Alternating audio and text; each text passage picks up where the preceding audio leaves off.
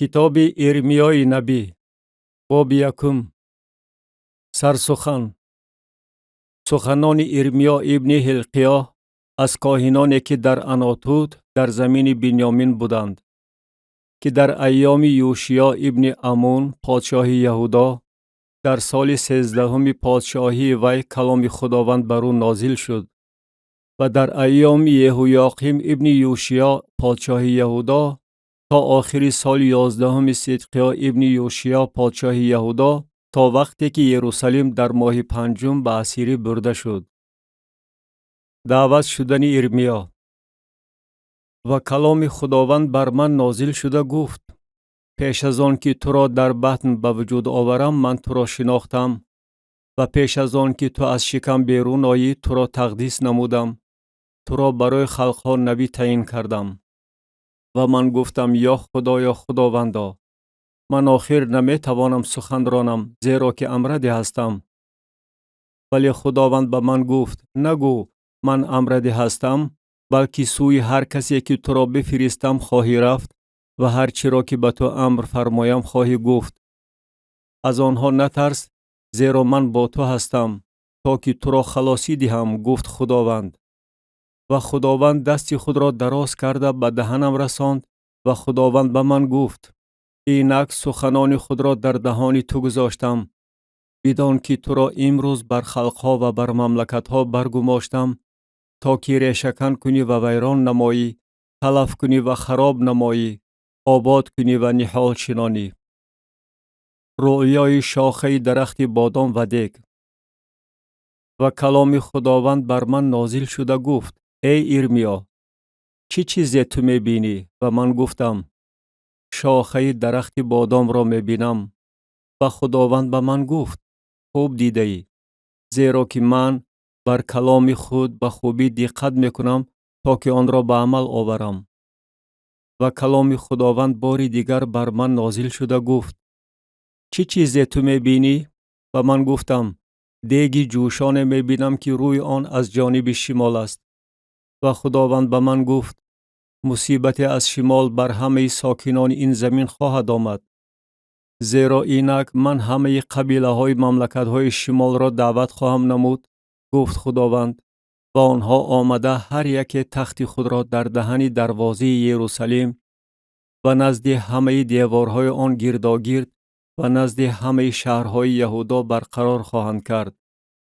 و بر آنها برای تمام شرارتشان داوری خواهم کرد، برای آن که آنها مرا ترک نموده به خدایان دیگر بخور سوزاندند و به مصنوع دستهای خود سجده کردند. پس تو کمر خود را ببند و برخاسته هر آنچه را من به تو امر فرمایم با آنها بگوی. از آنها نترس، مبادا تو را پیش آنها به اضطراب آورم. و اینک من تو را امروز شهر استحکام دار و ستون آهنین و حصار میسین بر تمام این زمین و مقابل پادشاهان یهودا و مقابل میران آن و مقابل کاهنان آن و به مقابل قوم این زمین گرداندم. و آنها با تو جنگ خواهند کرد ولی بر تو غالب نخواهند آمد، زیرا که من با تو هستم، گفت خداوند، تا که تو را خلاصی دهم. کتاب ارمیای نبی باب دوم. ارمیا به یهودا فرستاده شد. و کلام خداوند بر من نازل شده گفت: برو و به گوش یروشلیم خطاب نموده بگوی: خداوند چنین میگوید: مهر ایام جوانی و محبت دوره عروسی تو را وقتی که از قفای من در بیابان در زمین ناکشته می رفتی برای تو در خاطر دارم. اسرائیل برای خداوند قدس است و نوبری میوه های او. آنهایی که آن را بخورند محکوم خواهند شد و مصیبت بر آنها خواهد آمد، میگوید خداوند. کلام خداوند را بشنوید ای خاندان یعقوب و همه قبیله های خاندان اسرائیل. خداوند چنین میگوید: پدران شما در من چه ناانصافی یافتند که از من دور شدند و از قفای هیج و پوچ رفته خودشان به بطالت مبدل گردیدند و نگفتند: کجاست خداوندی که ما را از زمین مصر بیرون آورد و ما را در بیابان در زمین ویرانه و پر از حفره ها در زمین خرابزار و ظلمات برد، در زمینی که کسی از آن گذر نکرده است و کسی در آن ساکن نبود. و من شما را به باغستان آوردم تا که میوه‌جات و نعمت آن را بخورید. ولی شما آمده زمین مرا پلید کردید و میراث مرا زشت گرداندید. کاهنان نگفتند خداوند کجاست؟ و شریعتدانان مرا نشناختند و چوپانان به من عاصی شدند. و انبیا به اسم بعل نبوت کردند و از قفای چیزهای رفتند که فایده نمی بخشد. بنابراین باز بر شما داوری خواهم کرد میگوید خداوند، و بر پسران شما داوری خواهم کرد. پس بر جزیره های کیتیم گذر کنید و ببینید و به قیدار بفرستید و درستکک نظر اندازید و ببینید که آیا چیزی مانند این واقع شده است؟ آیا خلق خدایان خود را عوض کردند اگرچه آنها خدا نیستند؟ ولی قوم من جلال خود را با آنچه فایده نمی بخشد عوض کردند. و این تعجب نماید ای افلاک و به هیجان آمده بغایت در دهشت افتید میگوید خداوند. زیرا که قوم من دو کاری بد کردند. مرا که چشمه آب حیات هستم ترک کرده برای خود سردابه ها کندند، سردابه های کفیده که نمی تواند آب را نگاه دارد. آیا اسرائیل غلام است یا خانه‌زاد است؟ پس چرا وی به غنیمت گرفته شده است؟ شیران جوان بر وی نعره زده آواز خود را بلند کردند و زمین آن را به بیابان تبدیل دادند. شهرهای آن سوخته غیر مسکون شده است. پسران نوف و تحفنهیس نیز فرق سرت را زده شکستند. آیا این آسیب به تو از آن سبب نرسید که تو خداوند خدای خود را وقتی که تو را با راه راست میبرد ترک کردی؟ و اکنون تو را با راه مصر چی کار است تا که از آب شیهور بنوشی؟ و تو را با راه اشور چی کار است تا که از آب نهر بنوشی؟ شرارتی تو را جزا می دهد و مرتدی تو را مذمت می نماید. پس بدان و ببین که چگونه بد و تلخ است آن که تو خداوند خدای خود را ترک کرده ای و ترس من در تو نیست میگوید خداوند خدای لشکرها. از قدیم الایام یوغ خود را شکستی و بندهای خود را برکندی و گفتی بندگی نخواهم کرد، زیرا که تو بر هر تپه بلند و زیر هر درخت سبز خوابیده زنا کردی. اما من تو را همچون رزی اصیل، همچون تخمی که کاملا نیکوست کاشته بودم. پس چی طور تو برای من و تا که یابایه مبدل شده ای؟ پس هرچند خود را با اشقار بشویی و صابون زیادی برای خود به کار بری، داغهای گناه تو پیش نظر من نمایان است میگوید خداوند خدا. چگونه میتوانی بگویی خود را پلید نکردم، از قفای بعل نرفتم؟ بر رفتاری که تو در وادی کردی نظر انداز و آنچه را که به عمل آوردی درک نما. ای ماده شتوری سبک پایی که راههای خود را کج می کند. تو مثل گورخری ماده به بیابان عادت کرده هستی که آن در عین پرزور شدن شهوت دلش کنده کنده نفس می کشد و کیست که آن را از شفق آن بازداشته تواند؟ همه طالبان آن خسته نخواهند شد، آن را در ماه آن خواهند یافت. پای خود را از برهنگی و گلوی خود را از تشنگی نگاه دار. ولی تو گفتی نه، امید نیست، زیرا که بیگانه ها را دوست می دارم و از قفای آنها خواهم رفت. چنان که دوست هنگامی به دست افتادنش شرمسار می شود، آنچنان خاندان اسرائیل خودشان، پادشاهشان، میرانشان و کاهنانشان و انبیایشان شرمسار شدند. به چوب می گویند تو پدری من هستی و به سنگ تو مرا زاییده ای. زیرا که پشت را به من گرداندند و نه روی را. ولی در وقت مصیبت خود می گویند برخیز و ما را نجات ده. پس خدایانی تو که برای خود ساخته کجایند؟ بگذار آنها برخیزند اگر تو را در وقت مصیبتت نجات داده توانند. زیرا که خدایانی تو ای یهودا برابری شماره شهرهای تو هستند. چرا با من تلاش میکنید؟ همه اتان به من عاصی شده اید میگوید خداوند. بر عبس پسران شما را ضربه زدم آنها سبق نگرفتند. شمشیر شما مثل شیر درنده انبیای شما را خورده است. ای شما که نسل این دوران هستید، و کلام خداوند دقت دهید. آیا من برای اسرائیل بیابان بودم یا کشوری تاریکی ظلمات؟ پس چرا قوم من گفتند ما از تو دور شده ایم، دیگر نزد تو نخواهیم آمد؟ آیا باکره زیور خود را و عروس تسمه آرایش خود را فراموش میکند؟ ولی قوم من روزهای بیشمار مرا فراموش کردند. چگونه ماهرانه راه خود را پیدا میکنی تا که به عشق بازی نائل گردی؟ بنابراین به زشتها نیز راههای خود را تعلیم داده ای. در دامن لباست نیز خون جانهای مسکینان بیگناه یافت شد. اگرچه آنها را در وقت دزدی نیافته ای، با وجود همه اینها تو میگویی از بس که بیگناه هستم، غضب او از من برگردانیده خواهد شد. اینک من تو را داوری خواهم نمود برای آن که تو میگویی من گناه نکردم. چرا اینقدر به ضلالت افتاده راه خود را تغییر میدهی؟ چنان که از اشور خجل شده ای، آنچنان از مصر نیز خجل خواهی شد. از وی نیز دستهایت را بر سرت گذاشته بیرون خواهی رفت، زیرا خداوند از آنهایی که پشت و پناهت میدانی نفرت دارد و تو با آنها موفقیت نخواهی یافت. کتاب ارمیای نبی باب 3. ارمیا به توبه دعوت می نماید.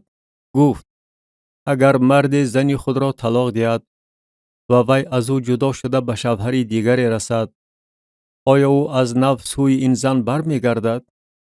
آیا آن زمین تماما پلید نمی شود؟ ولی تو با یاران زیاد زنا کرده ای و با این همه سوی من می خواهی برگردی، گفت خداوند. چشمان خود را به تپه ها بلند کن و ببین که در کجا با تو خفت و خواب نکردند. به سری راه ها در اختیار آنها مثل عرب در بیابان نشستی و زمین را با زینای خود و با شرارت خود پلید کردی. و بارش ها بازداشته شد، بارانی بهاری هم نبارید. ولی تو را پیشانی زنی فاحشه بود، تو شرم و حیا را از خود دور کردی. آیا نوکک مرا نخواندی؟ ای پدری من، تو یاری جوانی من هستی. آیا غضب او به صورت ابدی خواهد بود؟ آیا او آن را تا ابد نگاه خواهد داشت؟ چنین سخن راندی و اعمال بدی خود را هر قدر از دستت آید دوام می دهی. ارمیا باری دویم نزد یهودیان جدا گردیده فرستاده شد. و خداوند در ایام پادشاه یوشیا به من گفت: آیا تو دیدی که اسرائیل مرتد چیها کرد؟ و به هر کوه بلند و زیر هر درخت سبز رفته در آنجا زینا میکرد. و من گفتم: بعد از آن که همه این کارها را کرد، سوی من خواهد برگشت. ولی وی برنگشت و خواهر خائن و یهودا این را دید. و من دیدم که بعد از آن که برای تمام زیناکاری اسرائیل مرتد من ورا به در راندم و طلاق نامه به وی دادم، خواهر خائن و یهودا نترسید، بلکه خودش نیز رفته به زینا داده شد. و واقع شد که وی در زینای خود سبک رفتاری کرده زمین را پلید نمود و با سنگ و چوب زینا کرد. و با وجود همه این خواهر خائن وی، یهودا با تمام دل خود سوی من رجوع نکرد، بلکه فقط با ریاکاری، می گوید خداوند. و خداوند به من گفت: جان اسرائیل مرتد از یهودای خائن عادلتر برآمد. برو و این سخنان را به جانب شمال اعلان نما و بگوی: برگرد ای اسرائیل مرتد، می گوید خداوند. روی خود را به شما ترش نخواهم کرد، زیرا که من رحیم هستم، می گوید خداوند. خشم خود را به صورت ابدی نگاه نخواهم داشت. فقط به گناه خود اقرار شو که تو به خداوند خدای خود عاصی شده ای و با بیگانگان زیر هر درخت سبز بسا عشق بازی کرده ای و به آواز من شما گوش نداده اید، می گوید خداوند. برگردید ای پسران مرتد، می گوید خداوند، زیرا که من حکم فرمای شما هستم و شما را 1 نفر از شهر و 2 نفر از قبیله خواهم گرفت و شما را به سیان خواهم آورد. و به شما چوپانان را به دلخواهی خود خواهم داد که آنها شما را با دانش و حکمت خواهند چرانید. و واقع خواهد شد که چون شما بر زمین افزون و بارور گردید، در آن ایام میگوید خداوند، دیگر درباره صندوق عهد خداوند سخن نخواهند راند و آن به خاطر نخواهد آمد و آن را ذکر نخواهند کرد و موجود نبودن آن را حس نخواهند کرد و آن باری دیگر ساخته نخواهد شد. در آن زمان یروشلیم را تخت خداوند خواهند نامید و همه خلقها به خاطر اسم خداوند در آنجا در یروشلیم جمع خواهند شد و دیگر سرکشی دلهای شریر خود را پیروی نخواهند کرد. در آن ایام خاندان یهودا با خاندان اسرائیل راه خواهند رفت و یک جایه از زمین شمال به زمینی که به پدران شما میراث دادم خواهند آمد. و من گفتم چگونه تو را در میان پسران جایگیر کنم و زمین مطلوبی را که میراث دلپسند خلقهای زیاد است به تو بدهم. و گفتم تو مرا پدر خود خواهی خواند و از من روی نخواهی گرداند. اما در حقیقت چنان که زن به یار خود خیانت میکند، آنچنان شما نیز ای خاندان اسرائیل به من خیانت کردید، میگوید خداوند. آواز بر تپه ها شنیده می شود، آواز گریه و تضرع بنی اسرائیل که راه خود را کج ساخته خداوند خدای خود را فراموش کردند. برگردید ای پسران مرتد و من مرتدی های شما را شفا خواهم داد. اینک ما نزد تو می آییم، زیرا که تو خداوند خدای ما هستی. در حقیقت امید ما از تپه ها و انبوه کوه ها بر عبث بوده است. در حقیقت نجات اسرائیل در خداوند خدای ماست. از ایام جوانی ما این قباحت مهنت پدران ما را، گوسفندان آنها و گاوان آنها را، پسران آنها و دختران آنها را خورده است. پس در قباحت خود بخوابیم و رسوایی ما را خواهد پوشانید، زیرا که ما پیش خداوند خدای خود گناه کردیم، ما و پدران ما از جوانی ما و تا همین روز، و با آواز خداوند خدای ما گوش ندادیم. کتاب ارمیای نبی باب 4 دوام آن. اگر تو ای اسرائیل میگوید خداوند برگردی، اگر سوی من برگردی و اگر قباحت های خود را از پیش من دور کنی، آواره‌گرد نخواهی شد. و اگر در راستی انصاف و عدالت به حیات خداوند گویان قسم یاد کنی، آنگاه خلقها در وی برکت خواهند خواست و با وی فخر خواهند کرد. زیرا که خداوند به مردان یهودا و یروشلیم چنین میگوید: کشزار خود را شودگار کنید و در میان خارها نکارید. خود را برای خداوند مختون نمایید و غلافک دلهای خود را دور کنید. ای مردان یهودا و ساکنان یروشلیم، مبادا غضب من به سبب بدی اعمال شما مثل آتش بیرون آمده علنگه زند و کسی نباشد که آن را خاموش کند. در یهودا اعلان نمایید و در یروشلیم بشنوانید و بگویید و بر زمین شاخ نوازید و با آواز بلند خطاب نموده بگویید: جمع شوید تا که به شهرهای استحکامدار پناه بریم. بیرق به جانب سیان برافرازید، سوی استحکام ها بروید، توقف نکنید، زیرا که من مصیبت و تهلکه بزرگ از شمال می آورم.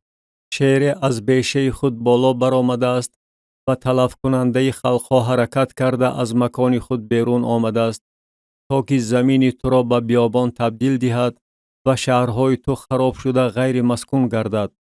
بنابراین پلاس پوشیده ماتم گیرید و نفحه کنید، زیرا که آتش غضب خداوند از ما برنگشته است. و در آن روز واقع خواهد شد، میگوید خداوند، که دل پادشاه و دل میران افسرده خواهد شد و کاهنان مایوس خواهند گردید و انبیا در حیرت خواهند افتاد. و گفتم یا خداوندا، در اصل تو این قوم و یروشلیم را فریفته کرده گفته ای شما را آسایشتگی خواهد بود و حالان که شمشیر به جان رسیده است. در آن زمان به این قوم و به یروشلیم گفته خواهد شد: باد سموم از تپه های بیابان بر راه دختر قوم من میوزد، نه برای باد دادن خرمن و نه برای تازه کردن آن. بادی شدید از آنجا برای من خواهد آمد. اکنون من نیز بر آنها داوری ها اعلان خواهم کرد. اینک وی مثل ابرها بالا می براید و عرابه هایش مثل تندباد است و اسپانش از عقابان چابکترند. وای بر ما، زیرا که گرفتاری تاراج خواهیم شد. دل خود را از شرارت شستشوی نما ای یروشلیم، تا که نجات یابی. تا به کی فکر و خیال های بدی تو اندرون تو ساکن باشد؟ زیرا آواز از جانب دان و خبری مصیبت از کوه افرایم می آید و خلقها خاطر رسان نماید و یروشلیم خبر دهید که از کشوری دوردست محاصره کنندگان می آیند و شهرهای یهودا را با آواز خود پر می کنند. آنها مثل پاسبانانی کشزار و را احاطه می نمایند، زیرا که وی مرا به خشم آورده است، می گوید خداوند. راه تو و اعمال تو این چیزها را بر تو آورده است. این بدی توست که سبب تلخکامی تو گردیده تا به دل تو رسیده است. امعای من، مرا لرزه گرفته است. پرده های دل من اندرون من به هیجان آمده است. نمی توانم خاموش مانم، زیرا که تو ای جان من آواز شاخ و نداهای جنگ را شنیده ای. تهلکه بر تهلکه روی داده، تمام زمین ولنگار شده است. خیمه های من ناگهان گرفتاری تاراج گردیده، تا درهای من در یک آن برباد رفته است. تا به کی من بیرق را ببینم و آواز شاخ را بشنوم؟ زیرا که قوم من بی عقلند، مرا نمی شناسند. آنها پسرانی جاهلند و فهم ندارند. و بدی کردن عقلشان می رسد، ولی کردن کاری نیک از دستشان نمی آید.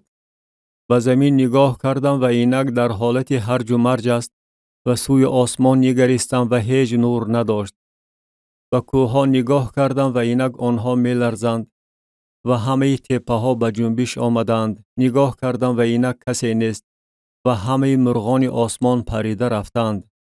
نگاه کردم و اینک باغستان به بیابان مبدل شده است و همه شهرهای آن از حضور خداوند از آتش غضب او خراب شده است. زیرا که خداوند چنین میگوید: تمام زمین ولنگار خواهد شد، ولی آن را کاملا نیست و نابود نخواهم کرد. زمین در این خصوص ماتم خواهد گرفت و آسمان از بالا تیره خواهد شد. زیرا که من این را گفتم و عزم نمودم و پشیمان نخواهم شد و از این عزم نخواهم گشت.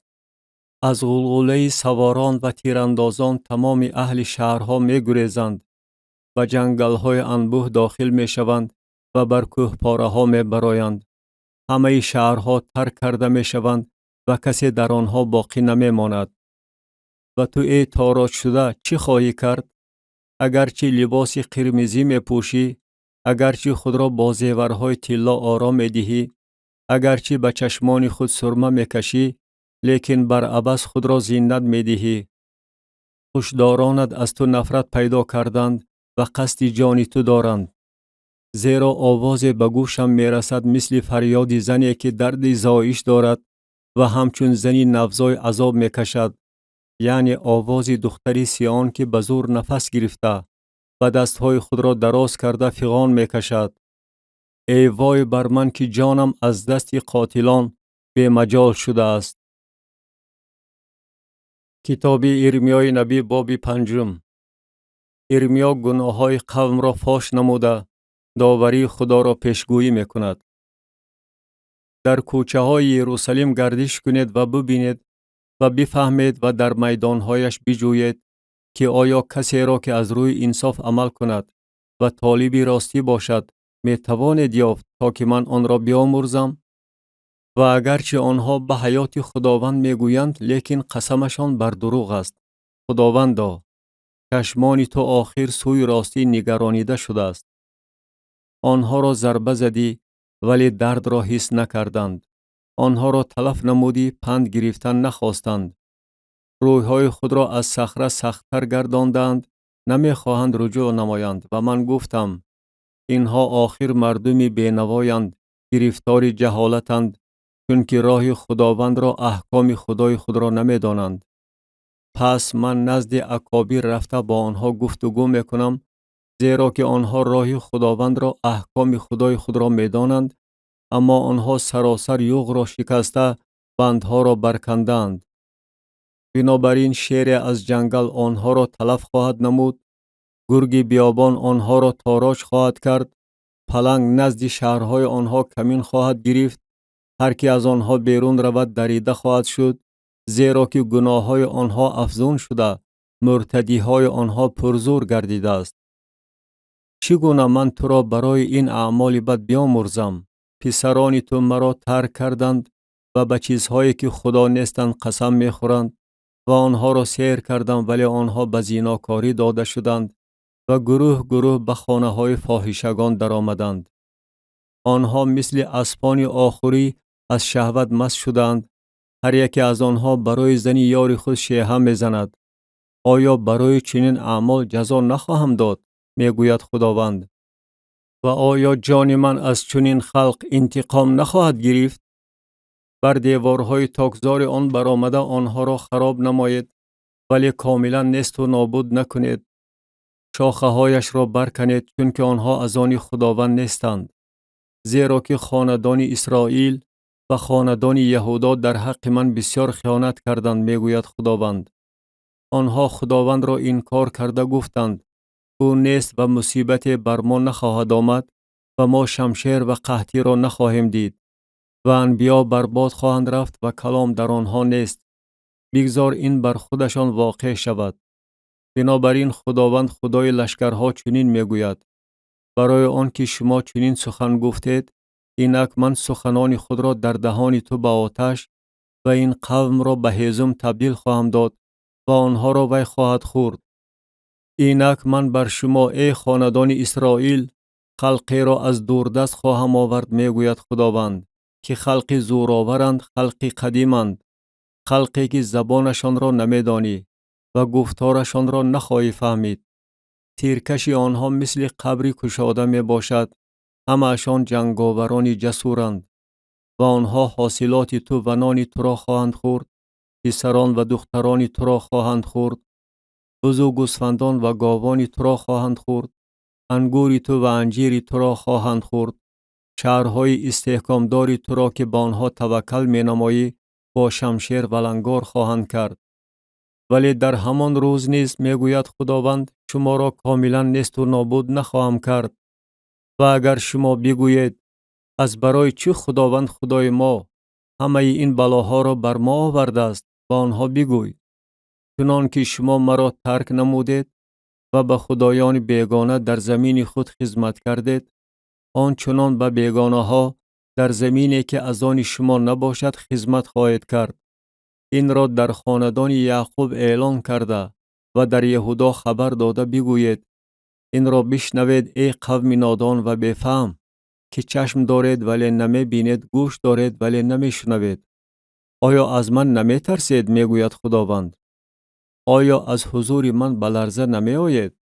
من آخر ریگ را حدود بحر قانونی جاویدانی برایش قرار دادم که از آن نمی گذرد و موجهایش تلاطم می نماید ولی غالب نمی شود و هرچند به غلیان می آید نمی تواند از آن بگذرد. ولیکن این قوم دلی بی اطاعت و اسیانکار دارند. آنها مرتد شدند و رفتند و در دل خود نگفتند از خداوند خدای خود بترسیم که او باران اول و آخر را در سری وقت می باراند، هفته های برای درفت تعیین شده را برای ما نگاه می دارد.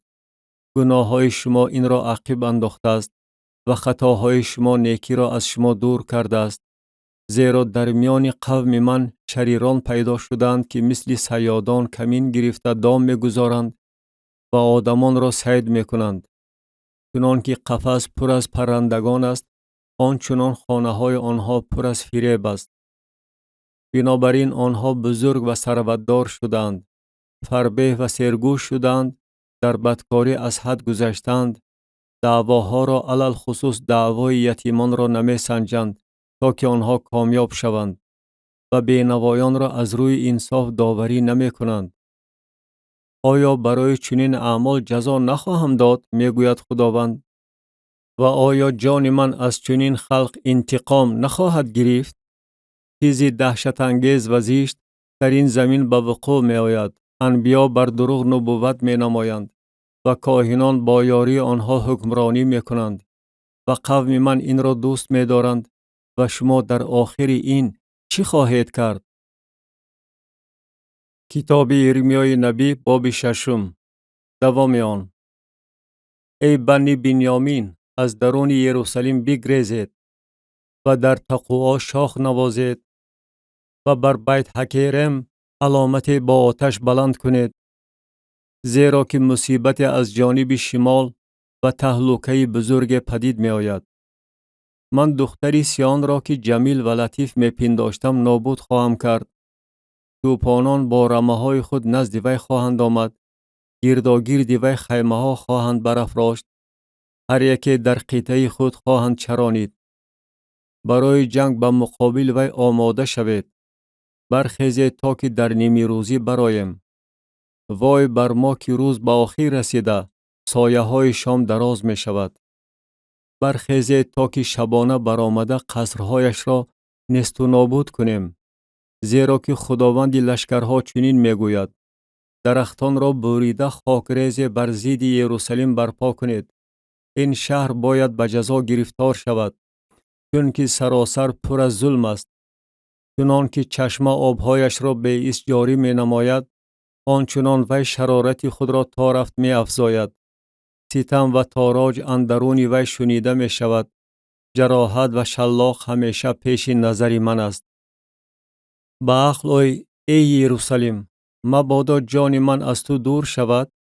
مبادا تو را بیابان زمین غیر مسکون گردانم. خداوند لشکرها چنین می گوید: بقیه اسرائیل را مثل شنگل های باقی مانده تاک خواهند چیند. دستی خود را مثل انگورچین و شنگل ها دراز کن. به کیها سخن گویم و کیها را تأکید نمایم تا که بشنوند؟ اینک گوش آنها نامختون است و نمی توانند بشنوند. اینک کلام خداوند برای آنها ننگین گردیده است و آن را طالب نیستند. و من از غضب خداوند پر شدم و از نگاه داشتن آن لکات گردیدم. پس آن را در کوچه بر کودکان و بر مجلس جوانان یک باره بریز. مرد با زن نیز گرفتار خواهند شد و موسفید با شخصی سال خورده، و خانه های آنها با یک جایگی کشزارها و زنانشان نصیب دیگران خواهند شد، چون که من دستی خود را به مقابل ساکنان این زمین دراز خواهم کرد، می گوید خداوند. زیرا که همه آنها از خور تا کلان و طمعکاری داده شدند و از نبی گرفته تا کاهن سراسر کاذبانه رفتار می کنند. و مرضی دختری قوم مرا سبک فکرانه شفا داده، آسایشتگی آسایشتگی می گویند، ولی آسایشتگی نیست. آیا آنها شرم می دارند وقتی که کارهای زشت می کنند؟ نه، شرم هم ندارند. از حیا هم بیخبرند. بنابراین در میان افتادگان خواهند افتاد و در روزی که آنها را داوری نمایم پیشپا خواهند خورد، می گوید خداوند. خداوند چنین می گوید: در راه ها بایستید و نظر اندازید و در باره طریقهای قدیمی بپرسید که راه نیک کدام است و با آن بروید و برای جان خود آرامی خواهید یافت. ولی آنها گفتند نخواهیم رفت. و من بر شما پاسبانان را گذاشتم، به صدای شاخ گوش دهید، ولی آنها گفتند گوش نخواهیم داد. بنابراین ای خلقها بشنوید و ای جماعت بدانید که چیها به آنها روی خواهد داد. بشنوید زمین، اینک من مصیبت بر این قوم می آورم که ثمر افکار آنهاست، زیرا که آنها به سخنان من گوش ندادند و شریعت مرا رد کردند. لیبونایی که از شبا و نی اتراگینی که از کشوری دوردست آورده می شود و من چی لازم است؟ قربانی های سوختنی شما تعب دل نیست و ذبح های شما به من خوش نمی آید. بنابراین خداوند چنین می گوید: اینک من پیش این قوم مانعه ها می گذارم و پدران و پسران یک جای همسایه و یاری وی پیش پا خورده تلف خواهند شد. خداوند چنین می گوید: اینک قوم از زمین شمال می آیند و خلق بزرگ از اقصای زمین بر می خیزند. آنها کمان و مزراق در دستشان دارند، سنگدل هستند و رحم نمی کنند. آوازشان مثل بحر می خروشد و بر اسبان سوار می شوند.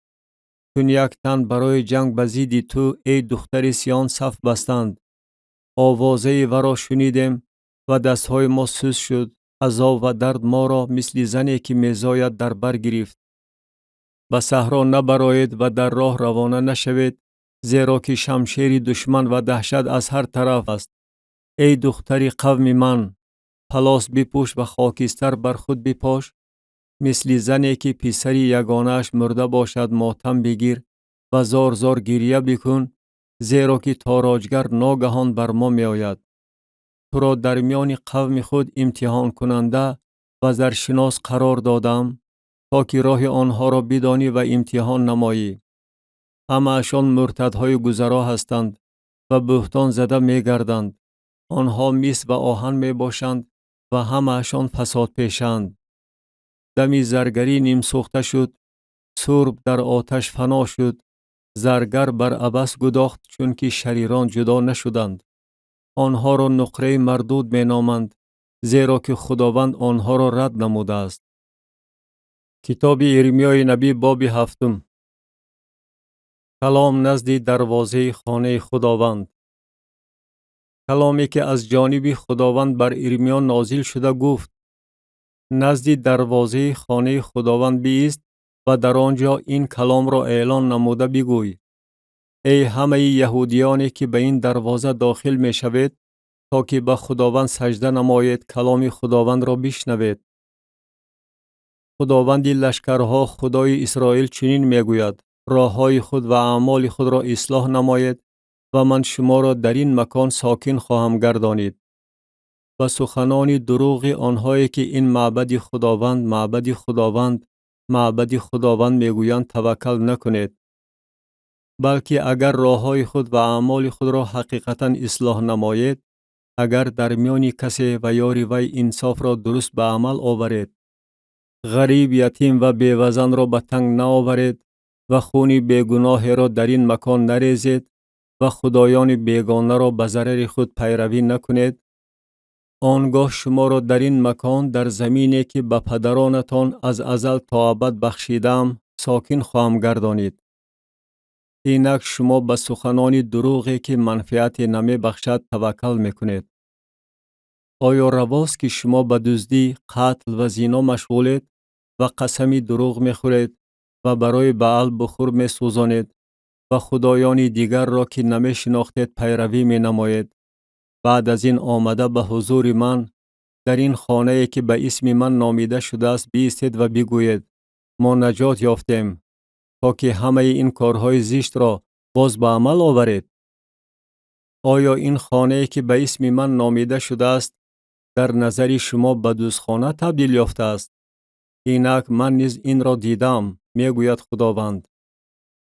پس به مکان من که در شیلو بود و اسم خود را اول در آنجا ساکن گردانیده بودم، بروید و آنچه را که به سبب شرارت قوم من اسرائیل به آن کردم ببینید. و الحال از برای آن که شما تمام این اعمال را بجا آوردید، میگوید خداوند، و من هر روز از صبحیدم به شما سخن راندم ولی گوش نکردید و شما را خواندم ولی جواب ندادید.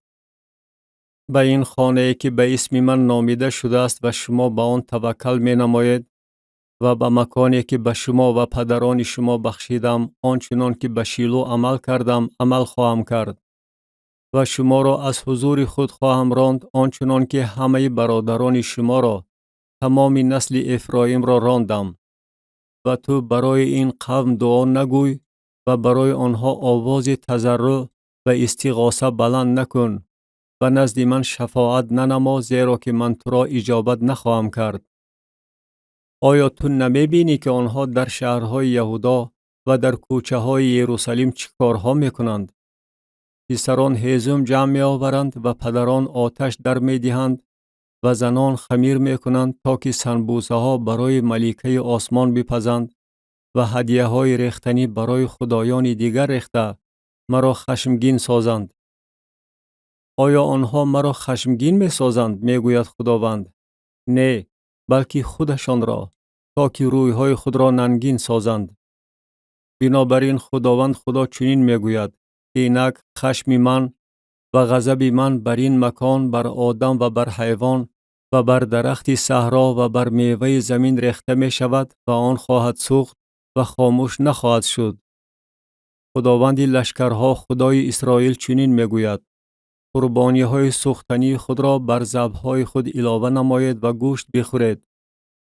زیرا که به پدران شما در روزی که آنها را از زمین مصر بیرون آوردم، در باره قربانی های سوختنی و ذبح ها سخن نگفتم و امر نفرمودم، بلکه به آنها چنین امر فرموده گفتم: آواز مرا بشنوید و من خدای شما خواهم بود و شما قوم من خواهید بود. و به هر راهی که به شما امر فرمایم بروید، تا که برای شما خوب باشد. ولیکن آنها نشنیدند و گوش خود را خم نکردند، بلکه بر طبق مشورت‌ها و سرکشی دل شریر خود رفتار کردند و به قفا رو آوردند، نه اینکه به پیش.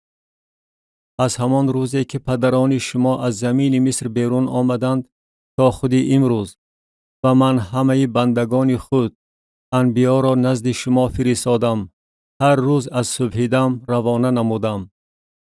ولی آنها مرا نشنیدند و گوش خود را خم نکردند و گردن خود را سخت کرده از پدران خود بدتر رفتار کردند. تو نیز همه این سخنان را با آنها بگوی، گرچنده که تو را نخواهند شنید، و آنها را بخوان، گرچنده که به تو جواب نخواهند داد. و به آنها بگوی: اینها خلقی هستند که آواز خداوند خدای خود را نمی شنوند و پند نمی گیرند. راستی برباد رفته از دهانشان نیست شده است.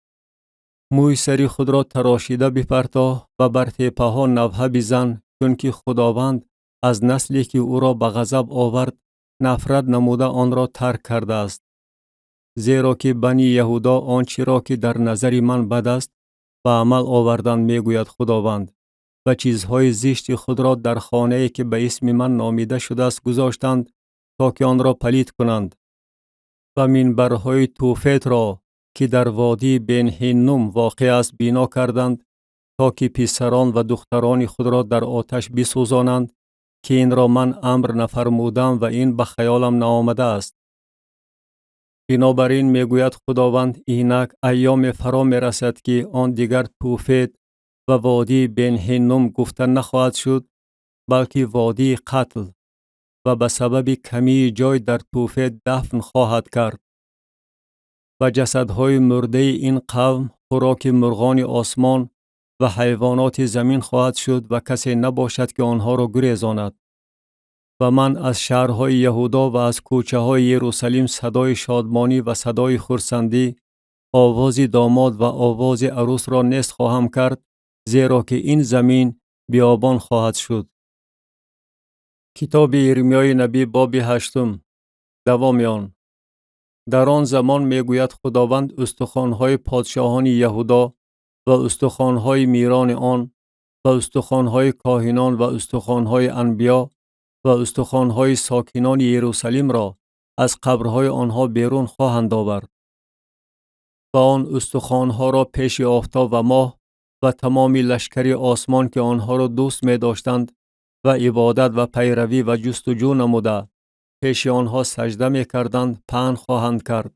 آن استخوان‌ها جمع آورده و دفن کرده نخواهد شد، بلکه مثل اخلاط بر روی زمین خواهد بود. و تمامی بقیه‌ای که از این قبیله شریر باقی میماند، در هر مکانی که باقی مانده باشد و من آنها را به آنجا بدر رانده باشم، ممات را از حیات افضل خواهند دانست، میگوید خداوند لشکرها. و به آنها بگوی: خداوند چنین میگوید: مگر میافتند و نمیخیزند؟ مگر مرتد میشوند و رجوع نمی کنند؟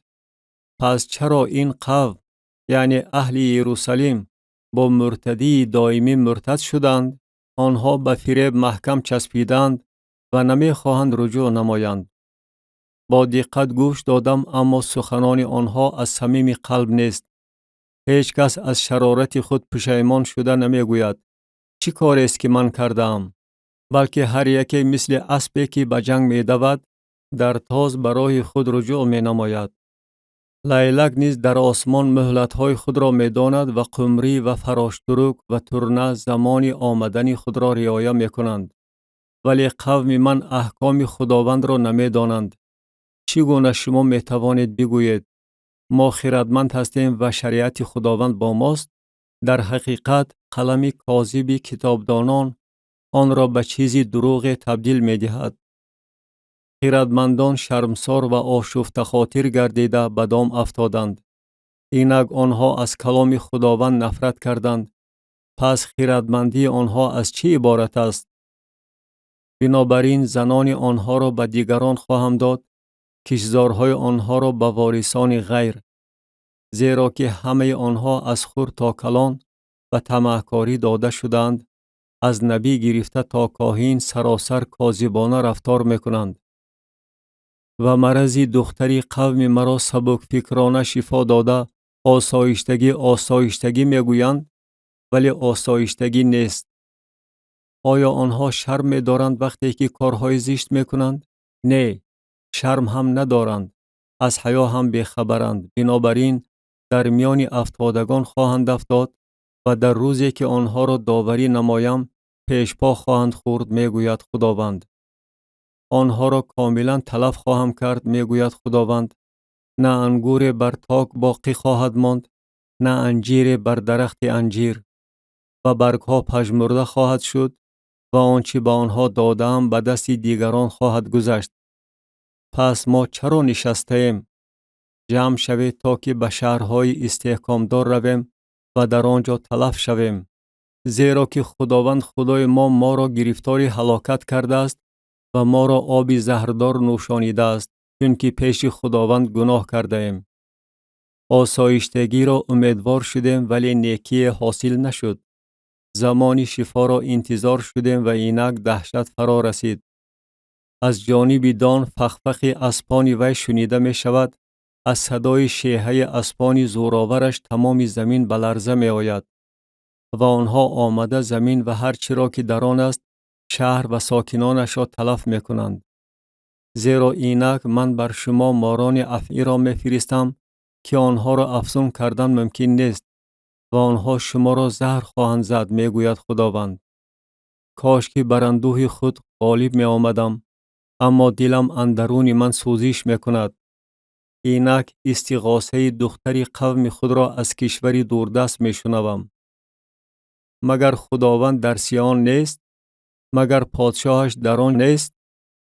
چرا آنها مرا با بت‌های خود با بطالت‌های بیگانه به غضب آوردند؟ موسمی درو گذشت، تابستان تمام شد ولی ما نجات نیافتیم. از شکست دختری قوم خود شکسته دل هستم. تیره روی گردیدم. دهشت مرا فرا گرفته است. آیا بلسان در جلعاد نیست؟ آیا طبیب در آنجا نیست؟ پس چرا دختری قوم من شفا نیافته است؟ کتاب ارمیای نبی باب 9 دوام آن. کاش که سر من چشمه آب می بود و چشمانم چشمه اشک. روز و شب برای شهیدان دختری قوم خود می گریستم. کاش که در بیابان مسافر خانه می یافتم. قوم خود را ترک کرده از پیششان می رفتم، چون که همه‌شان زیناکارند، انبوه خائنانند. زبان خود را برای دروغ مثل کمان زه می کنند و بر زمین نه از برای راستی پرزور شدند. زیرا که از یک شرارت به شرارت دیگر می گذرند ولی مرا نمی شناسند، می گوید خداوند. هر یک از یار خود بر حذر باشید و به هیچ برادر اعتماد نکنید، زیرا که هر برادر پای پیچک می دهد و هر یار بهتان زده می گردد و هر یک یار خود را فریب می دهند و سخنی راست نمی گویند. زبان خود را به دروغگویی عادت کناندند تا به درجه خستگی کجروی می نمایند. مسکن تو اندرون مکر است، از باعث مکر نمی خواهند مرا بشناسند، می گوید خداوند. بنابراین خداوند لشکرها چنین می گوید: اینک من آنها را گداخته امتحان خواهم نمود، زیرا که نسبت به دختری قوم خود چگونه می توانم عمل کنم؟ زبان آنها تیر قاتل است، با مکر سخن می راند، با دهان خود به یار خود سخنان صلح آمیز می گویند. ولی در دل خود بر وی کمین میگیرند. آیا برای چنین اعمال جزا نخواهم داد؟ میگوید خداوند. و آیا جان من از چنین خلق انتقام نخواهد گرفت؟ برای کوهها گریه و ناله میکنم و برای چراگاه‌های بیابان نفحه‌گری، زیرا آنها سوخته است به طوری که کسی از آنجا گذر نمی کند و صدای رمه‌ها شنیده نمی شود. از مرغان آسمان گرفته تا چارپایان پراکنده شده رفتند. و من یروشلیم را به سنگ توده‌ها و مأوای شغالان تبدیل خواهم داد و شهرهای یهودا را بیابانی غیر مسکون خواهم گردانید. کیست مردی خیرتمند که این را تواند فهم کند و دهان خداوند به او سخن گفته باشد و او ایضاح دهد که چرا زمین تلف شده مثل بیابان سوخته است و طوری که کسی از آنجا گذر نمی کند؟ و خداوند می گوید چون که آنها شریعت مرا که در پیششان گذاشته بودم ترک کردند و به آواز من گوش ندادند و بر طبق آن رفتار نکردند، بلکه به سرکشی دل خود پیروی نمودند و به بعلها نیز چنان که پدرانشان آنها را تعلیم دادند. بنابراین خداوند لشکرها خدای اسرائیل چنین میگوید: اینک من آنها را یعنی این قوم را یفشان خواهم خورانید و آنها را آب زهردار خواهم نوشانید و آنها را در میان خلقهایی که آنها و پدرانشان نمی شناختند پراکنده خواهم کرد و شمشیر را از قفای آنها خواهم فرستاد تا که آنها را تلف نمایم. خداوند لشکرها چنین میگوید: دقت دهید و زنان نوحه‌گر را بخوانید تا که بیایند و نزد زنان خیرتمند بفرستید تا که بیایند. بگذار آنها شتاب نموده برای ما نوحه‌گری کنند تا که از چشمان ما سرشک ریزد و از مژگان ما آب جاری شود. زیرا که صدای نوحه از سیان شنیده می شود. چسان ما تاراج شده ایم. ما بغایت شرمسار گردیده ایم، زیرا که زمین را ترک کرده ایم و مسکنهای ما فرو غلطیده است. پس ای زنان کلام خداوند را بشنوید و بگذار گوش شما کلام دهان او را بپذیرد و شما به دختران خود نوحه را تعلیم دهید و هر زن به دوگانه خود آواز اندازی را. زیرا که مماد به تیریزه های ما برآمده، به کوشک های ما داخل شده است تا که طفلان را از کوچه ها و جوانان را از میدان ها تلف نماید. بگوی خداوند چنین میگوید: و جسدهای آدمان مثل اخلاط بر روی صحرا و مثل بندها در قفای دربگر افتاده است و کسی نیست که آنها را جمع کند. خداوند چنین میگوید: بگذار خیرتمند با خیرت خود نبالد و زورآور با زور خود نبالد و ثروتدار با ثروت خود نبالد، بلکه کسی بالنده فقط با این ببالد که مرا فهم میکند و میشناسد که من خداوند هستم که مرحمت، انصاف و عدالت را بر زمین به عمل می آورم، زیرا فقط همین برای من مطلوب است، میگوید خداوند. اینک ایام فرا می رسد، میگوید خداوند، که من همه آنهایی را که در جسم مختون هستند جزا خواهم داد. مصر و یهودا و ادوم و بنی عمون و موآب و همه آنهایی را که موی چکه هاشان را می تراشند و در بیابان ساکنند، زیرا که همه این خلقها نامختونند و تمام خاندان اسرائیل دل نامختون دارند. کتاب ارمیای نبی باب 10. آخری کلام نزد دروازه. خدا بتها را نیست و نابود کرده قوم خود را جزا خواهد داد. کلامی را که خداوند به شما ای خاندان اسرائیل میگوید بشنوید. خداوند چنین میگوید: راه خلقها را تعلیم نگیرید و از علامات آسمان نترسید چنان که خلقها از آنها میترسند. زیرا که فرائض قومان هیج و پوچ است.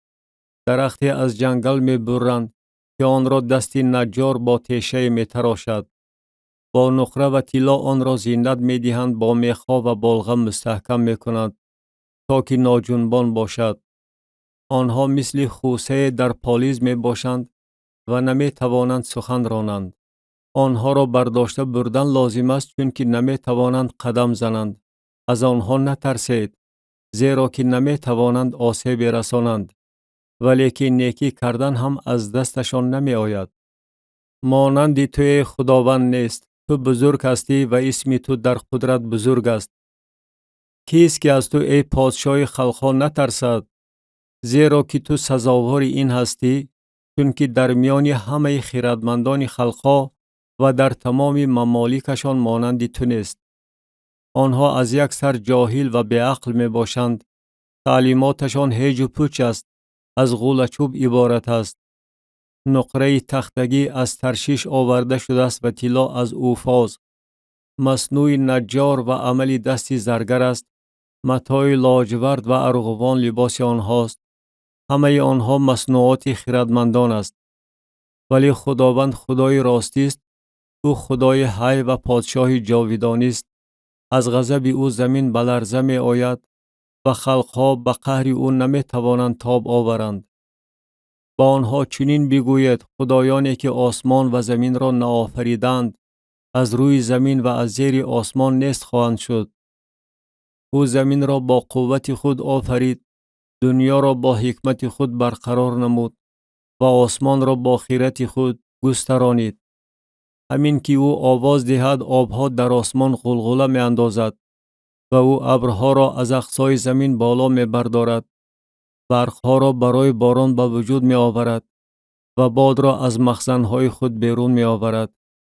هر آدم از عقل بیگانه و هر زرگر از صنمی که ساخته است شرمسار خواهد شد. زیرا که بت‌های و چیزی دروغ است و هیچ نفسی در آنها نیست. آنها هیج و پوچ است، عملی فریبگری است. چون به داوری دچار آیند نیست خواهند شد. او که نصیبه یعقوب است مثل آنها نیست، زیرا که او آفریننده تمام موجودات است و اسرائیل سبط میراث اوست. اسم او خداوند لشکر هاست.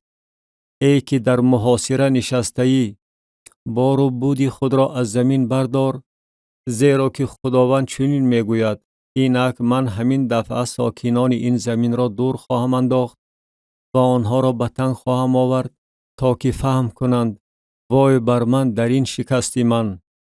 جراحت من سخت است، ولی من گمان کرده بودم که این فقط ناتابی است و من آن را پس سر خواهم کرد. خیمه من خراب گردید و همه طنابهایم کنده شد. پسرانم از پیش من رفتند و آنها نیستند. دیگر کسی نیست که خیمه مرا بگستراند و پرده های مرا بیاویزد. زیرا که چوپانان از عقل بیگانه شدند و خداوند را جستجو نکردند، بنابراین موفقیت نیافتند و تمام رمه آنها پراکنده شد. اینک آوازه به گوش می رسد و غلغله عظیم از کشور شمالی تا که شهرهای یهودا را به بیابان و مأوای شغالان مبدل نماید. من خداوند می دانم که راه آدم در اختیار وی نیست و کسی که راه می رود قدمهای خود را نمی تواند هدایت نماید. مرا ای خداوند جزا بده، اما از روی انصاف، نه از روی غضب خود. مبادا مرا کم کنی. غضب خود را بر خلقها بریز که تو را نمی شناسند و بر قبیله هایی که اسم تو را نمی خوانند، زیرا که آنها یعقوب را خوردند و او را خورده تلف نمودند و منزل او را خراب کردند. کتاب یرمیای نبی باب 11. مذمت نمودن قوم را برای بی‌ایمانی. حیات یرمیا در خطر. کلامی که بر یرمیا از جانب خداوند نازل شده گفت: سخنان این عهد را بشنوید و به مردان یهودا و ساکنان یروشلیم بگویید و به آنها بگوی: خداوند خدای اسرائیل چنین میگوید: ملعون باد کسی که سخنان این عهد را نشنود، که آن را به پدران شما در روزی که آنها را از زمین مصر از کوره آهن بیرون آوردم امر فرموده گفتم: آوازی مرا بشنوید و هر آنچه را که به شما امر فرمویم بجا آورید و شما قوم من خواهید بود و من خدای شما خواهم بود. تا قسمی را که به پدران شما خوردم بجا آورم، یعنی زمینی را که شیر و عسل در آن جاری است، چنان که امروز است به آنها بدهم. و من در جواب گفتم: آمین ای خداوند. و خداوند به من گفت همه این سخنان را در شهرهای یهودا و در کوچه های یروشلیم اعلان نما و بگوی سخنان این عهد را بشنوید و آنها را به جا آورید، زیرا که من پدران شما را از روزی که آنها را از مصر بیرون آوردم تا امروز سخت تأکید نمودم. هر روز از صبح دم آنها را تأکید نموده گفتم آواز مرا بشنوید، ولیکن آنها نشنیدند و گوش خود را خم نکردند، بلکه هر یکی بر طبق سرکشی دل شریر خود رفتار کردند و من همه سخنان این عهد را بر آنها آوردم که اجرا کردن آن را من به آنها امر فرموده بودم، ولی آنها اجرا نکردند. و خداوند به من گفت سوی قصد در میان مردم یهودا و ساکنان یروشلیم وجود دارد. آنها به گناه های اجداد خود که از شنیدن سخنان من رو تافته بودند برگشتند و آنها خدایان دیگر را پیروی کردند تا که به آنها عبادت نمایند. خاندان اسرائیل و خاندان یهودا عهد مرا که با پدرانشان بسته بودم پایمال کردند. بنابراین خداوند چنین میگوید اینک من مصیبت بر آنها خواهم آورد که از آن نتوانند رها شوند و سوی من استغاثه خواهند برد، ولی من آنها را اجابت نخواهم کرد.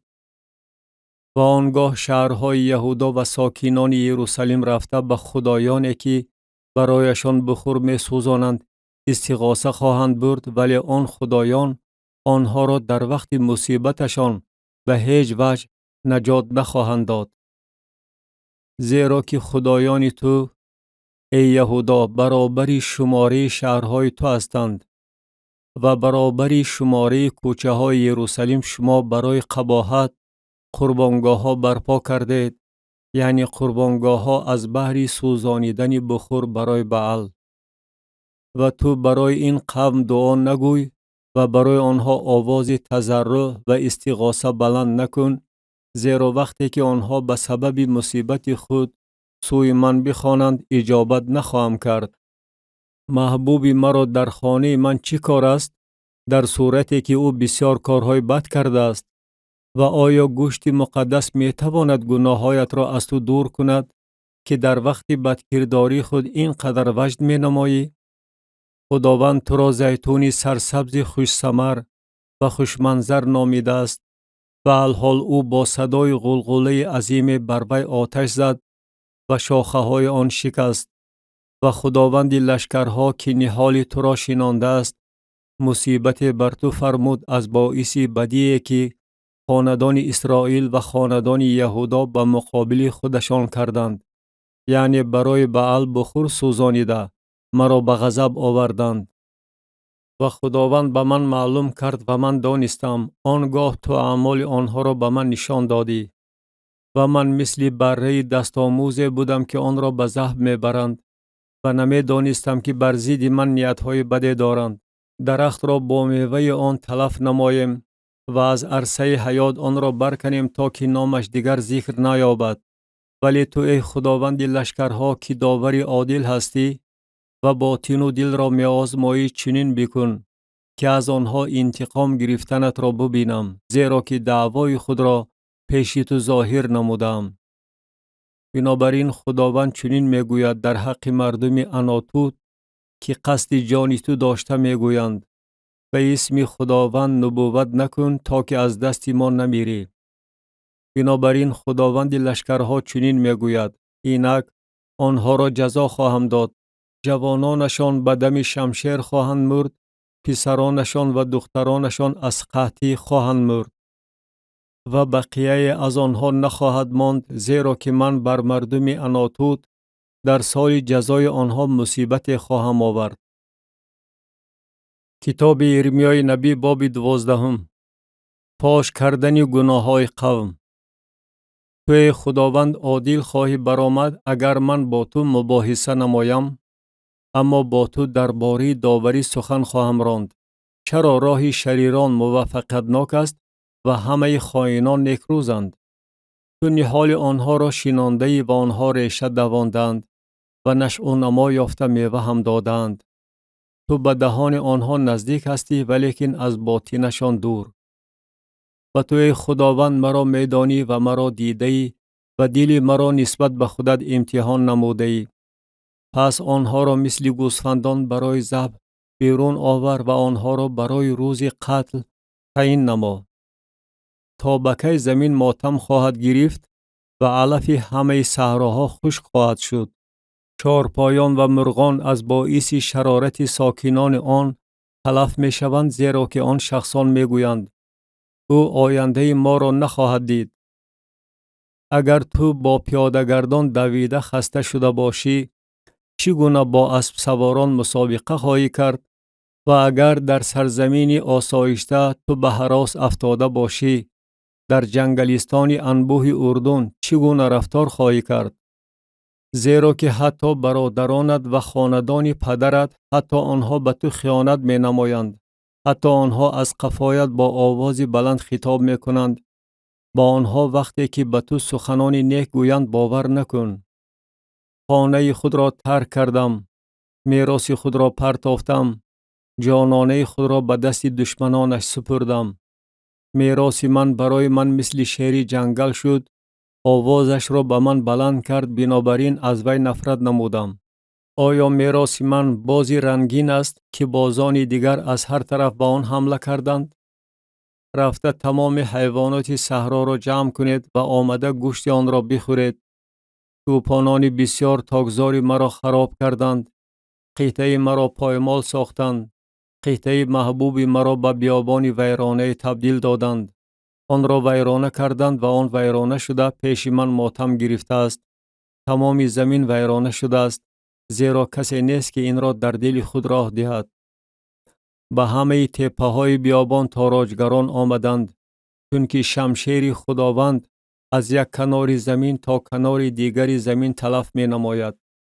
برای هیچ بشر آسایشتگی نیست. گندم کاشتند ولی خار درویدند. زحمت کشیده منفعت ندیدند و شما از محصولات خود به سبب آتش خشم خداوند خجل گردید. خداوند درباره همه همسایگان شریر خود که تجاوز می نمایند و ملکی که او به قوم خود اسرائیل میراث داده است چنین می گوید: اینک من آنها را از زمینشان خواهم برکند و خاندان یهودا را از میان آنها خواهم برکند. و بعد از آن که آنها را برکنم، من رجوع نموده به آنها رحم خواهم کرد و هر یکی را به ملک وی و هر یکی را به زمین وی خواهم برگردانید. و اگر آنها راههای قوم مرا به خوبی تعلیم گرفته به اسم من، یعنی به حیات خداوند گویان قسم یاد کنند، چنان که آنها به قوم من تعلیم داده بودند که به بعل قسم یاد کنند، در آن صورت آنها در میان قوم من جایگیر خواهند شد. ولی اگر نشنوند، آنگاه چنین خلق را برکنده تلف خواهم نمود، می گوید خداوند. کتاب ارمیای نبی باب 13. کمربند کتان سیمای قوم فاسد شده. خداوند به من چنین گفت: برو و برای خود کمربند کتانی بخر و آن را بر کمر خود ببند، ولی آن را در آب نغوطان. و من کمربند را موافق کلام خداوند خریدم و آن را به کمر خود بستم. و کلام خداوند دفعه دوم بر من نازل شده گفت: کمربندی را که خریدی و آن بر کمر توست بگیر و برخاسته سوی فرات رو و آن را در شکاف صخره پنهان کن. و من رفته آن را نزد فرات پنهان کردم، چنان که خداوند به من امر فرمود. و بعد از گذشتن روزهای زیاد خداوند به من گفت: برخاسته سوی فرات رو و کمربندی را که به تو امر فرموده بودم که در آنجا پنهان کنی از آنجا بگیر. و من سوی فرات رفته کافتم و کمربند را از جایی که پنهان کرده بودم گرفتم و اینک کمربند پوسیده بود به طوری که مطلقا کار نمی آمد. و کلام خداوند بر من نازل شده گفت: خداوند چنین می گوید: کبر یهودا و کبر عظیم یروشلیم را همین طور تلف خواهد نمود. این قوم شریر که از شنیدن سخنان من گردن می تابند، سرکشی دلهای خود را پیروی می نمایند و از قفای خدایان بیگانه می روند تا که به آنها عبادت و سجده کنند مثل این کمربندی که مطلقا کار نمی آید خواهند شد.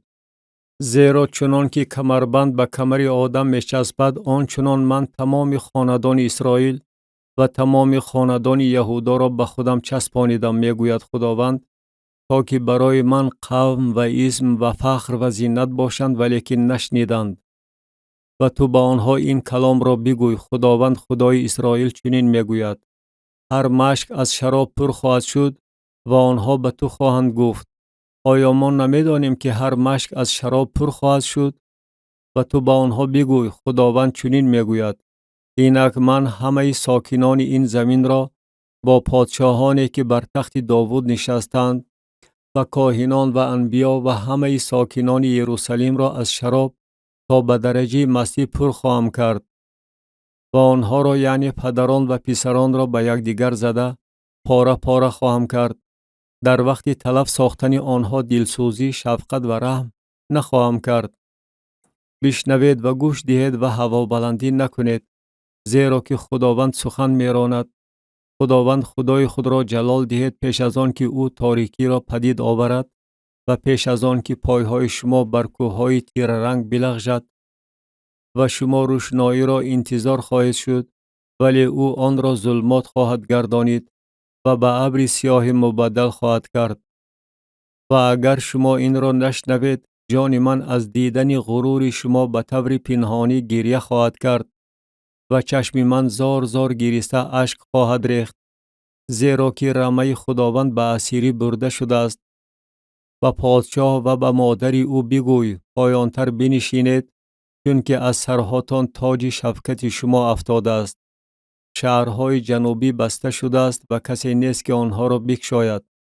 تمام یهودا به اسیری برده شده است، کاملا به اسیری برده شده است.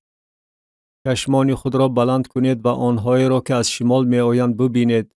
رمه‌ای که به تو داده شده بود، آن رمه شفقت تو کجاست؟ تو چی خواهی گفت چون او تو را تنبیه نماید؟ خودت آخر آنها را آموخته کرده ای که بر تو سردار باشند. آیا دردها تو را مثل زنی که میزاید فرا نمی گیرد؟ و اگر در دل خود بگویی: چرا این چیزها به من روی داده است؟ به سبب گناه های زیادی تو دامنت کشاده شده است، پاشنهایت با زوری برهنه گردیده است. آیا حبشی می تواند پوست خود را دگرگون سازد و پلنگ داغ‌های خود را؟ آنچنان شما نیست که به بدکاری آموخته شده اید. آیا می توانید کاری نیک بکنید؟ و من آنها را مثل کاهریزه‌ای که به باد بیابان برده می شود پراکنده خواهم کرد. نصیبه تو، قسمتی که برای تو از جانب من چین کرده شده است، همین است، میگوید خداوند. از آن سبب که تو مرا فراموش کرده ای و به دروغ اعتماد نموده ای. و من نیز دامنت را بر روی تو برداشتم و عورت تو نمودار شد. فسق و فجور تو و وجد شهوانی تو، زشتی زیناکاری تو و قباحت های تو را بر تپه های صحرا دیدم. وای بر تو ای یروشلیم، پس از این تو تا به کی پاک نخواهی شد؟ کتاب ارمیای نبی باب 14. پیشگویی درباره خشکسالی و قحطی. کلام خداوند که درباره خشکسالی بر ارمیا نازل شده است. یهودا ماتم گرفته است و دروازه هایش ویران شده بر زمین خوابیده است و استغاثه یروشلیم بلند می شود. و اکابرشان نفکران خود را برای آب می فرستند. آنها نزد حوضها می آیند اما آب نمی یابند. با ظرفهای خالی بر می گردند. آشفته و خجل گردیده سرهای خود را می پوشانند. از بس که زمین کفیده است، زیرا در مملکت باران نباریده است، بنابراین زراعتکاران آشفته گردیده سرهای خود را می پوشانند. حتی غزال در صحرا زاییده بچه‌اش را ترک می کند، چون که سبزه نیست. و گورخران بر تپه ها ایستاده مثل شغالان هوا را فرو می برند. چشمان آنها خیره شده است، چون که علف نیست. اگرچه گناه های ما بر ضد ما شهادت می دهد، تو ای خداوند به خاطر اسم خود عمل نما، زیرا که مرتدی های ما بسیار شده است و ما پیش تو گناهکار هستیم. ای امید اسرائیل که ورا در وقت تنگی نجات می دهی، چرا تو در این زمین مثل بیگانه می باشی و مثل مهمانی که برای شبگذرانی آمده باشد؟ چرا تو مثل شخصی سرگرنگ می باشی و مثل پهلوانی که نمی تواند نجات دهد؟ ولیکن تو ای خداوند در میان ما هستی و ما به اسم تو نامیده شده ایم، پس ما را ترک نکن. خداوند درباره این قوم چنین میگوید: چنان که آنها به آواره گشتن محبت داشته، پایهای خود را نخواستند باز دارند، آنچنان خداوند به آنها توجه نکرد و الحال گناهشان را به یاد آورده آنها را برای معصیتشان جزا می‌دهد. و خداوند به من گفت: برای منفعت این قوم دعا نگوی. اگر آنها روزه دارند، تضرعشان را نخواهم شنید، و اگر قربانی سوختنی و هدیه‌های آردی بیارند، آن را قبول نخواهم کرد، بلکه من آنها را با شمشیر و قحطی و وبا تلف خواهم نمود. و من گفتم: یا خدایا خداوندا، اینک انبیا با آنها میگویند: شمشیر را نخواهید دید و قحطی به شما واقع نخواهد شد، بلکه آسایشتگی پایدار به شما در این مکان خواهم داد. و خداوند به من گفت: انبیا به اسم من بر دروغ نبوت میکنند. من آنها را نفرستادم و به آنها امر نفرمودم و سخن نگفتم. آنها رؤیای دروغ و جادو و بطالت و مکر دل خود را به شما نبوت میکنند. بنابراین خداوند درباره انبیا چنین میگوید: آنها به اسم من نبوت میکنند و حالان که من آنها را نفرستادم و آنها میگویند: شمشیر و قحطی در این زمین واقع نخواهد شد. این انبیا از شمشیر و قحطی تلف خواهند شد. و قومی که آنها برایشان نبوت میکنند به سبب قحطی و شمشیر در کوچه های یروشلیم پرتافته خواهند شد و کسی نخواهد بود که آنها و زنان آنها و پسران و دختران آنها را دفن کند و من شرارت آنها را بر آنها خواهم ریخت. و این کلام را به آنها بگوی: بگذار چشمانم شب و روز اشک ریزد و اشکش خاتمه نیابد، زیرا که دختری باکیره قوم من با شکست عظیم شکست خورده است، با ضربه‌ای که هلاکت آور است. اگر به صحرا برایم اینک شهیدان شمشیر و اگر به شهر درایم اینک گرفتاران قحطی، زیرا که هم نبی و هم کاهن بر زمین آواره شده می گردند و هیچ چیز را نمی دانند. مگر تو یهودا را تماما رد کرده ای؟ مگر جان تو از سیان نفرت نموده است؟ چرا ما را تبر ضربه زده ای که برای ما هیچ شفایی نیست؟ آسایشتگی را امیدوار شدیم و هیچ خیری نیست و زمان شفا را انتظار شدیم و اینک دهشت پدید آمد. ما ای خداوند به شرارت خود و معصیت پدران خود اقرار می باشیم، زیرا که پیش تو گناه کرده ایم. به خاطر اسم خود ما را رد ننما، تخت جلال خود را به آبرو نکن، عهد خود را که با ما بسته به یاد آور و آن را نشکن. آیا در میان بت‌های خلق‌ها به وجود آورندگان باران هستند؟ و آیا آسمان خود از خود می تواند باران بباراند؟ این آخر توی خداوند خدای ما هستی و ما به تو امید خواهیم بست، زیرا که تو همه این چیزها را آفریده ای. کتاب ارمیای نبی باب 15. هلاکت قوم ناگزیر است. و خداوند به من گفت: حتی اگر موسی و سموئیل به حضور من بیستند، جان من به این قوم مائل نخواهد شد. آنها را از حضور من دور انداز تا بیروند. و اگر به تو بگویند به کجا بیرویم، با آنها بگوی: خداوند چنین میگوید: آن که محکوم به مرگ است به مرگ، و آن که محکوم به شمشیر است به شمشیر، و آن که محکوم به قحطی است به قحطی، و آن که محکوم به اسیری است به اسیری دچار خواهد شد. و من بر آنها 4 نوع مصیبت را امر خواهم فرمود، میگوید خداوند: شمشیر را برای کشتن و سگان را برای دریدن و مرغان آسمان و حیوانات صحرا را برای خوردن و تلف کردن. و من آنها را برای همه مملکت‌های زمین به دهشت تبدیل خواهم داد، از باعث منشه ابن حزقیا پادشاه یهودا و کارهایی که او در یروشلیم کرده است. کیست که بر تو ای یروشلیم رحم کند؟ و کیست که به تو همدردی اظهار نماید؟ و کیست که آمده احوال تو را بپرسد؟ تو مرا ترک کردی میگوید خداوند، عقیب گشتی.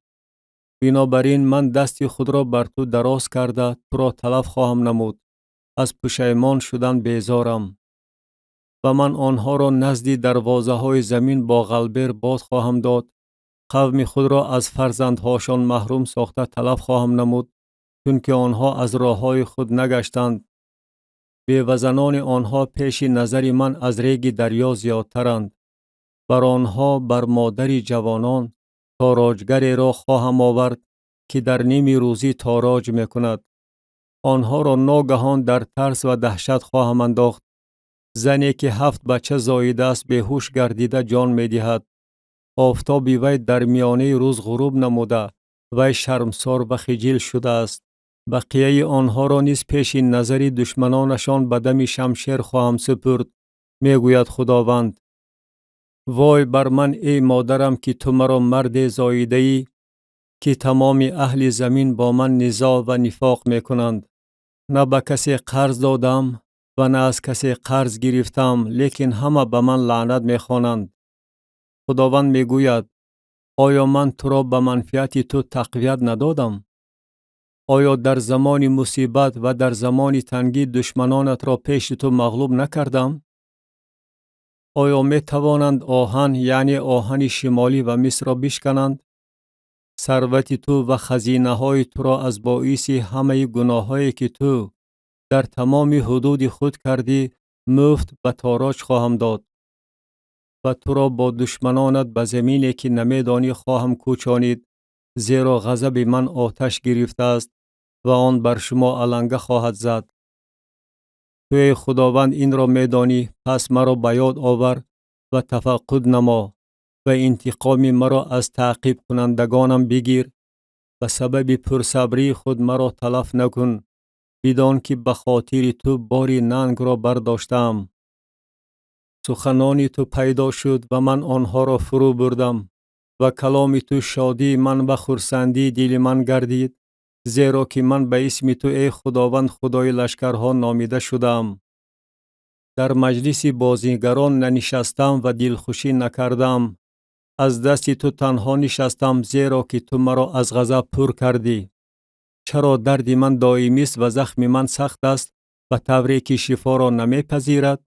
تو برای من چشمه یأس‌آور، آبی بی‌وفا بودی.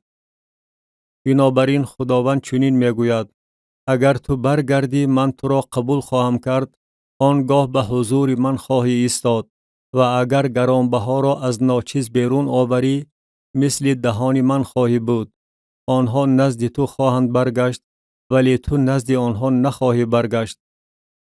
و من تو را برای این قوم حصار مستحکمی میسین خواهم گردانید و آنها به مقابل تو خواهند جنگید، ولی بر تو غالب نخواهند آمد، زیرا من با تو هستم تا که تو را نجات دهم و رها کنم، میگوید خداوند. و تو را از دست شریران رها خواهم کرد و تو را از دست ستمگران خلاصی خواهم داد. کتاب ارمیای نبی باب 16. ولنگار شدن مملکت و به اسیری رفتن قوم. ارمیا باید بیزن بماند. و کلام خداوند بر من نازل شده گفت: برای خود زن نگیر و تو را در این مکان پسران و دختران نباشند.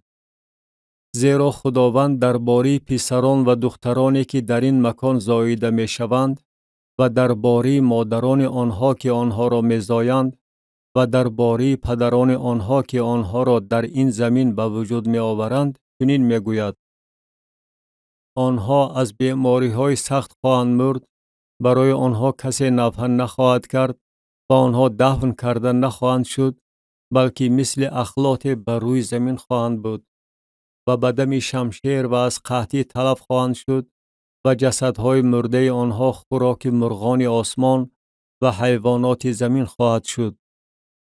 زیرا که خداوند چنین میگوید: به خانه ماتم ندرآ و برای نفحه کردن نرو و به آنها تعزیه بیان نکن، زیرا که من میگوید خداوند آسایشتگی خود را یعنی احسان و مرحمت را از این قوم دور کردم و کلانان و خردان در این زمین خواهند مرد و دفن کردن نخواهند شد و برای آنها نوحه‌گری نخواهند کرد و بدن خود را خراشیده مجروح نخواهند نمود و برای آنها موی سر خود را نخواهند تراشید و برای آنها نان نخواهند شکست تا که به ماتمداران درباره مردگانشان تعزیه بیان کنند و به آنها کاسه تعزیت را درباره پدر یا مادرشان نخواهند نوشانید. به خانه بزم نیز ندرآ تا که با آنها نشسته بخوری و بنوشی، زیرا که خداوند لشکرها خدای اسرائیل چنین میگوید: اینک من در پیش نظر شما و در ایام شما صدای شادی و صدای خرسندی، آواز داماد و آواز عروس را از این مکان نیست خواهم کرد.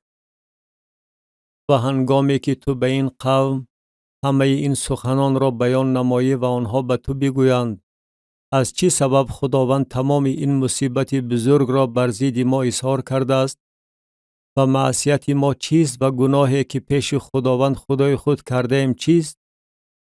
آنگاه به آنها بگوی: از آن سبب که پدران شما مرا ترک کردند، میگوید خداوند، و خدایان دیگر را پیروی نموده به آنها عبادت و سجده کردند، ولیکن مرا ترک نمودند و شریعت مرا رعایت نکردند. و شما از پدران خود باز هم بدتر رفتار کردید و هر یک از شما سرکشی دلی شریر خود را پیروی می نماید بی آنکه مرا بشنود. و این سبب من شما را از این زمین و مکانی که شما و پدرانتان ندانستید خواهم پرتافت و شما در آنجا خدایان دیگر را روز و شب عبادت خواهید نمود، زیرا که من به شما شفقت نخواهم کرد. بنابراین اینک ایام فرا می رسد، میگوید خداوند، که دیگر گفته نخواهد شد: قسم به حیات خداوند که بنی اسرائیل را از زمین مصر بیرون آورد، بلکه قسم به حیات خداوند که بنی اسرائیل را از زمین شمالی و از همه زمین هایی که آنها را به آنجا به در رانده بود بیرون آورد، زیرا که من آنها را به زمینی که به پدرانشان داده بودم خواهم برگردانید. اینک من ماهیگیران بسیار را خواهم فرستاد، میگوید خداوند، و آنها را شکار خواهند کرد و پس از آن صیادان بسیار را خواهم فرستاد و آنها را از بالای هر کوه و از بالای هر تپه و از شکاف‌های صخره‌ها صید خواهند کرد، زیرا که چشمانم بر همه راه‌های آنهاست. آنها از من پنهان نیستند و معصیتشان از چشمان من پوشیده نیست. و من اول برای معصیت و گناهشان پاداش دوچند خواهم داد، چون که زمین مرا پلید نموده، میراث مرا با جسدهای بت‌هاشان و با قباحت‌هاشان پر کردند. خداوندا، تو قوت من و متکای من و پناهگاه من در روز تنگی هستی. نزد تو خلقها از اقصای زمین آمده خواهند گفت: پدران ما فقط چیزهای دروغ و هیج و پوچ را که منفعتی از آنها نیست میراث گرفتند. آیا آدمیزاد می تواند برای خود خدایان بسازد و حالان که آنها خدا نیستند؟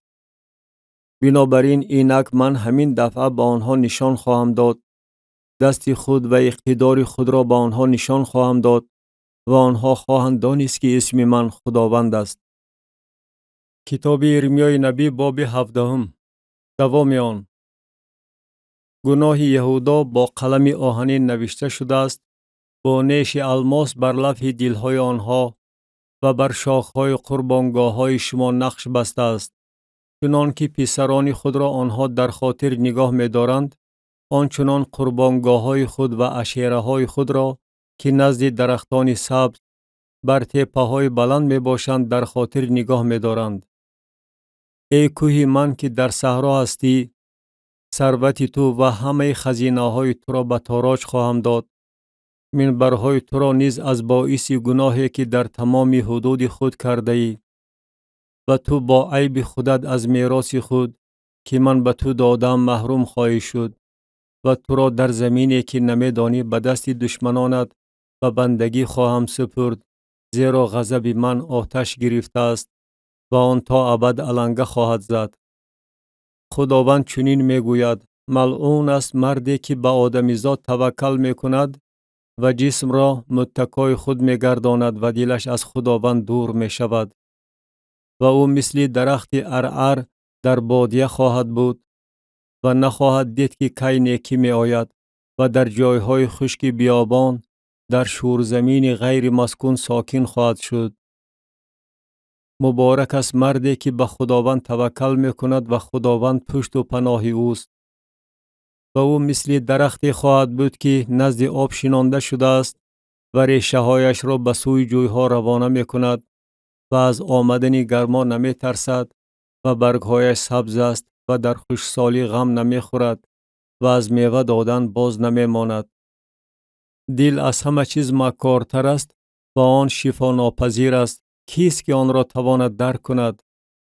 من خداوند دل را تفتیش می کنم و باطن را می آزمایم تا که به هر کس بر طبق راههایش بر حسب ثمر اعمالش پاداش دهم.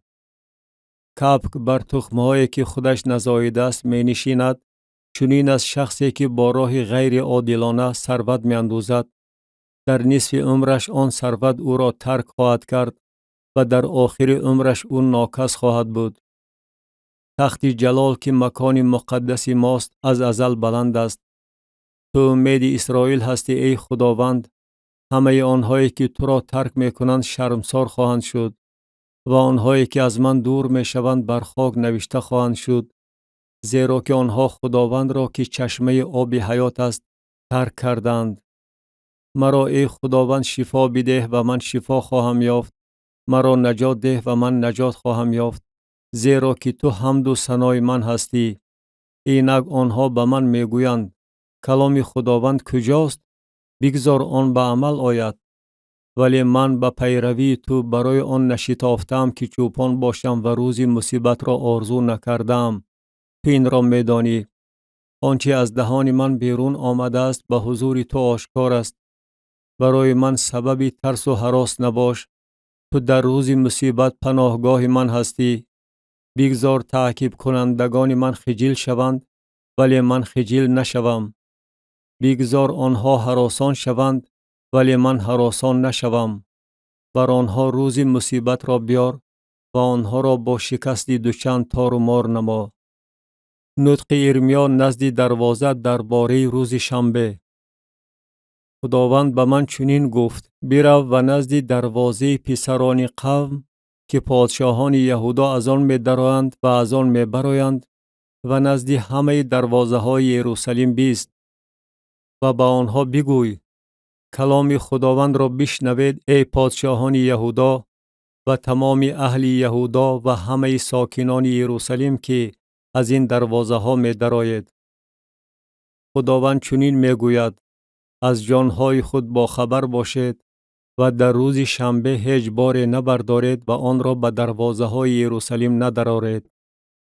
و در روز شنبه از خانه هاتان هیچ بار نبرارید و هیچ کار نکنید، بلکه روز شنبه را تقدیس نمایید، چنان که من به پدران شما امر فرمودم. ولیکن آنها نشنیدند و گوش خود را خم نکردند، بلکه گردن کشی کردند تا که نشنوند و پند را نپذیرند. و اگر شما مرا بشنوید، میگوید خداوند، و در روز شنبه هیچ بار به دروازه این شهر ندرارید و روز شنبه را تقدیس نموده در این روز هیچ کار نکنید، در آن صورت پادشاهان و میرانی که بر تخت داوود می نشینند و بر عرابه ها و اسبان سوار می شوند، خودشان و وزیرانشان، مردان یهودا و ساکنان یروشلیم از دروازه های این شهر داخل خواهند شد و این شهر تا ابد مسکون خواهد بود. و از شهرهای یهودا و از اطراف یروشلیم و از زمین بنیامین و از دشت رویه و کوهسار و جنوب خواهند آمد و قربانی های سوختنی و ذبح‌ها و هدیه های آردی و لیبونا خواهند آورد و قربانی های شکرانه را به خانه خداوند خواهند آورد. و اگر مرا نشنیده روز شنبه را تقدیس ننمایند و در روز شنبه بار برداشته به دروازه های یروشلیم درآیند، آنگاه من به دروازه هایش آتش خواهم زد و آن قصرهای یروشلیم را خواهد سوزانید و خاموش نخواهد شد. کتاب ارمیای نبی باب 18. ارمیا در خانه کلالگر. کلامی که بر ارمیا از جانب خداوند نازل شده گفت: برخیز و به خانه کلالگر فرود آی و در آنجا سخنان خود را به تو خواهم شنوانید. و من به خانه کلالگر فرود آمدم و اینک او بر چرخها کار میکرد. و ظرفی که کلالگر از گل می ساخت در دست او ویران شد و او از نو ظرف دیگری از آن ساخت به طوری که به چشم کلالگر راست آمد که بسازد. و کلام خداوند بر من نازل شده گفت: آیا من به شما ای خاندان اسرائیل مثل همین کلالگر نمیتوانم رفتار نمایم، میگوید خداوند. اینک چنان که گل در دست کوزگر است، آنچنان شما ای خاندان اسرائیل در دست من می باشید. بعضا من درباره خلق و مملکتی میگویم که آنها را ریشه‌کن و خراب و تلف خواهم نمود. ولیکن اگر خلقی که درباره آنها این سخن را گفتم از شرارت خود توبه کنند، من آن مصیبتی را که عزم داشتم بر آنها آورم باطل خواهم کرد. و بعضا من درباره خلق و مملکتی میگویم که آنها را آباد و استوار خواهم ساخت. ولیکن اگر آنها پیش نظر من بدکاری کرده با آواز من گوش ندهند، من آن نیکی را که میخواستم به آنها بکنم باطل خواهم کرد. و اکنون تو به مردان یهودا و ساکنان یروشلیم مراجعت نموده بگوی: خداوند چنین میگوید: اینک من مصیبت برای شما مهیا می نمایم و قصد به مقابل شما دارم. پس شما هر یکی از راه بد خود برگردید و راهها و اعمال خود را اصلاح نمایید. ولی آنها میگویند: نه، امید نیست، زیرا که ما قصدهای خود را پیروی خواهیم کرد و هر یک بر طبق سرکشی دل شریر خود رفتار خواهیم نمود. بنابراین خداوند چنین میگوید: در میان خلقها بپرسید کیست که چیزی مانند این شنیده باشد؟ با کیره اسرائیل معصیت عظیم به عمل آورده است. آیا برف لبنان قله کوه را ترک بکند؟ آیا آبهای سردی که از جایهای دور جاری است خشک می شود؟ اما قوم من مرا فراموش کرده برای بطالت بخور می سوزانند و آن بطالت آنها را در راههای آنها که طریقهای قدیم است پیش پا می زند، تا که با پیراههای جاده ناآباد قدم گذار شوند، تا که زمین خود را به بیابان تبدیل داده باعث مدهوشی ابدی گردانند، به طوری که هر کسی که از آن گذر کند در حیرت افتاده سری خود را خواهد جنبانید. من مثل باد شرقی آنها را پیش دشمن پراکنده خواهم کرد. در روز هلاکتشان پشت را به آنها نشان خواهم داد، نه اینکه روی را. و آنها گفتند: بیایید بر ضد ارمیا تدبیرها بیندیشیم، زیرا که شریعت از کاهن و مشورت از خردمند و کلام از نبی محو نخواهد شد. پس بیایید او را با زبان ضربه زنیم و به سخنان او گوش ناندازیم. و من ای خداوند گوش انداز و آواز مخالفان مرا بشنو. آیا به عوض نیکی بدی میکنند؟ آنها آخر برای جان من چاه میکنند. و یاد آور که من به حضور تو ایستاده بودم تا که درباره آنها سخنان نیک گفته غضب تو را از آنها برگردانم. بنابراین پسران آنها را به قحطی گرفتار نما و آنها را به دم شمشیر بسپار. بگذار زنان آنها گم کرده فرزند و بیوه شوند و شوهرانشان کشته وبا و جوانانشان در جنگ قربان شمشیر گردند. بگذار از خانه های آنها ناله و فغان شنیده شود وقتی که تو ناگهان بر آنها فوج بیاری. زیرا که آنها برای اندرمان کردن من چاه کندند و دامها برای پایهای من به طور نهانی گذاشتند. ولیکن توی خداوند تمام قصد آنها را که برای کشتن من دارند میدانی. پس گناه آنها را نآمرز و معصیت آنها را از خاطر خود نبرار.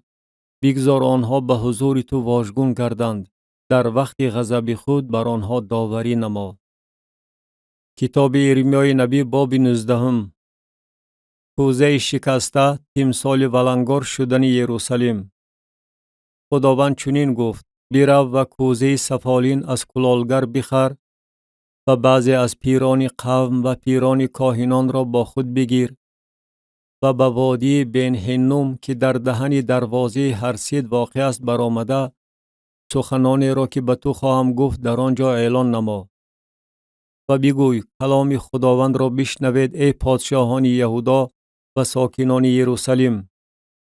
خداوند لشکرها خدای اسرائیل چنین میگوید: اینک من بر این مکان چنان مصیبت می آورم که هر کی آن را بشنود گوشهایش صدا خواهد داد.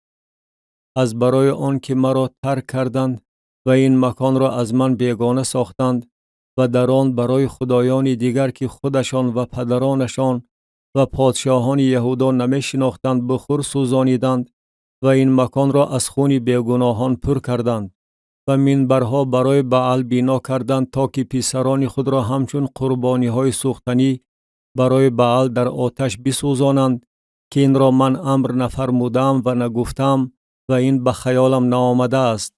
بنابراین میگوید خداوند: ایام فرا می رسد که این مکان دیگر توفیت و وادی بین هینوم نامیده نخواهد شد، بلکه وادی قتل، و مشورت یهودا و یروشلیم را در این مکان باطل خواهم کرد و آنها را پیش دشمنانشان و با دست طالبان جانشان به دم شمشیر فرو خواهم غلطانید و جسدهای آنها را خوراک مرغان آسمان و حیوانات زمین خواهم گردانید و این شهر را به بیابان تبدیل داده باعث مدهوشی خواهم گردانید و طوری که هر کسی که از آن گذر کند در حیرت افتد و از دیدن همه زخمهایش مدهوش شود. و گوشت پسران آنها و گوشت دختران آنها را با آنها خواهم خورانید و در محاصره و تنگی که دشمنانشان و طالبان جانشان بر آنها خواهند آورد، آنها گوشت یکدیگر را خواهند خورد. و کوزه را در پیش نظر آدمانی که با تو می آیند بشکن و با آنها بگوی خداوند لشکرها چنین می گوید: این قوم و این شهر را آنچنان خواهم شکست چنان که ظرف کلالگر را می شکنند و آن را دیگر درست کردن ممکن نیست و آنها را به سبب کمی جای دفن در توفیت دفن خواهند کرد. و این مکان می گوید خداوند: و به ساکنانش چنین عمل خواهم کرد و این شهر را مثل توفیت خواهم گردانید و خانه های یروشلیم و خانه های پادشاهان یهودا مثل مکان توفیت پلید خواهند شد، یعنی همه خانه هایی که بر بام هاشان برای تمام لشکر آسمان بخور سوزانیدند و هدیه های ریختنی برای خدایان بیگانه ریختند. و ارمیا از توفیت که خداوند او را برای نبوت کردن به آنجا فرستاده بود آمد و در صحن خانه خداوند ایستاده به تمام قوم گفت: خداوند لشکرها خدای اسرائیل چنین میگوید: اینک من بر این شهر و بر همه قصبه هایش تمام مصیبتی را که درباره آن سخن راندم خواهم آورد، چون که آنها گردن کشی کرده سخنان مرا نشنیدند. کتاب ارمیای نبی باب 20. پشهور ارمیا را تحقیر نمود. پیشگویی درباره اسیری بابل. و پشهور ابن ایمیر کاهن که سردار ناظران در خانه خداوند بود این سخنان را که ارمیا نبوت کرد شنید. و پشهور ارمیای نبی را زده در شکنجهگاهی که در دروازه بالای بنیامین نزد خانه خداوند بود انداخت. و فردای آن پشهور ارمیا را از شکنجهگاه برآورد و ارمیا به وی گفت: خداوند نام تو را پشهور نه، بلکه مگور میساویو خوانده است. زیرا که خداوند چنین میگوید: اینک من تو را برای خودت و برای همه دوستانت رمز دهشت میگردانم و آنها به دم شمشیر دشمنان خود فرو خواهند غلطید و چشمانت این را خواهد دید و من تمام یهودا را به دست پادشاه بابل خواهم سپرد و او آنها را به بابل خواهد برد و آنها را به دم شمشیر قتل خواهد کرد و تمام ثروت این شهر را و تمام مال و ملک آن را و تمام اشیای گرانبهای آن را خواهم سپرد و همه گنجینه های پادشاهان یهودا را به دست دشمنانشان خواهم داد و آنها را تالان و تاراج کرده و تصرف نموده و بابل خواهند برد. و تو ای پشهور و همه ساکنان خانه تو به اسیری خواهید رفت و به بابل خواهی رسید و در آنجا خواهی مرد و در آنجا دفن کرده خواهی شد، تو و همه دوستانت که برایشان تو نبوت بر دروغ میکردی. خداوندا، تو مرا سرگرم کردی و من سرگرم شدم. تو از من پرزورتری و غالب آمدی. من تمامی روز خنده خریش گردیدم، هر کی مرا تمسخر میکند. زیرا همین که به سخنرانی شروع نمایم درباره ظلم فریاد میزنم و درباره تاراج فیغان میکشم، چون که کلام خداوند برای من ننگ و تمسخری هر روزه گردیده است. و من به دل خود گفتم دیگر او را ذکر نخواهم کرد و دیگر به اسم او سخن نخواهم راند. ولی آن در دل من مثل آتش فروزان بود که در استخوان‌هایم جایگیر شده است و من آن را باز داشته خسته گردیدم و نتوانستم. زیرا که از جانب کسانی بسیار بهتان شنیدم و دهشت در گرد و پیش بود. عرض کنید و ما از او شکایت خواهیم نمود. حتی همه آنهایی که دوست خود می دانستم بر من کمین می کنند. شاید سهو کند و ما بر او غالب آیم و انتقام خود را از او بگیریم. لیکن خداوند مثل جباری پر اقتدار با من است. بنابراین تعقیب کنندگان من پیش پا خورده غالب نخواهند آمد. بغایت شرمسار خواهند شد، چون که ابلهانه رفتار کردند. خجالت ابدی آنها فراموش نخواهد شد. ولی تو ای خداوند لشکرها که عادل را می آزمایی و باطن و دل را می بینی، چنین بکن که از آنها انتقام گرفتنت را ببینم، زیرا که دعوای خود را پیش تو ظاهر نمودم. برای خداوند بسرایید، خداوند را حمد و ثنا گویید، زیرا که او جان مسکین را از دست شریران نجات داده است. ملعون باد روزی که در آن زاییده شدم. مبارک مباد روزی که مادرم مرا زاییده است. ملعون باد شخصی که به پدرم مژده داده گفته است برای تو فرزندی نرینه زاییده شد و او را بغایت شاد کرده است. بگذار احوال آن شخص مثل شهرهای بشود که خداوند آنها را واژگون کرد و هیچ تأسف ننمود. بگذار وی صبحیدن فیغان و نیمی روزی فریاد بشنود، از باعث آن که وی مرا در خود بطن نمیرانیده است، تا که مادرم قبر من باشد و بطنش حامله ابدی بماند. چرا من از بطن بیرون آمدم تا که مشقت و اندوه ببینم و روزهایم در خجالت ادا شود. کتاب ارمیای نبی باب 21. نبی به صدقیا اسیری بابل را پیشگویی میکند. کلامی که بر ارمیا از جانب خداوند نازل شد وقتی که پادشاه صدقیا پشهور ابن ملکیا و صفنیا ابن معصیای کاهن را نزد او فرستاده گفت: لطفاً برای ما از خداوند بپرس، زیرا که نبوکدنصر پادشاه بابل بر ضد ما جنگ میکند. شاید خداوند برای ما چیزی مانند تمام معجزات او به عمل آورد تا که وی از ما خفا گردد. و ارمیا به آنها گفت: به صدقیا چنین بگوید: خداوند خدای اسرائیل چنین میگوید، اینک من آلات جنگ را که در دست شماست و شما به واسطه آنها با پادشاه بابل و کلدانیانی که شما را از بیرون حصار محاصره نمودند جنگ میکنید، به سمت دیگر خواهم گردانید و آنها را اندرون این شهر جمع خواهم آورد. و خودم بر ضد شما با دست طولانی و بازوی قوی و با غضب و قهر و خشم عظیم جنگ خواهم کرد.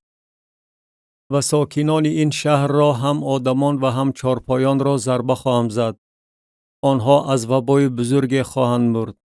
و بعد از آن میگوید خداوند: صدقیا پادشاه یهودا و بندگانش و این قوم و آنهایی را که در این شهر از وبا، شمشیر و قحطی باقی ماندند، به دست نبوکدنصر پادشاه بابل و به دست دشمن آنها و به دست طالبان جانشان خواهم سپرد و او آنها را به دم شمشیر قتل خواهد کرد و در حق آنها دلسوزی، شفقت و رحم نخواهد نمود. و به این قوم بگوی: خداوند چنین میگوید، اینک من به شما راه حیات و راه ممات را پیشنهاد می نمایم. هر کی در این شهر بماند از شمشیر و قحطی و وبا خواهد مرد، ولی هر کی برآمده به کلدانیانی که شما را محاصره کردند تسلیم شود زنده خواهد ماند. و جانش برای وی غنیمت خواهد گردید. زیرا که روی خود را بر این شهر به بدی و نه به نیکی نگرانیدم، میگوید خداوند. آن به دست پادشاه بابل سپرده خواهد شد و او آن را به آتش خواهد سوزانید. و به خاندان پادشاه یهودا کلام خداوند را بشنوید. ای خاندان داوود، خداوند چنین میگوید: بامدادان از روی انصاف داوری نمایید و ستمکش را از دست ستمگر رها کنید. مبادا غضب من به سبب بدی اعمال شما مثل آتش بیرون آمده علنگه زند و کسی نباشد که آن را خاموش کند. اینک من ضد تو هستم ای ساکنه وادی و ای صخره هامون، میگوید خداوند. ضد آنهایی که میگویند کیست که بر ما هجوم آورد و کیست که به مسکنهای ما داخل شود؟ ولیکن من موافق ثمر اعمالتان شما را جزا خواهم داد، میگوید خداوند. و آتش در جنگل آن خواهم زد که تمام گرد و اطراف آن را خواهد سوزانید. کتاب ارمیای نبی باب 22. آخر نبوت.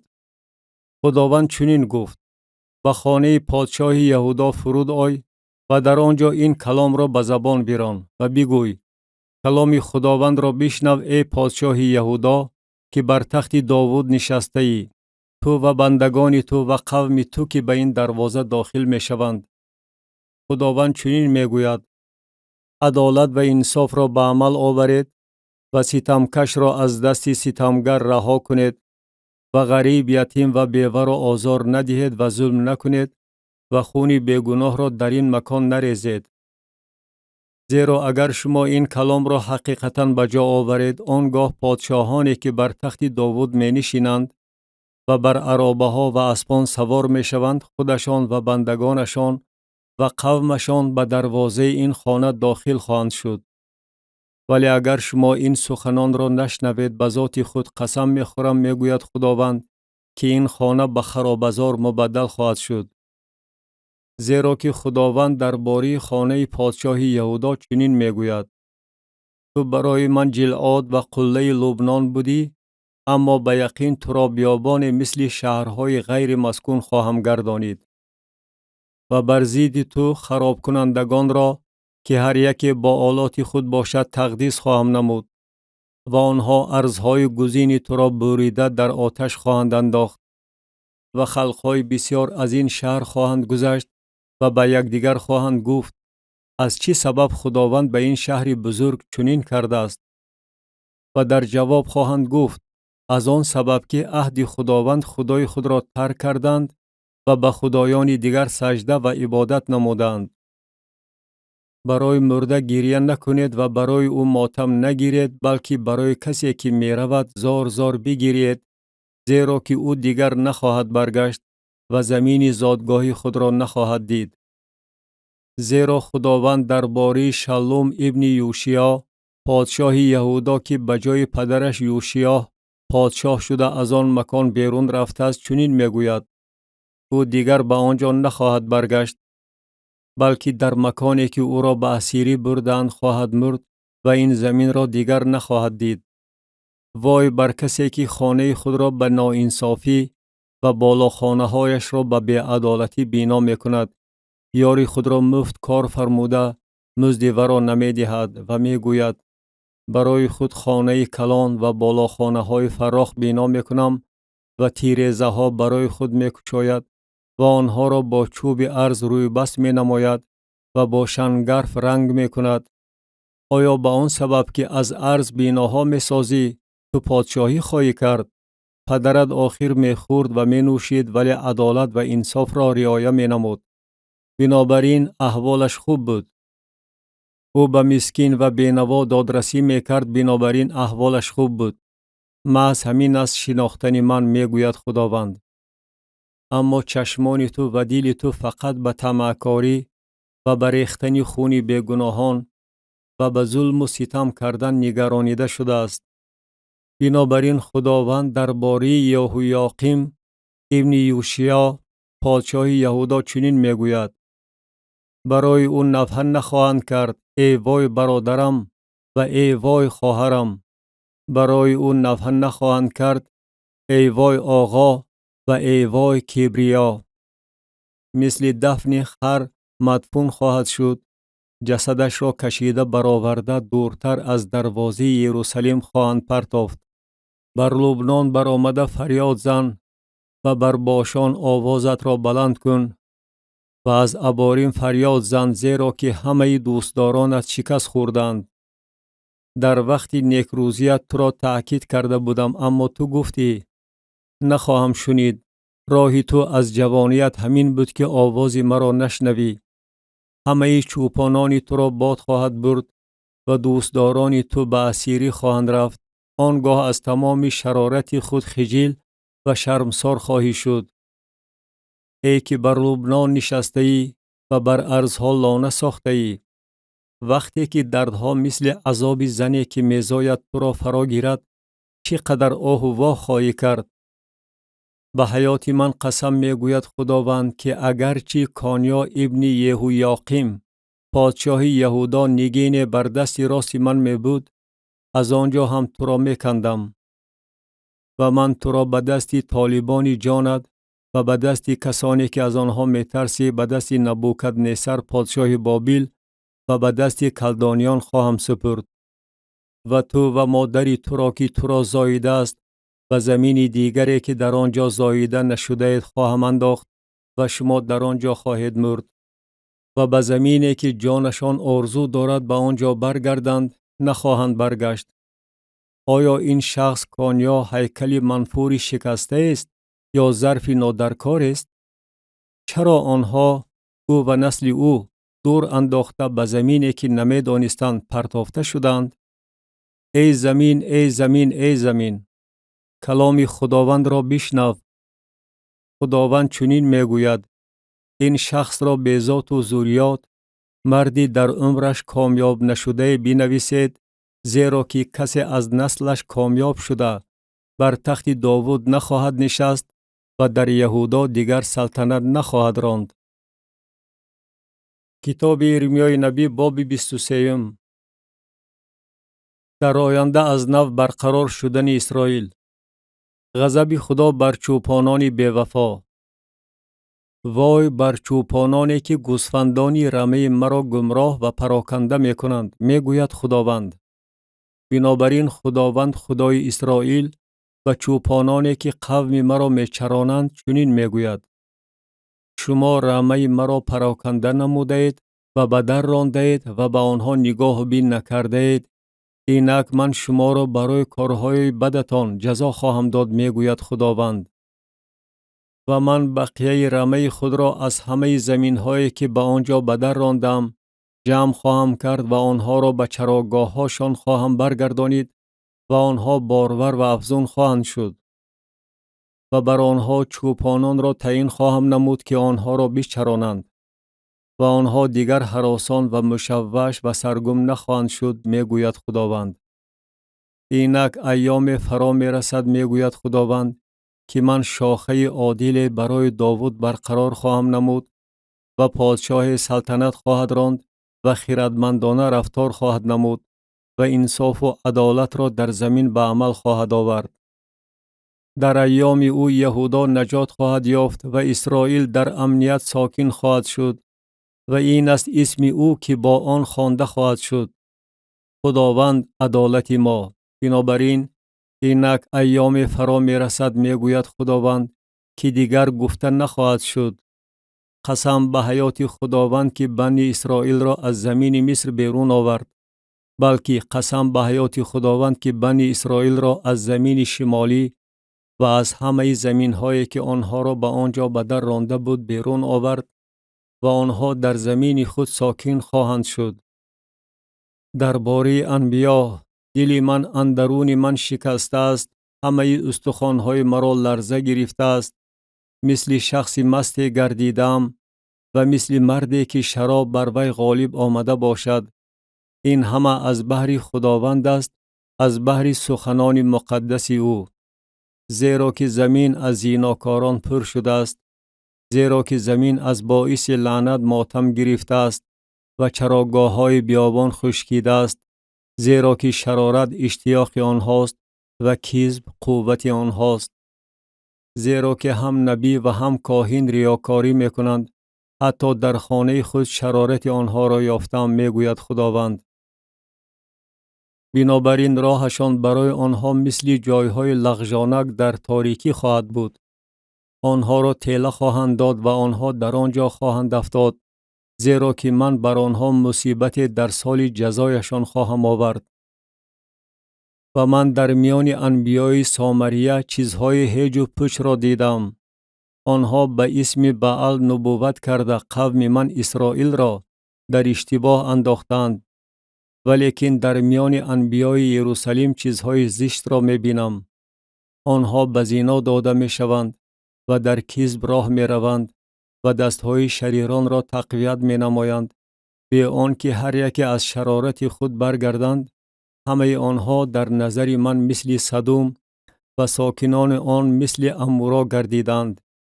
بنابراین خداوند لشکرها درباره انبیا چنین میگوید: اینک من آنها را یفشان خواهم خورانید و آنها را آب زهردار خواهم نوشانید، زیرا که از انبیای یروشلیم ریا در تمام زمین پهن شده است. خداوند لشکرها چنین میگوید: به سخنان انبیا که برای شما نبوت میکنند گوش ندهید. آنها شما را در اشتباه انداخته رؤیای دل خود را بیان می نمایند، نه آنچه را که از دهان خدا باشد. و بدگویان من همیشه می گویند: خداوند گفت که برای شما آسایشتگی خواهد بود، و به همه آنهایی که به سرکشی دل خود رفتار می کنند می گوید: مصیبت بر شما نخواهد آمد. زیرا کیست که در مشورت خداوند ایستاده کلام او را دیده و شنیده باشد؟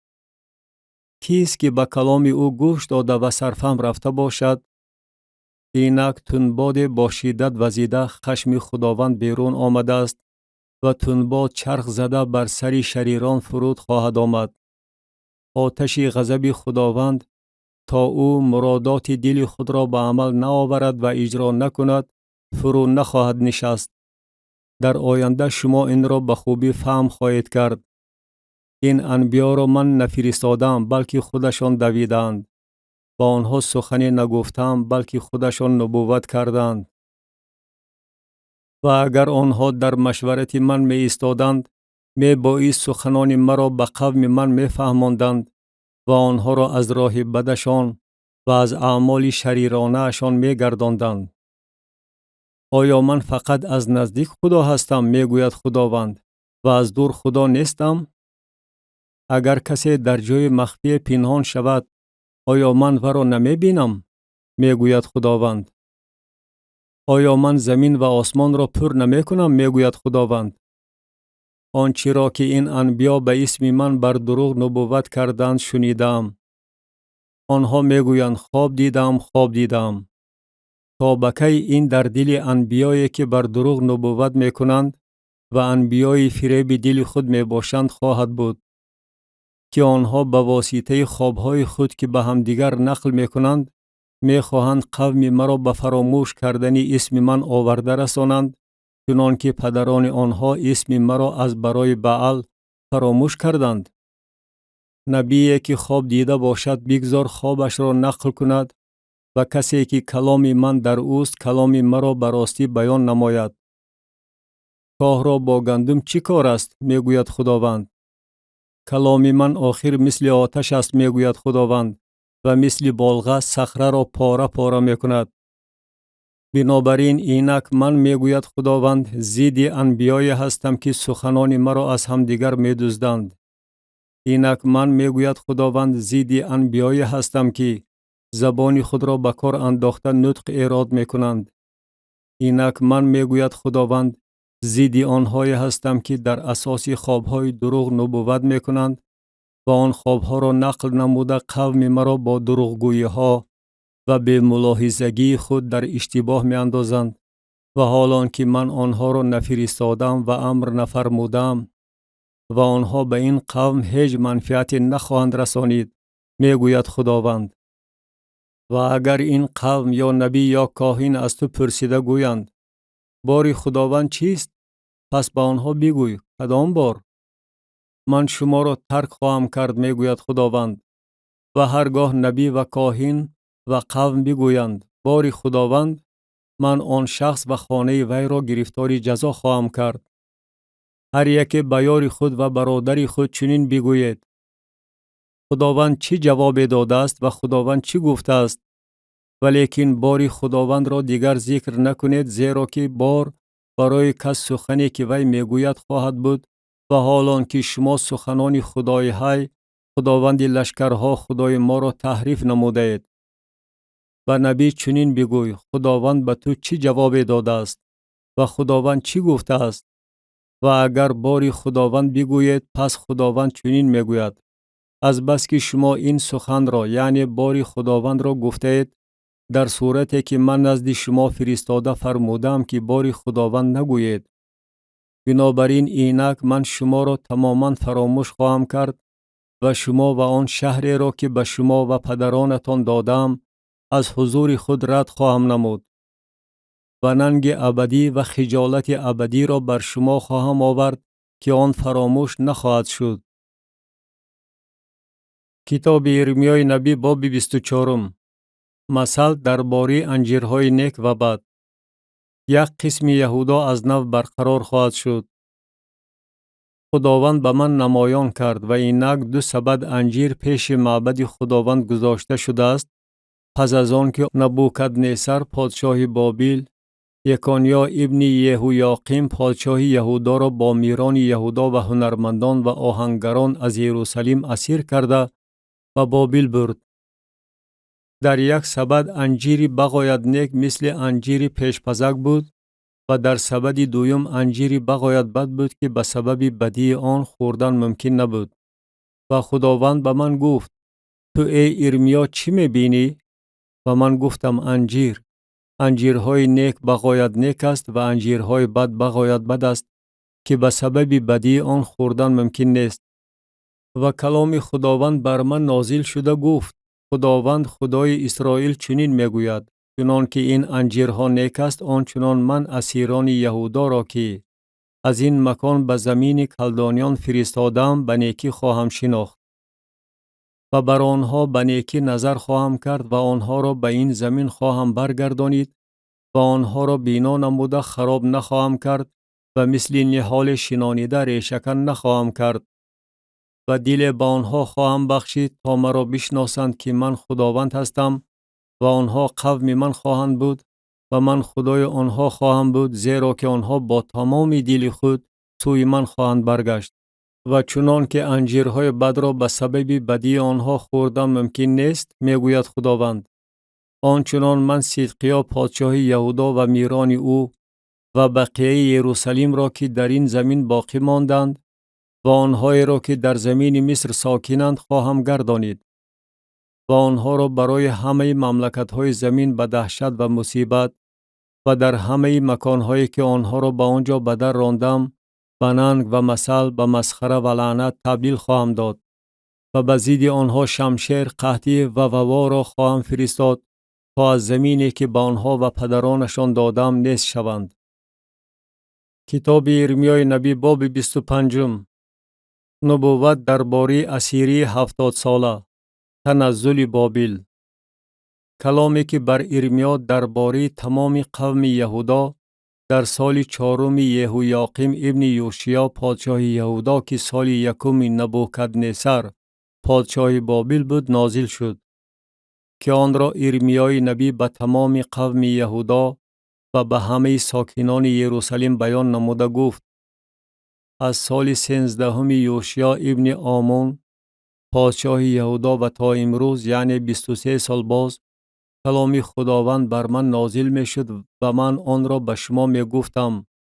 هر روز از صبح دم سخن می راندم ولیکن شما نشنیدید. و خداوند همه بندگان خود انبیا را نزد شما فرستاد، هر روز از صبح دم می فرستاد ولی شما نشنیدید و گوش خود را خم نکردید تا بشنوید. آنچه را که به شما گفته شد، هر یک از راه بد خود و از اعمال شریرانه خود برگردید و به زمینی که خداوند به شما و پدرانتان از ازل تا ابد داده است سکونت کنید. و از قفای خدایان دیگر نروید تا که به آنها عبادت و سجده نمایید و مرا با مصنوع دستهای خود به غضب نآورید و من به شما آسیب نخواهم رسانید. ولیکن شما مرا نشنیدید، میگوید خداوند، بلکه با مصنوع دستهای خود مرا به ضرر خود به غضب آوردید. بنابراین خداوند لشکرها چنین میگوید: از بس که شما سخنان مرا نشنیدید، اینک من میفرستم و همه قبیله های شمال را با بنده خود نبوکدنصر پادشاه بابل گرفته آنها را بر این زمین و بر ساکنانش و بر همه خلقهای گرد و اطراف آن می آورم و آنها را تلف نموده دهشت و مسخره و خرابزار ابدی می گردانم. و از میان آنها صدای شادی و صدای خرسندی، آواز داماد و آواز عروس، صدای دستاس و نور چراغ را نیست می کنم.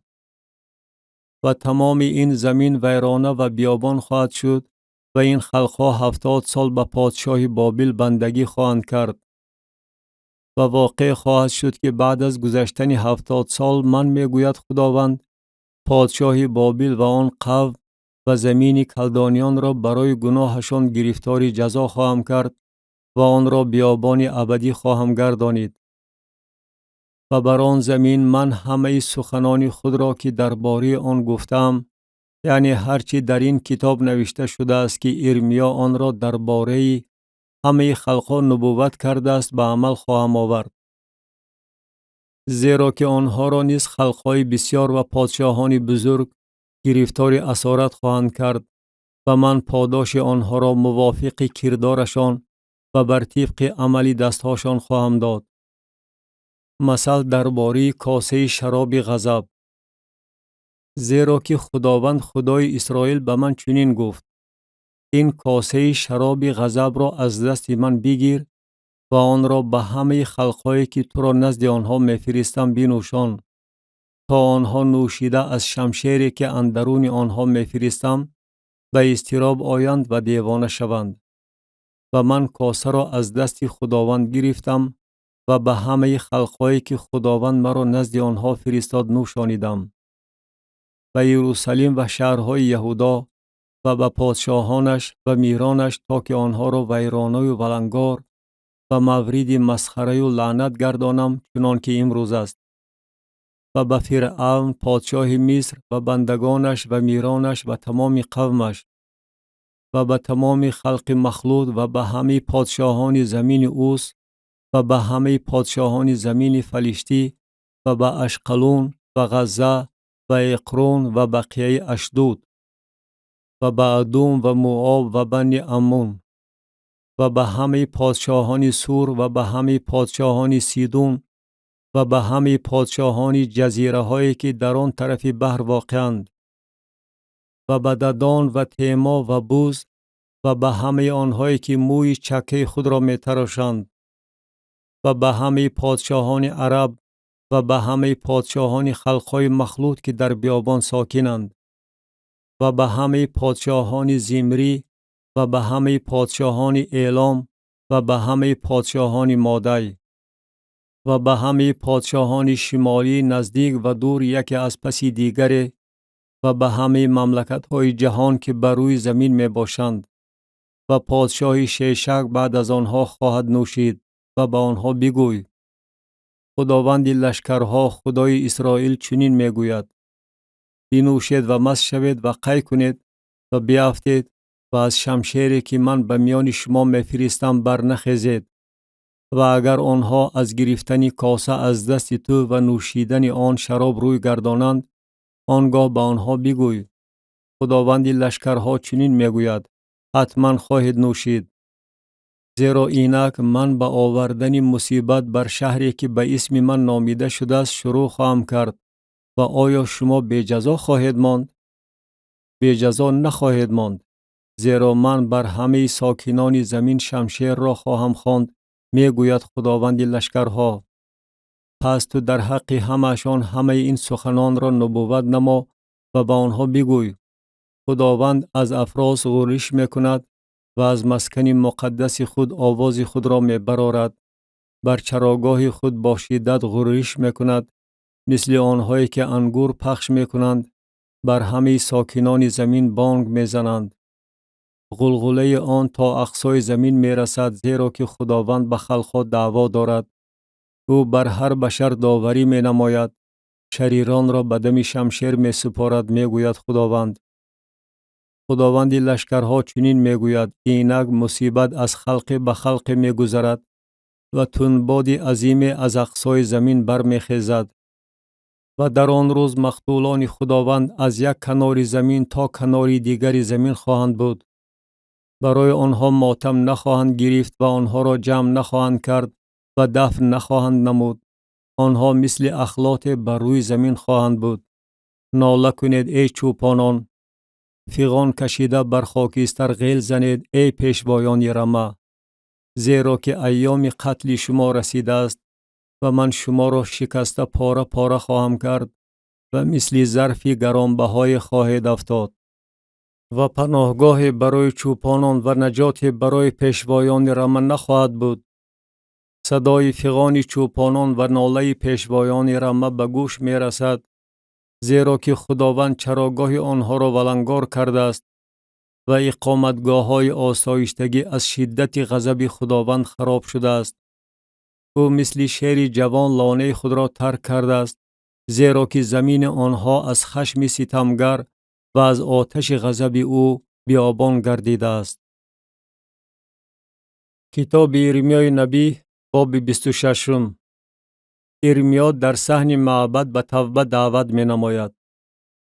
در ابتدای پادشاهی یهویاقیم ابن یوشیا پادشاه یهودا این کلام از جانب خداوند نازل شده گفت: خداوند چنین می گوید: در صحن خانه خداوند بیست و به همه شهرهای یهودا که به خانه خدا برای سجده کردن می آیند، همه سخنانی را که به تو امر فرمودم که به آنها بگوی و کلمه کم نکن. شاید آنها بشنوند و هر یک از راه بد خود برگردند و آنگاه من مصیبتی را که می خواهم بر آنها برای اعمال بدشان بیارم باطل خواهم کرد. و با آنها بگوی خداوند چنین می گوید: اگر شما مرا نشنوید درباره آن که بر طبق شریعت من که پیش شما گذاشتم رفتار نمایید و به سخنان بندگان من انبیایی که نزد شما می فرستم گوش اندازید، و حال آنکه هر روز از صبح دم آنها را می فرستم ولی شما گوش نانداختید، پس این خانه را من مثل شیلو خواهم گردانید و این شهر را برای همه خلقهای زمین رمز لعنت خواهم ساخت. و کاهنان و انبیا و تمام قوم این سخنان را که ارمیا در خانه خداوند گفت شنیدند. و چون ارمیا گفتنی هر آنچه را که خداوند امر فرموده بود که به تمام خلق بگوید به اتمام رسانید، کاهنان و انبیا و تمام قوم او را دستگیر کرده گفتند: تو باید بمیری. چرا تو به اسم خداوند نبوت کرده گفتی که این خانه مثل شیلو خواهد بود و این شهر ولنگار و غیر مسکون خواهد گردید؟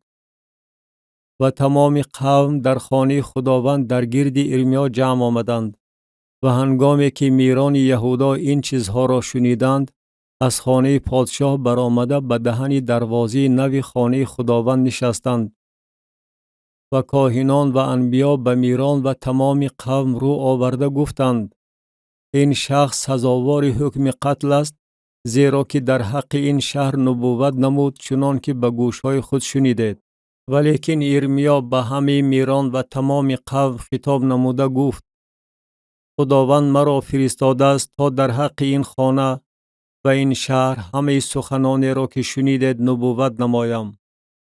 و اکنون راههای خود و اعمال خود را اصلاح نمایید و آواز خداوند خدای خود را بشنوید و آنگاه خداوند از مصیبتی که درباره شما فرموده است پشیمان خواهد شد. در خصوص من باشد اینک من در دست شما هستم. آنچه به نظر شما درست و حقانی نماید با من بکنید. اما یقینا بدانید که اگر شما مرا به قتل رسانید، خون بیگناه را شما بر خودتان و بر این شهر و بر ساکنان آن خواهید گذاشت، زیرا که براستی خداوند مرا فرستاده است تا که همه این سخنان را به گوش شما بیان نمایم. آنگاه میران و تمام قوم به کاهنان و انبیا گفتند: این شخص سزاوار حکم قتل نیست، زیرا که به اسم خداوند خدای ما و ما سخن رانده است. و بعضی از پیران زمین برخاستند و به تمام جمع آمد قوم رو آورده گفتند: میخای مورشتی در ایام حزقیا پادشاه یهودا نبوت کرد و به تمام قوم یهودا خطاب نموده گفت: خداوند لشکرها چنین میگوید: سیان مثل صحرا شدگار کرده خواهد شد و یروشلیم به خرابزار تبدیل خواهد یافت و کوه خانه خداوند به تپه های درختزار. آیا حزقیا پادشاه یهودا و تمام یهودا او را قتل کردند؟ نه، وی از خداوند ترسید و پیش خداوند تضرع نمود و خداوند از مصیبتی که درباره آنها فرموده بود پشیمان شد. ولیکن ما مصیبت عظیم بر جانهای خود می آوریم. ممات اوریای نبی. باز اوریا ابن شمعیا نام شخصی دیگری از قریت یاریم بود که به اسم خداوند نبوت می نمود و درباره این شهر و این زمین عیناً مثل سخنان ارمیا نبوت کرد. و هنگامی که پادشاه یهویاقیم و تمام اکابرش و همه میران سخنان او را شنیدند، پادشاه خواست او را به قتل رساند و اوریا این را شنیده ترسید و گریخته به مصر رفت. و پادشاه یهویاقیم به مصر آدم فرستاد. الناتان ابن اکبور و چند کس را با وی به مصر روانه کرد و آنها اوریا را از مصر برآوردند و او را نزد پادشاه یهویاقیم آوردند و او را وی به دم شمشیر قتل کرد و جسد او را در قبرستان مردم عادی پرتافت. اما دست احیقام ابن شافان با ارمیا بود تا که او را به دست قوم برای کشتن نسپارد. کتاب ارمیای نبی باب 27. مثل درباره یوغ. در ابتدای پادشاهی یهویاقیم ابن یوشیا پادشاه یهودا این کلام بر ارمیا از جانب خداوند نازل شده گفت: خداوند به من چنین گفت: بندها و یوغها برای خود بساز و آنها را بر گردن خود بمان و آنها را نزد پادشاه ادوم و پادشاه موآب و پادشاه بنی عمون و پادشاه سور و پادشاه سیدون و واسطه قاصدانی که به یروشلیم نزد صدقیا پادشاه یهودا می آیند بفرست و با آنها امر فرما که با آقایان خود بگویند: خداوند لشکرها خدای اسرائیل چنین میگوید: با آقایان خود چنین بگوید: من زمین، آدمی زاد و چارپایانی را که بر روی زمینند با قدرت عظیم خود و بازوی طولانی خود به وجود آوردم و آن را به کسی که در نظر من پسند آمد دادم. و الحال من همه این زمین ها را به دست بنده خود نبوکدنصر پادشاه بابل سپردم و حیوانات صحرا را نیز به او دادم تا که خدمت او را به جا آورند.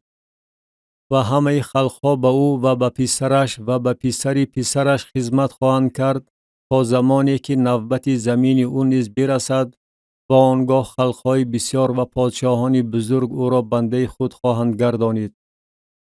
و اگر خلق و مملکت به او، یعنی به نبوکدنصر پادشاه بابل خدمت کردن نخواهند و گردن خود را زیر یوغ پادشاه بابل خم نکنند، من میگوید خداوند آن خلق را با شمشیر، قحطی و وبا جزا خواهم داد تا آنها را با دست او تلف نمایم.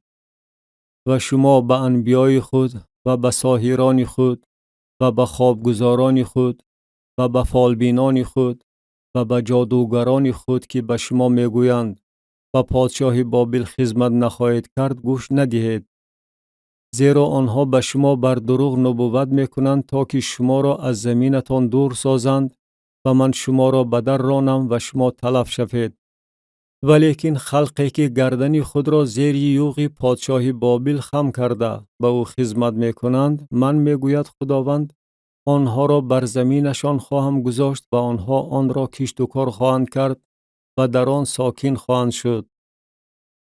و به صدقیا پادشاه یهودا من همه این سخنان را به زبان آورده گفتم. گردن خود را زیر یوغ پادشاه بابل خم کنید و به او و قوم او خدمت کنید و زنده خواهید ماند. چرا تو و قوم تو از شمشیر، قحطی و وبا بمیرید؟ چنان که خداوند درباره خلقی که به پادشاه بابل خدمت نخواهند کرد گفته است. و به سخنان انبیایی که به شما میگویند و پادشاه بابل خدمت نخواهید کرد گوش ندهید، چون که آنها به شما بر دروغ نبوت میکنند.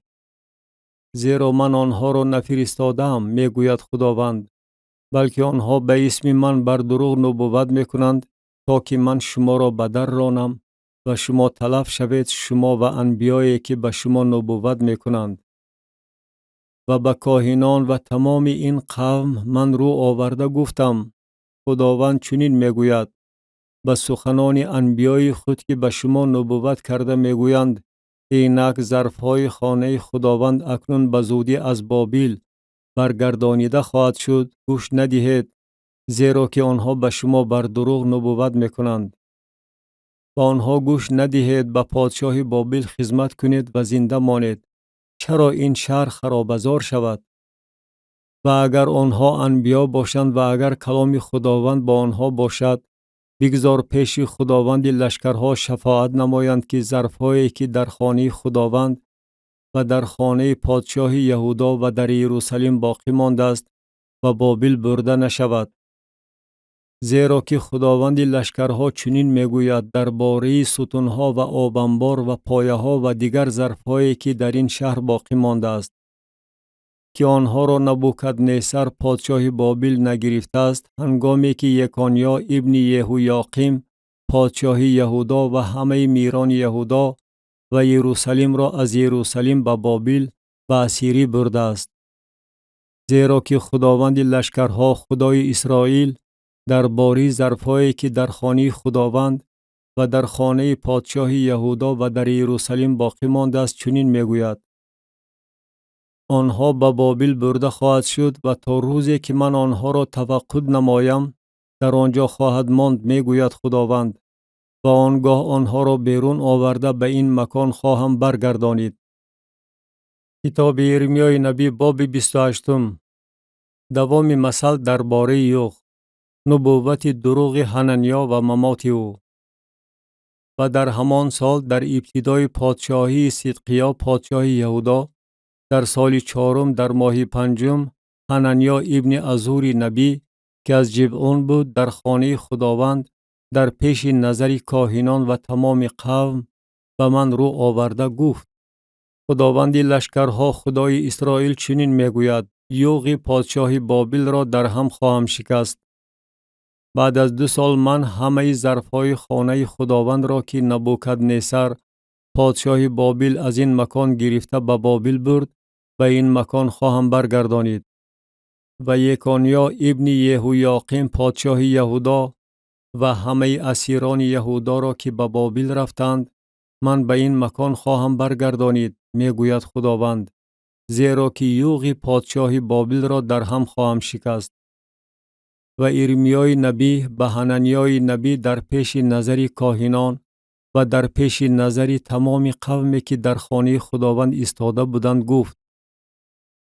و ارمیای نبی گفت، آمین، بگذار خداوند چنین بکند، بگذار خداوند سخنانی تو را که با آنها نبوت کردی به عمل آورده، ظرفهای خانه خداوند و همه اسیران را از بابل به این مکان برگرداند. اما این کلام را که من به گوش تو و گوش تمام قوم میگویم بشنو. انبیایی که از قدیم الایام پیش از من و پیش از تو بودند برای زمینهای بسیار و مملکتهای بزرگ جنگ و مصیبت و وبا را نبوت کردند. اما نبیی که آسایشتگی را نبوت میکند فقط بعد از آن که کلام این نبی به عمل آید او همچون نبی شناخته خواهد شد که او را حقیقتاً خداوند فرستاده است. آنگاه حنانیای نبی یوغ را از گردن ارمیای نبی گرفت و آن را در هم شکست. و حنانیا در پیش نظر تمام قوم خطاب نموده گفت، خداوند چنین میگوید، یوغ نبوکدنصر پادشاه بابل را بعد از 2 سال از گردن همه خلقها همین طور در هم خواهم شکست. و ارمیا به راه خود رفت. و بعد از آن که حنانیای نبی یوغ را از گردن ارمیای نبی گرفته در هم شکست، کلام خداوند بر ارمیا نازل شده گفت: بیره و به حنانیا بگو خداوند چنین میگوید: یوغ‌های چوبین را شکستی، ولی به جای آنها یوغ‌های آهنین خواهی ساخت.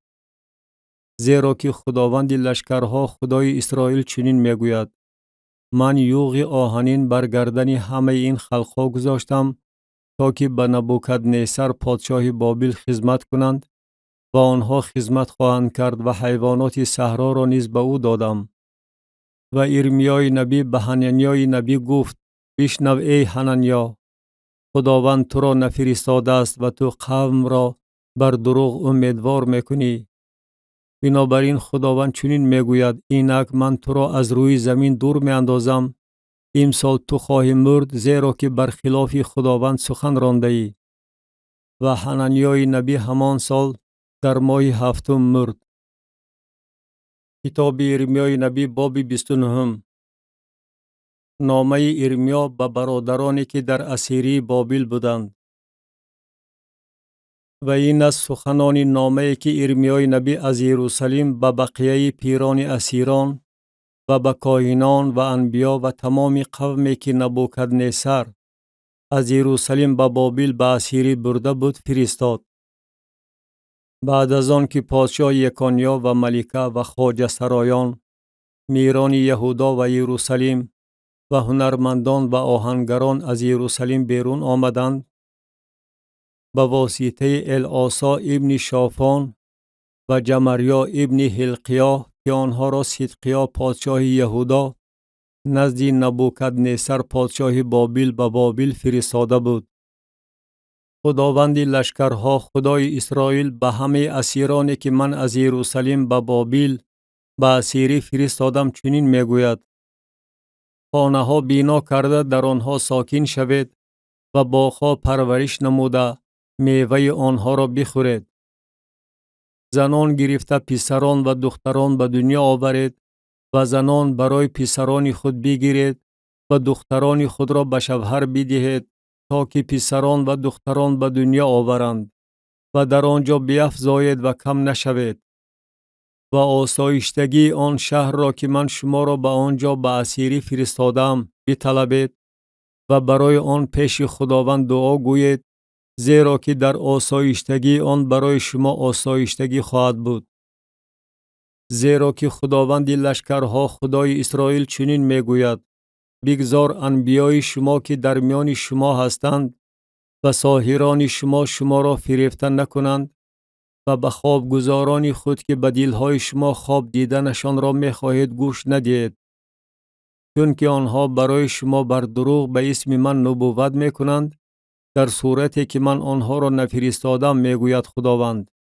زیرا که خداوند چنین میگوید: وقتی که به بابل 70 سال پر شود، من شما را تفقد خواهم کرد و کلام نیک خود را در حق شما به عمل خواهم آورد تا که شما را به این مکان برگردانم. زیرا فکرهای را که من درباره شما دارم من میدانم، میگوید خداوند، فکرهایی که به آسایشتگی آید است، نه به بدی، تا که به شما آینده نیک و امیدواری ببخشم.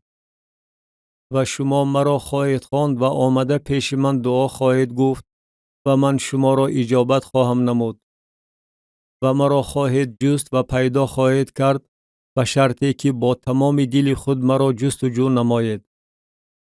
و من برای شما یافت خواهم شد، میگوید خداوند، و شما را از اسیری خواهم برگردانید و شما را از میان همه خلقها و از همه مکانهایی که شما را به آنجا به در راندم جمع خواهم کرد، میگوید خداوند، و شما را به مکانی که از آنجا شما را به اسیری فرستادم خواهم برگردانید.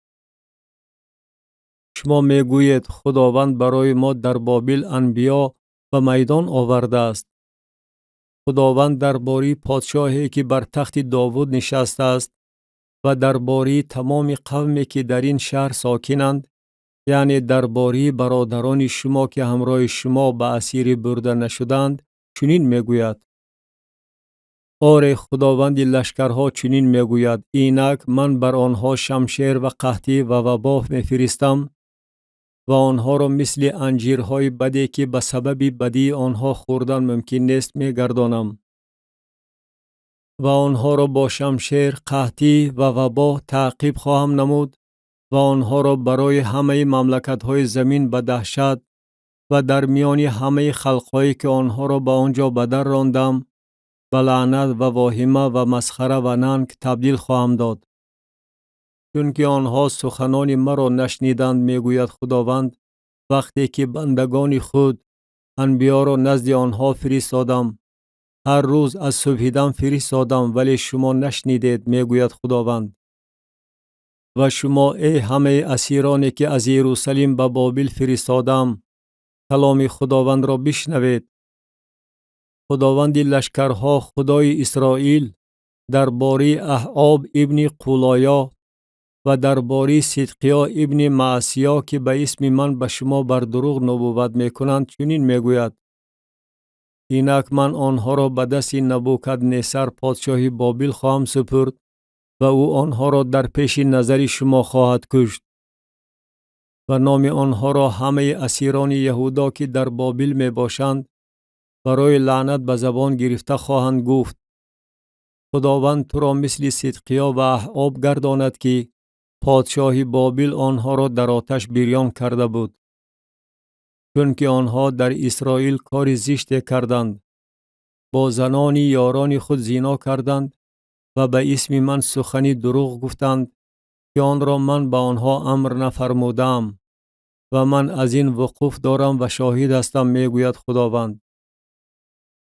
و به شمعیای نهلامی بگوی: خداوند لشکرها، خدای اسرائیل چنین میگوید: از بس که تو از نام خود به تمام قومی که در یروشلیم می باشند و به صفنیا ابن معصیای کاهن و به همه کاهنان نامه ها فرستاده گفته ای: خداوند تو را به جای یهویادای کاهن به کاهنی گذاشته است تا غمخواری نمایی و درباره آن که در خانه خداوند بر هر شخص مجنون و نبوت کننده ناظران باشند و تو ورا در شکنجهگاه و در اشکیل اندازی.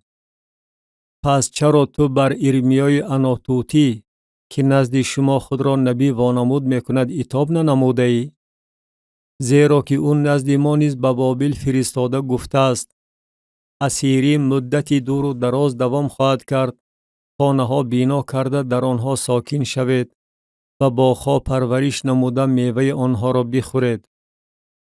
و صفنیای کاهن این نامه را به گوش ارمیای نبی خواند و کلام خداوند بر ارمیا نازل شده گفت: نزد همه اسیران فرستاده بگوی: خداوند درباره شمعیای نهلامی چنین میگوید: از بس که شمعیا به شما نبوت میکند و حالان که من او را نفرستادم و او شما را بر دروغ امیدوار می نماید، بنابراین خداوند چنین میگوید: اینک من شمعیای نهلامی و نسل او را جزا خواهم داد. او را کسی نخواهد بود که در میان این قوم ساکن باشد و آن نیکی را که من برای قوم خود میکنم او نخواهد دید، میگوید خداوند، زیرا که او برخلاف خداوند سخن رانده است.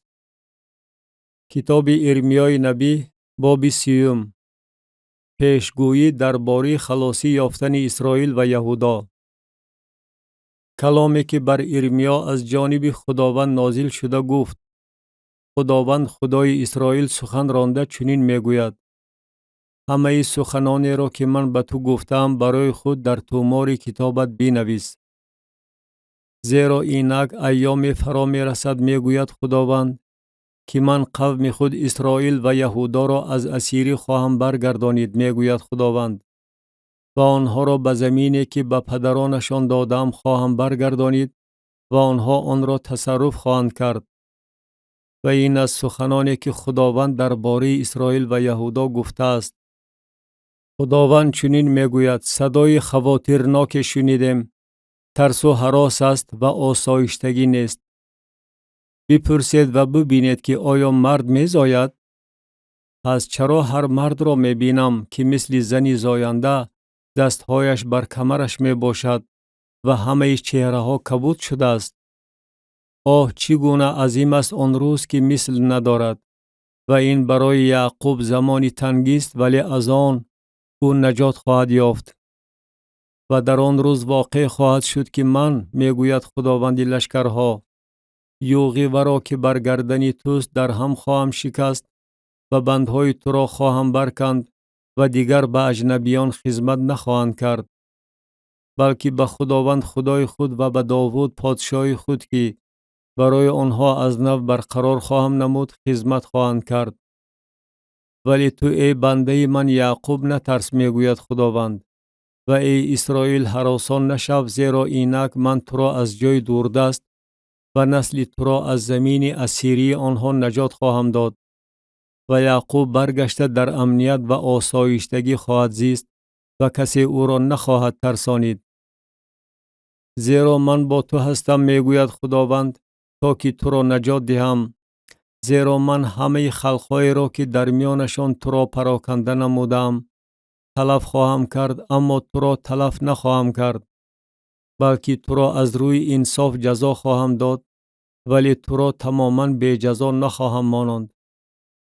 زیرا که خداوند چنین میگوید، شکستی تو بی علاج است، ضربه تو هلاکت آور است، کسی نیست که دعوای تو را محاکمه نماید تا تو را شفا دهد، دواهای شفا بخش برای تو نیست. همه دوستدارانت تو را فراموش کردند، احوالت را نمی پرسند، زیرا که من تو را ضربه دشمنانه و تنبیه بیرحمانه برای بسیاری معصیت تو دادم، برای آنکه گناههای تو افزوده است. چرا تو درباره شکست خود، درباره درد بی‌دوای خود فغان میکشی؟ برای بسیاری معصیت تو، برای آنکه گناههای تو افزوده است، من این کارها را به تو کردم. بنابراین همه آنهایی که تو را میخورند خورده خواهند شد و همه بدخواهان تو سراسر به اسیری خواهند رفت و آنهایی که تو را یغما میکنند یغما خواهند شد و همه تاراج کنندگانت را گرفتار تاراج خواهم کرد، زیرا تو را دوا خواهم کرد و جراحت های تو را شفا خواهم داد، میگوید خداوند. چون که تو را مردود نامیده میگفتند، این سیان است که کسی احوالش را نمیپرسد. خداوند چنین میگوید، اینک من اسیران یعقوب را به خیمه هاشان خواهم برگردانید و به مسکنهای او رحم خواهم کرد و شهر بر تپه خود بنا یافته، معبد در مکان خود برپا خواهد شد و شکرگزاری و آواز شادکامان از آنها بیرون خواهد آمد و آنها را افزون خواهم کرد و کم نخواهند شد و آنها را جلال خواهم داد و بی قدر نخواهند شد و پسران او مثل پیشتره خواهند بود و جماعت او در حضور من پاینده خواهند شد و من همه جبر پیشه های او را جزا خواهم داد و سروری او از خود او خواهد بود و حاکم او از درون او خواهد برآمد و من ورا مقرب خود خواهم گردانید تا که وی به من نزدیک آید، زیرا کیست که جرأت نموده به من نزدیک آید، میگوید خداوند. و شما قوم من خواهید بود و من خدای شما خواهم بود. اینک تندباد با شدت وزیده، خشم خداوند بیرون آمده است و تندباد تلاطم نموده بر سر شریران فرود خواهد آمد. آتش غضب خداوند تا او مرادات دل خود را به عمل نآورد و اجرا نکند فرو نخواهد نشست. در آینده شما این را فهم خواهید کرد. کتاب ارمیای نبی باب 31. پیشگویی درباره نجات آینده اسرائیل و یهودا و درباره عهد جدید. در آن زمان میگوید خداوند، من خدای همه قبیله های اسرائیل خواهم بود و آنها قوم من خواهند بود.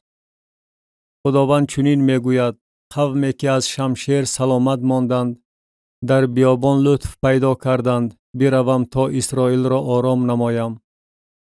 از دوردست خداوند به من ظاهر شد، با محبت ابدی تو را دوست داشتم، بنابراین تو را با مرحمت به خود جلب نمودم. باز تو را ای باکیره اسرائیل بنا خواهم کرد و تو بنا خواهی یافت. باز با دفهای خود زینت یافته با دسته رقاصان شادکام بیرون خواهی آمد. باز بر کوههای سامریه تاکها خواهی شیناند.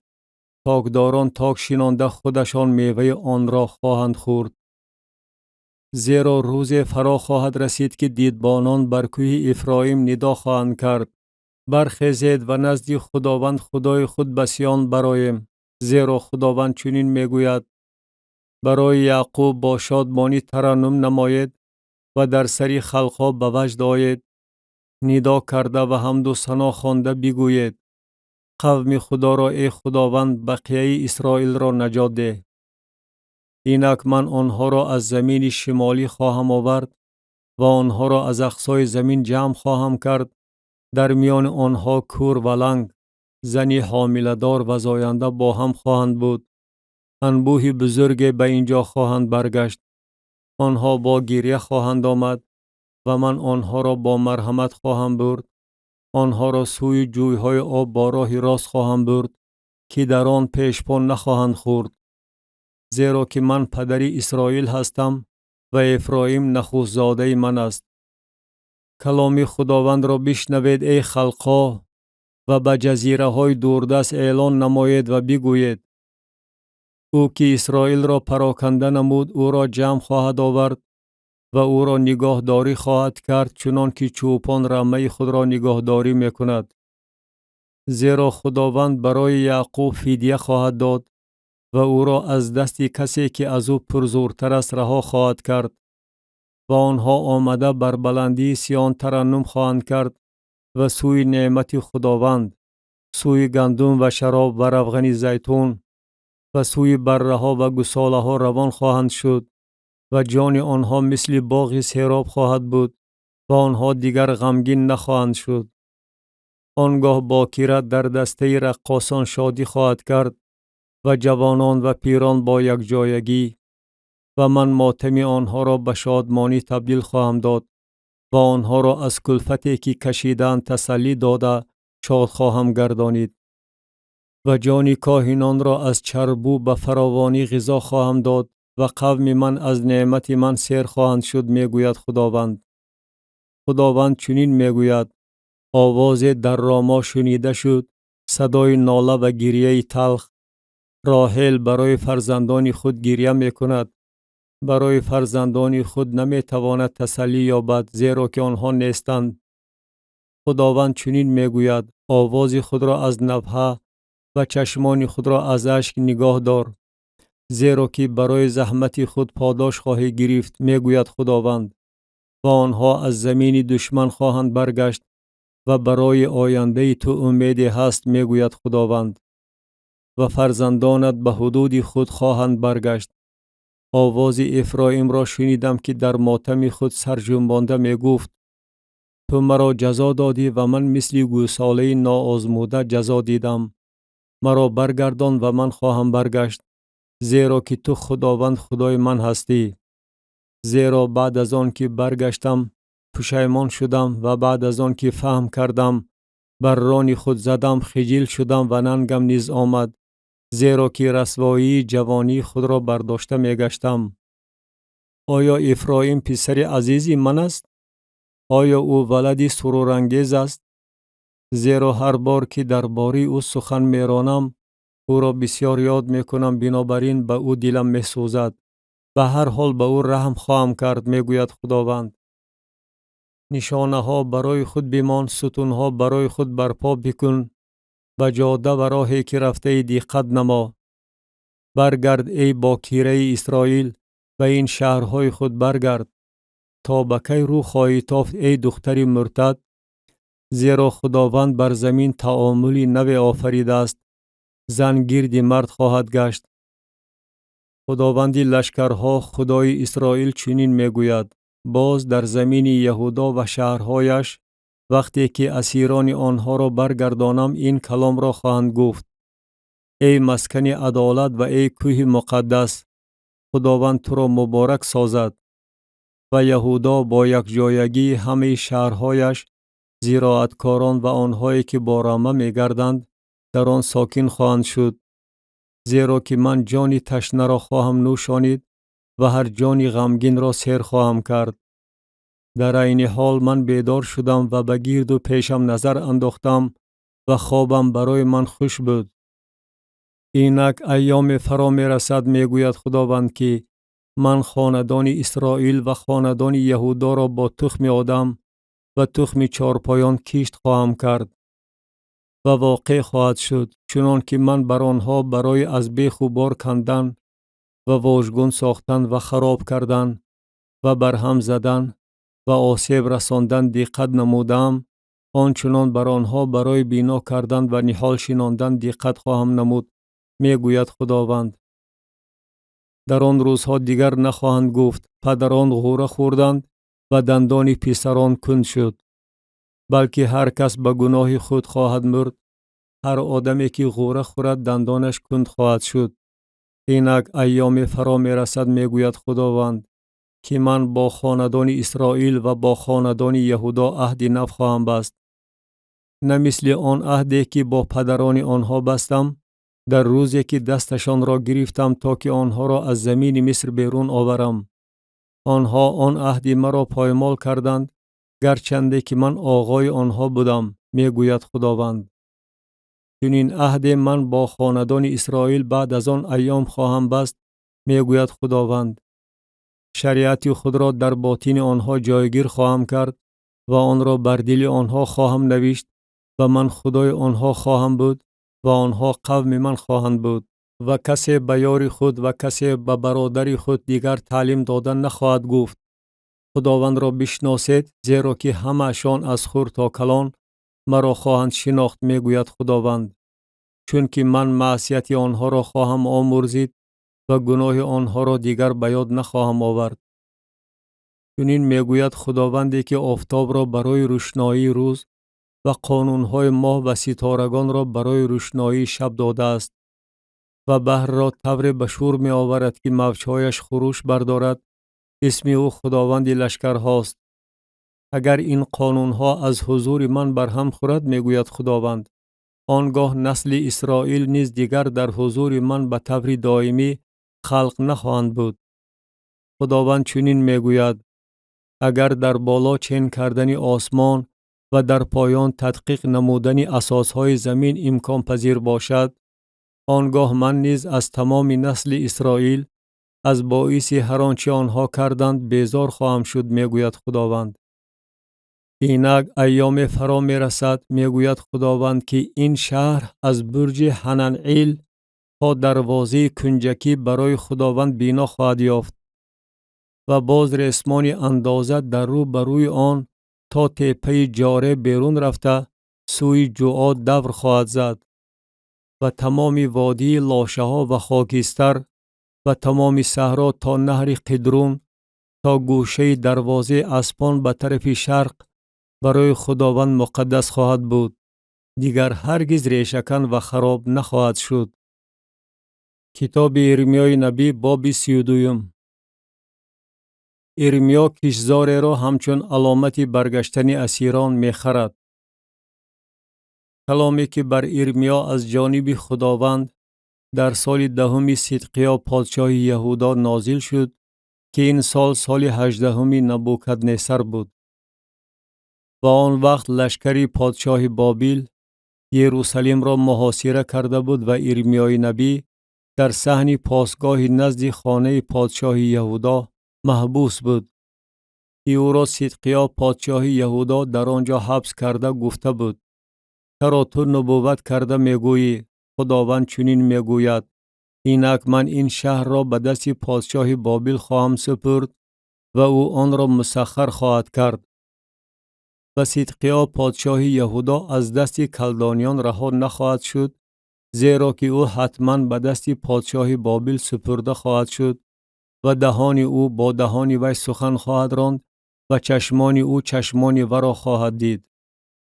و صدقیا را وی به بابل خواهد برد و او تا وقتی که من او را تفقد نمایم در آنجا خواهد بود، می گوید خداوند.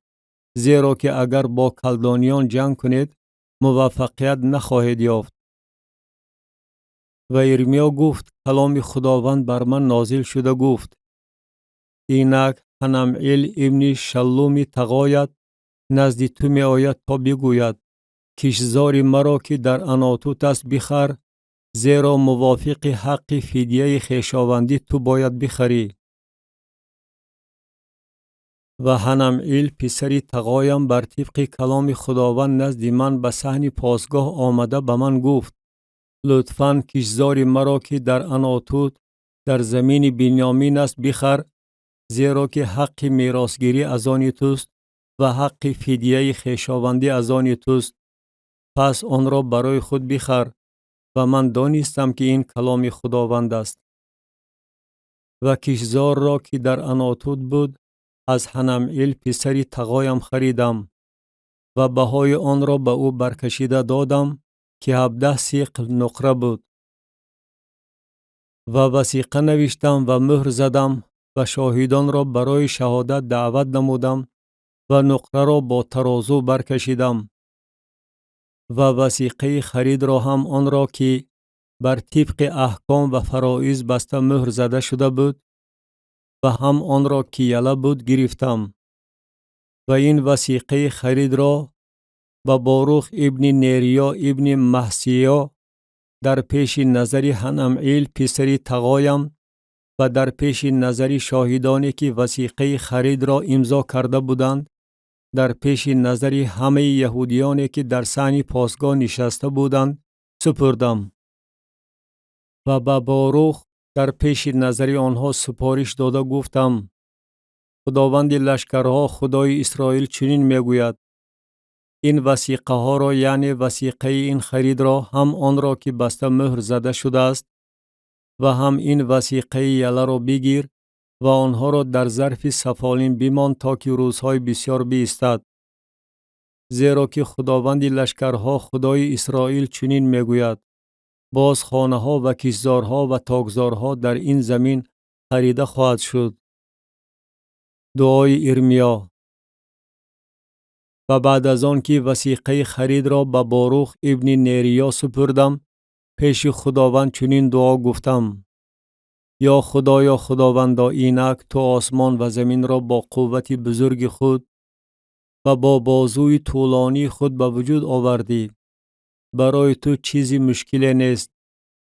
تو به هزارها مرحمت می نمایی و پاداش معصیت پدران را به آغوش فرزندانشان بعد از آنها می رسانی. ای خدای بزرگ جبار که اسم تو خداوند لشکر هاست. تو در راه بزرگ و در اعمال قوی هستی. چشمان تو بر همه راه های بنی آدم واز است تا که به هر کس موافق راههایش و بر طبق ثمره اعمالش پاداش دهی.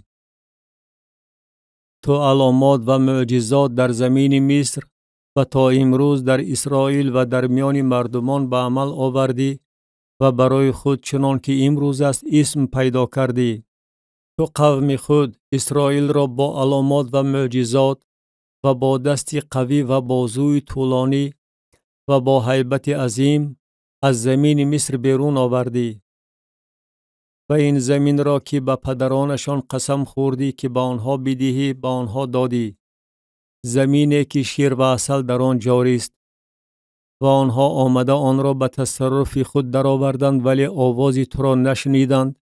بر طبق شریعت تو رفتار نکردند و آنچه را که تو امر فرمودی که بجا آورند بجا نآوردند. و این سبب تو تمام این مصیبت را بر آنها آوردی. اینک خاکریزه ها به شهر رسیده است تا که آن را ضبط کنند و شهر به دست کلدانیانی که به ضد آن جنگ می کنند از باعث شمشیر و قحطی و وبا تسلیم می شود. و آنچه تو گفته بودی به عمل می آید و اینک تو این را می بینی. و تو ای خداوند خدا به من می گویی: این کشزار را برای خود به نقره بخر و شاهدان را برای شهادت دعوت نما و حال آنکه شهر به دست کلدانیان سپرده می شود. جواب خداوند. و کلام خداوند بر ارمیا نازل شده گفت: اینک من خداوند خدای تمام بشر هستم. آیا برای من چیزی مشکلی هست؟ بنابراین خداوند چنین می گوید: اینک من این شهر را به دست کلدانیان و به دست نبوکدنصر پادشاه بابل می سپارم و او آن را خواهد گرفت و کلدانیانی که به ضد این شهر جنگ میکنند داخل شده به این شهر آتش خواهند زد و آن را با خانه هایی که بر بام های آنها برای بعل بخور می سوزانیدند و هدیه های ریختنی برای خدایان بیگانه ریخته مرا به غضب می آوردند خواهند سوزانید. زیرا که بنی اسرائیل و بنی یهودا از نورسی خود فقط آنچه را که در نظر من بد بود به عمل می آوردند. زیرا که بنی اسرائیل همیشه مرا با عملی دستهای خود به غضب می آوردند، می گوید خداوند. زیرا که این شهر از روزی که آن را بنا کردند تا امروز سبب خشم و غضب من گردیده است تا که آن را از حضور خود دور اندازم. از باعث تمامی شرارتی که بنی اسرائیل و بنی یهودا به عمل آوردند تا که مرا به غضب آورند، خود آنها، پادشاهان آنها، میران آنها، کاهنان آنها و انبیای آنها و مردان یهودا و ساکنان یروشلیم و آنها پشت خود را به من گرداندند نه روی خود را و من آنها را تعلیم دادم، هر روز تعلیم دادم، ولی آنها نشنیدند تا پند بپذیرند. و در خانه‌ای که به اسم من نامیده شده است چیزهای زشت خود را گذاشتند تا که آن را پلید سازند. و منبرهای بعل را در وادی بن هینوم بنا کردند تا که پسران و دختران خود را برای مولیک از آتش گذرانند. این را من نفرمودم و این به خیالم نآمده است که چنین کار زشت کرده یهودا را گمراه سازند. بنابراین الحال خداوند خدای اسرائیل در حق این شهر که شما درباره آن میگویید آن به دست پادشاه بابل به وسیله شمشیر و قحطی و وبا تسلیم شده است چنین میگوید: اینک من آنها را از همه زمین‌هایی که در غضب و خشم و قهر بزرگ خود آنها را به آنجا بدر رانده بودم جمع خواهم آورد و آنها را به این مکان برگردانیده در امنیت ساکن خواهم کرد و آنها قوم من خواهند بود و من خدای آنها خواهم بود و من به آنها یک دل و یک راه خواهم داد تا که به منفعت خودشان و فرزندانشان که بعد از آنها خواهند بود همیشه از من بترسند و عهد جاودانی با آنها خواهم بست که بر طبق آن از آنها رو نخواهم گردانید تا که با آنها نیکی کنم و ترس خود را در دل آنها جایگیر خواهم کرد تا که آنها از من دور نشوند و از نیکی کردن با آنها شاد خواهم شد و آنها را براستی با تمام دل خود و با تمام جان خود در این زمین مثل نهال خواهم شنانید. زیرا خداوند چنین میگوید: چنان که تمام این مصیبت عظیم را بر این قوم آوردم آنچنان من تمام نیکی را که من درباره آنها گفتم بر آنها خواهم آورد. و در این زمین که شما درباره آن میگویید این بیابان بی آدم و بی چاروا است که به دست کلدانیان سپرده شده است، کشتزارها خریده خواهد شد. کشتزارها را به نقره خریده وثیقه ها خواهند نوشت و بسته مهر خواهند زد و شاهدان را برای شهادت دعوت خواهند نمود در زمین بنیامین و در اطراف یروشلیم و در شهرهای یهودا و در شهرهای کوهستان و در شهرهای پستی و در شهرهای جنوبی، زیرا که اسیران آنها را خواهم برگردانید، میگوید خداوند. کتاب ارمیای نبی باب 33. نبوت درباره ملکوت مسیح و اتفاق جاودانی با خدا. و ارمیا هنوز در صحن پاسگاه محبوس بود که کلام خداوند بار دوم بر او نازل شده گفت: خداوندی که این کار را میکند، خداوندی که این را به وجود آورده مستحکم می نماید و اسم او خداوند است چنین میگوید: مرا بخوان و من تو را اجابت خواهم نمود و به تو چیزهای بزرگ و نهانیه را که نمیدانی بیان خواهم کرد. زیرا چنین میگوید خداوند خدای اسرائیل درباره خانه‌های این شهر و درباره خانه‌های پادشاهان یهودا که برای خاکریزه‌ها و برای حرب و ضرب بلنگار کرده شده است. با واسطه آنهایی که آمدند تا بر ضد کلدانیان جنگیده آن خانه‌ها را از لاشه‌های آدمان پر کنند که من آنها را در خشم و غضب خود ضربه زدم و به سبب تمام شرارت آنها روی خود را از این شهر پنهان کردم. اینک من به آن مرهم و دوا خواهم بخشید و آنها را شفا خواهم داد و فراوانی آسایشتگی و راستی را به آنها ظاهر خواهم ساخت و اسیران یهودا و اسیران اسرائیل را خواهم برگردانید و آنها را مثل پیشتر بینا خواهم کرد و آنها را از تمام گناهی که پیش من به عمل آوردند پاک خواهم کرد و همه گناه های آنها را که پیش من به عمل آوردند و به وسیله آنها بر ضد من عصیان کردند خواهم آمرزید و آن برای من اسم شادمانی، جلال و شکوه پیش همه خلقهای زمین خواهد بود که آنها تمام نیکی را که من به آن میکنم خواهند شنید و از باعث تمام آن نیکی و تمام آن آسایشتگی که من به آن میبخشم ترسیده به لرزه خواهند افتاد. خداوند چنین میگوید: در این مکان که شما درباره آن میگویید آن ویرانه است، نه آدم دارد و نه چاروا، یعنی در شهرهای یهودا و در کوچه های یروشلیم که ولنگار گردیده، نه آدمی دارند، نه ساکینی و نه چاروایی. با صدای شادمانی و صدای خرسندی، آواز داماد و آواز عروس شنیده خواهد شد، آواز آنهایی که میگویند: خداوند لشکرها را حمد گوید، زیرا خداوند نیکوست و احسان او تا ابد است.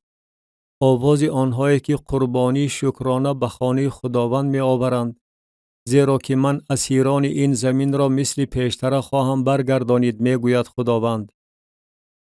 خداوند لشکرها چنین میگوید: در این مکان که ویرانه بی آدم و بی چاروا گردیده است و در همه شهرهای آن باز چراگاه‌های چوپانان خواهد بود که آنها رمه‌های خود را به ملال خواهند خوابانید.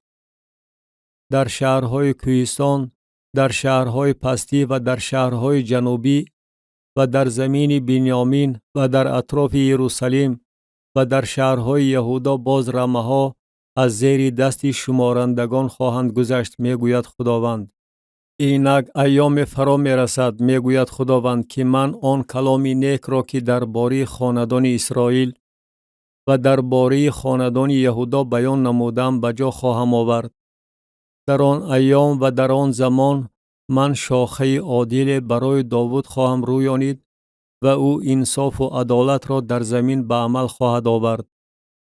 در آن ایام یهودا نجات خواهد یافت و یروشلیم در امنیت ساکن خواهد شد و این است اسمی که با آن خوانده خواهد شد: خداوند عدالت ما. زیرا که خداوند چنین میگوید: از داوود کسی که بر تخت خاندان اسرائیل بنشیند کم نخواهد شد و از کاهنان لیوی زاده کسی که هر روز قربانی های سوختنی برآورد و هدیه های آردی بسوزاند و ذبح‌ها به عمل آورد از حضور من کم نخواهد شد. و کلام خداوند بر ارمیا نازل شده گفت: خداوند چنین میگوید: اگر شما توانید عهد مرا که با روز بستم و عهد مرا که با شب بستم باطل نمایید، و طوری که روز و شب در وقت خود فرا نرسد، آنگاه عهدی نیست که با بنده خود داوود بستم باطل خواهد شد، به طوری که او را پسری نباشد که بر تخت او پادشاهی کند. همچنین عهدی که با کاهنان لیوی زاده که خدمتگزاران منند بستم.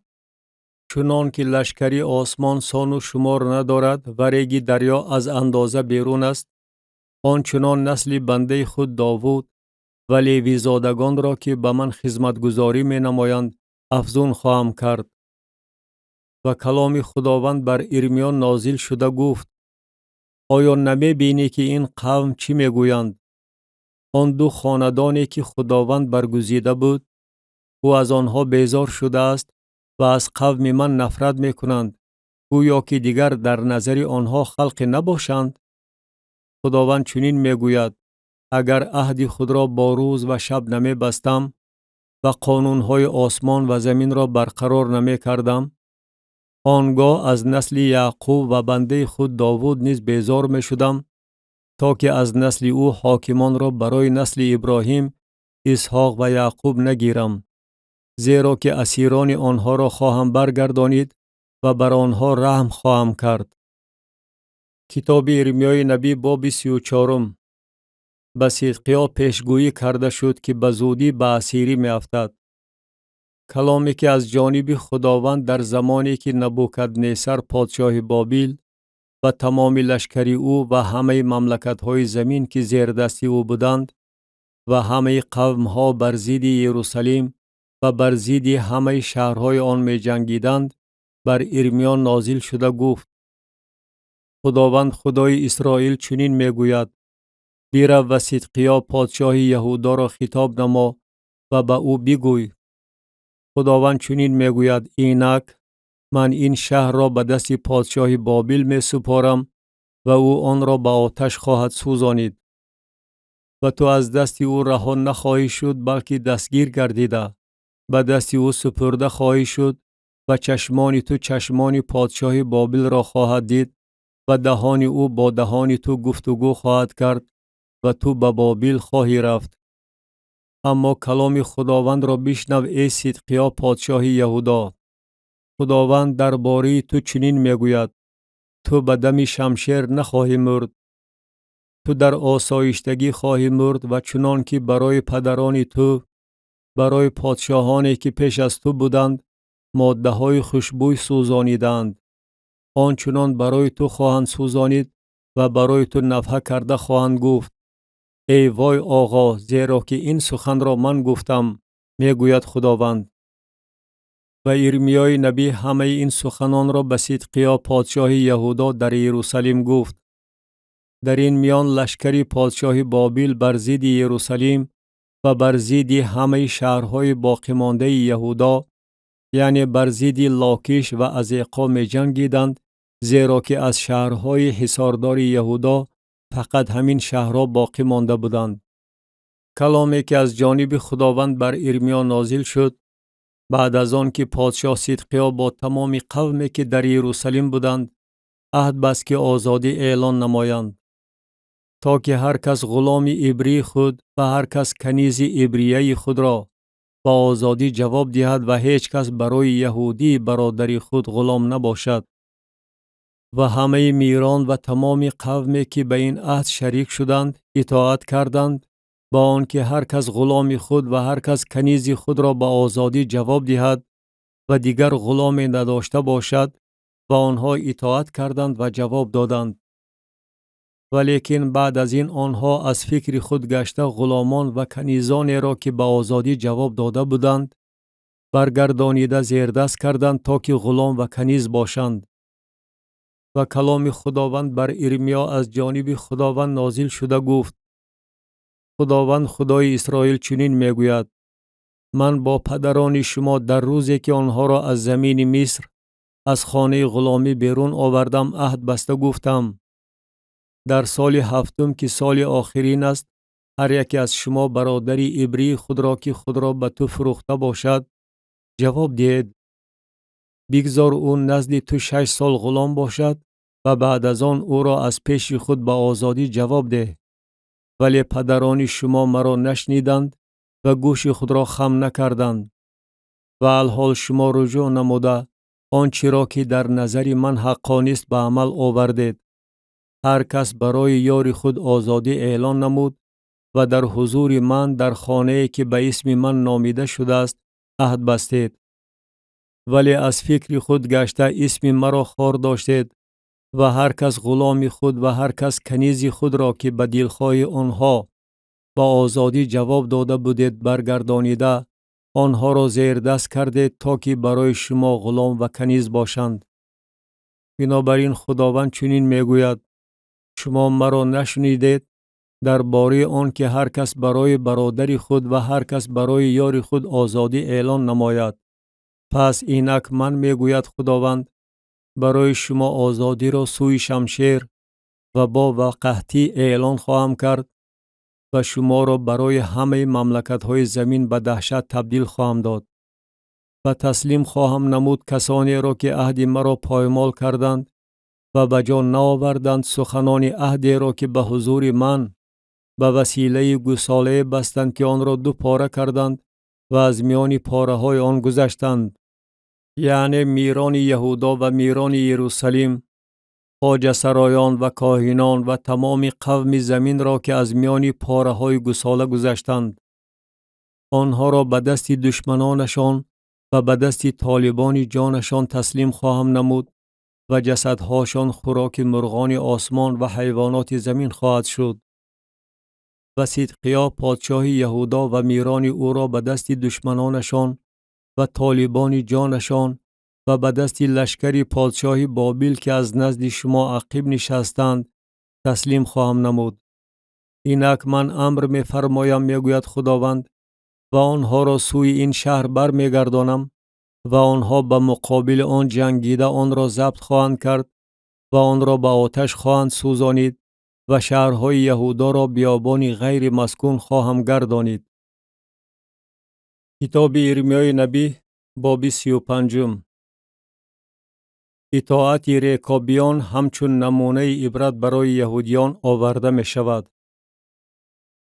کلامی که از جانب خداوند در ایام یهویاقیم ابن یوشیا پادشاه یهودا بر ارمیا نازل شده گفت: به خانه ریکابیان برو و با آنها گفتگو نما و آنها را به خانه خداوند به یکی از حجره های آن بیار و به آنها شراب بنوشان.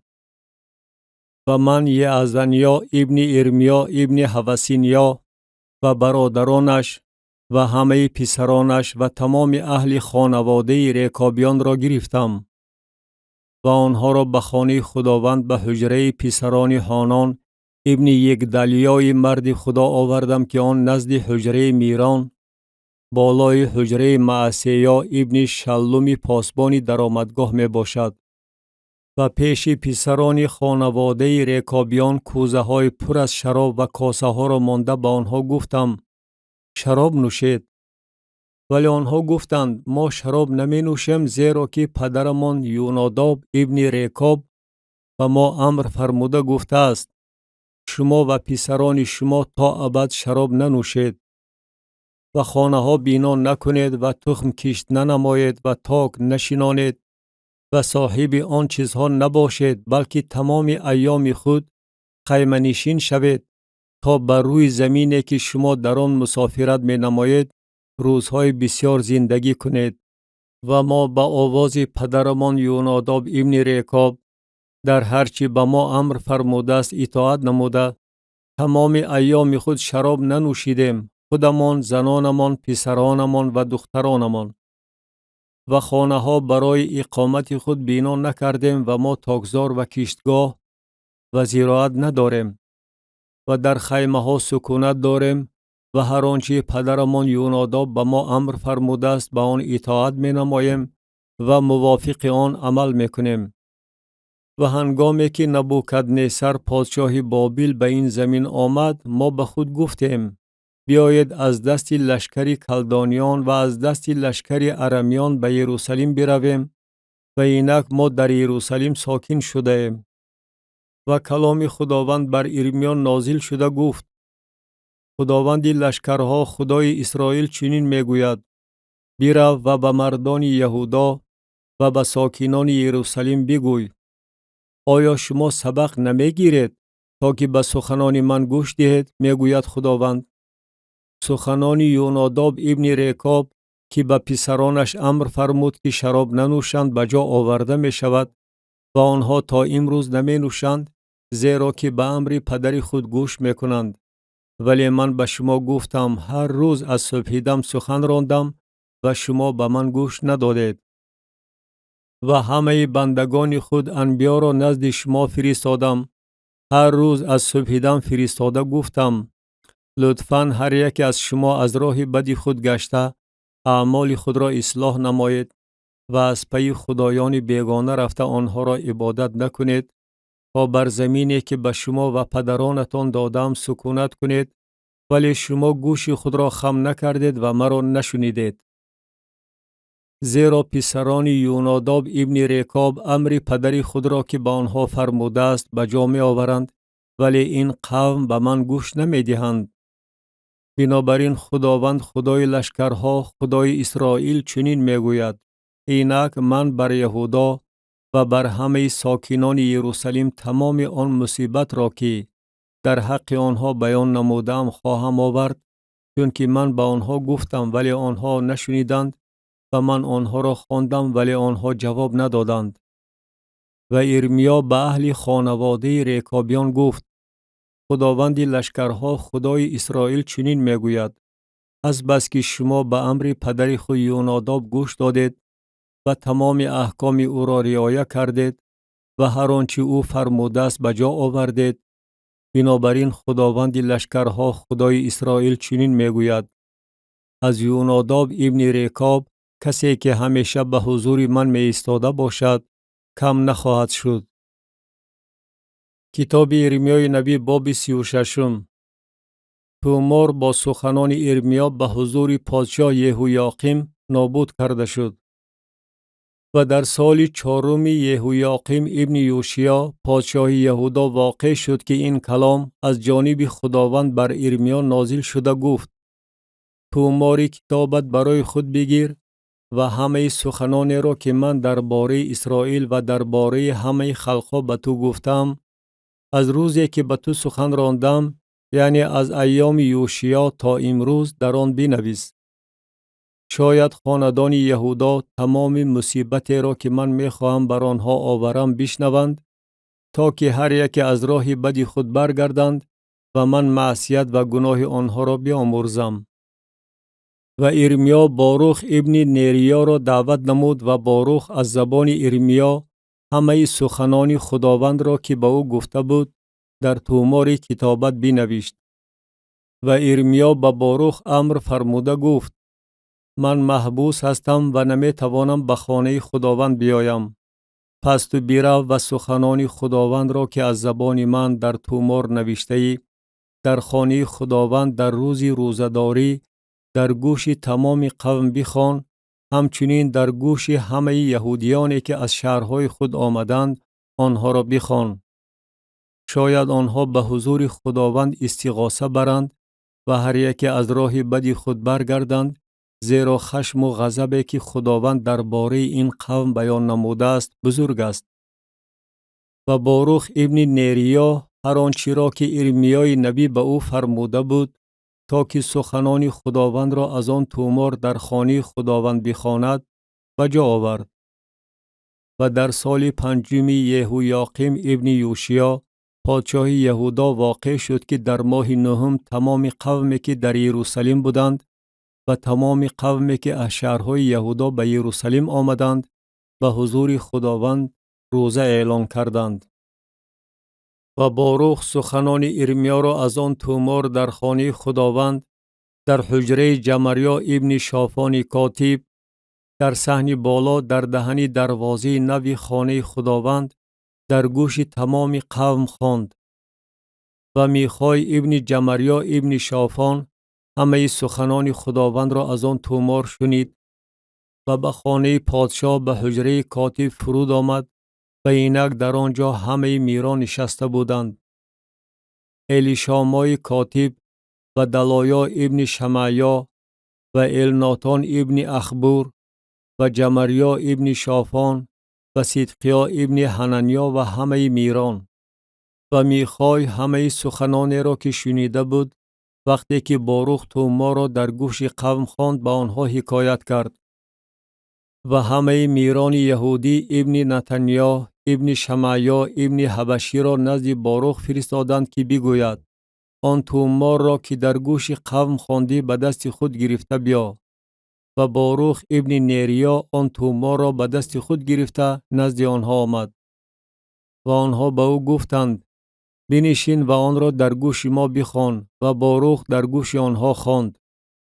و هنگامی که آنها همه آن سخنان را شنیدند به هراس به هم دیگر نگریستند و به باروخ گفتند: ما همه این سخنان را البته به پادشاه نقل خواهیم نمود.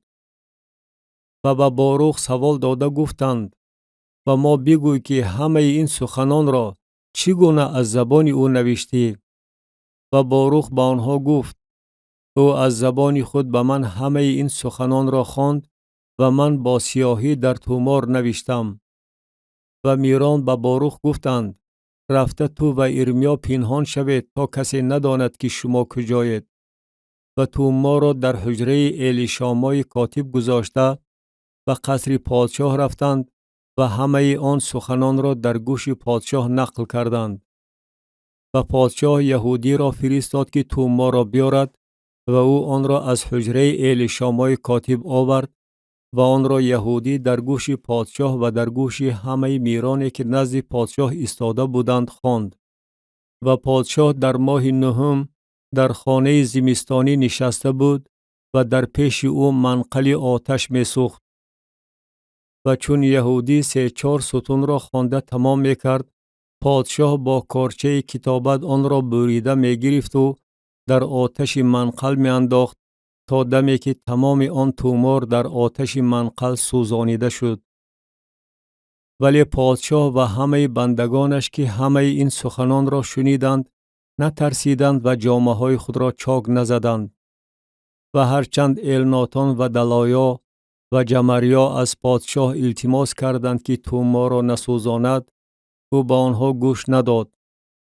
و پادشاه به یرحمعیل شاهزاده و سرایا ابن عزرائیل و شلمیا ابن عبدئیل امر فرمود که باروخ کاتب و ارمیای نبی را دستگیر کنند، ولی خداوند آنها را پنهان کرد. تومار از نو نوشته شد. و بعد از آن که پادشاه تومار و سخنانی را که باروخ از زبان ارمیا نوشته بود سوزانید، کلام خداوند بر ارمیا نازل شده گفت: برای خود از نو توماری دیگری بگیر و همه سخنان پیشتره را که در تومار یکم بود و آن را یهویاقیم پادشاه یهودا سوزانید در آن بنویس. و به یهویاقیم پادشاه یهودا بگوی: خداوند چنین میگوید تو این تومار را سوزانیده گفتی، چرا تو در آن چنین نوشتی پادشاه بابل حتما خواهد آمد و این زمین را ولنگار کرده آدمان و حیوانات را از آن برهم خواهد زد؟ بنابراین خداوند درباره یهویاقیم پادشاه یهودا چنین میگوید: او را کسی نخواهد بود که بر تخت داوود بنشیند و جسد او در گرمای روز و سرمای شب پرتافته خواهد شد. و او و نسل او و بندگان او را من برای گناهشان جزا خواهم داد و بر آنها و بر ساکنان یروشلیم و بر مردان یهودا تمام آن مصیبت را که در حق آنها بیان نمودم خواهم آورد، چون که آنها گوش ندادند. و ارمیا توماری دیگری گرفته به باروخ ابن نریای کاتب داد و او همه سخنان تومار را که یهویاقیم پادشاه یهودا با آتش سوزانیده بود از زبان ارمیا در آن بنوشت و باز بر آنها سخنان بسیار مانند آنها علاوه کرده شد. کتاب ارمیای نبی باب 37. ارمیا در زمان پادشاه صدقیا در بندیخانه انداخته شد و به جای کانیا ابن یهویاقیم پادشاه صدقیا ابن یوشیا که او را نبوکدنصر پادشاه بابل بر زمین یهودا و پادشاهی برداشته بود پادشاهی کرد. و او و بندگان او و قوم زمین به سخنان خداوند که به واسطه ارمیای نبی گفته بود گوش ندادند. و پادشاه صدقیا یهوکل ابن شلمیا و صفنیا ابن معصیای کاهن را نزد ارمیای نبی فرستاد که بگویند: لطفاً برای ما پیش خداوند خدای ما دعا بگوی. و ارمیا در میان قوم درآبرا داشت، چون که او را هنوز در زندان نانداخته بودند. و لشکری فرعون از مصر بیرون آمدند و کلدانیانی که یروشلیم را مسخر کرده بودند آوازه آمدی آنها را شنیده از یروشلیم عقب نشستند. و کلام خداوند بر ارمیای نبی نازل شده گفت: خداوند خدای اسرائیل چنین میگوید: با پادشاه یهودا که شما را نزد من فرستاده است تا از من التماس کنید چنین بگویید: اینک لشکری فرعون که به یارمندی شما بیرون آمدند به زمین خود به مصر خواهند برگشت و کلدانیان بازگشته بر ضد این شهر جنگ خواهند کرد و آن را ضبط نموده به آتش خواهند سوزانید. خداوند چنین میگوید: خود را فریفته کرده نگویید که کلدانیان از پیش ما حتما خواهند رفت زیرا که آنها نخواهند رفت. اگر شما حتی تمام لشکری کلدانیان را که بر ضد شما می جنگند تار و مار می کردید، به طوری که از آنها فقط مجروحان باقی می ماندند، در آن صورت هم آنها هر یکی از خیمه های خود برخاسته این شهر را به آتش می سوزانیدند.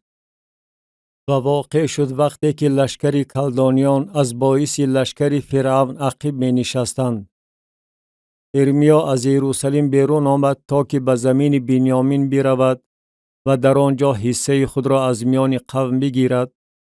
و هنگامی که او به دروازه بنیامین رسید، در آنجا سردار پاسبانان که ارعیا ابن شلمیا نام داشت، ارمیای نبی را دستگیر کرده گفت: تو میخواهی به کلدانیان تسلیم شوی؟ و ارمیا گفت: دروغ میگویی، من نمیخواهم به کلدانیان تسلیم شوم.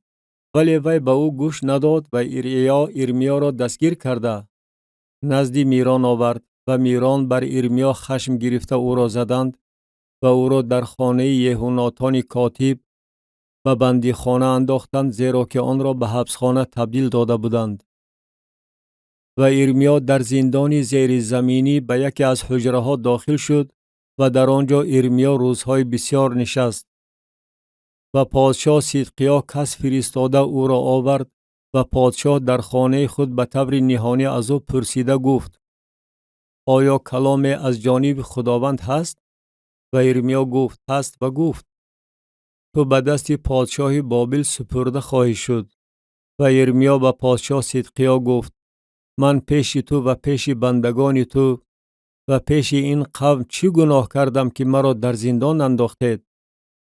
و انبیای شما کجایند که به شما نبوت نموده گفته بودند پادشاه بابل به مقابل شما و به مقابل این زمین نخواهد آمد؟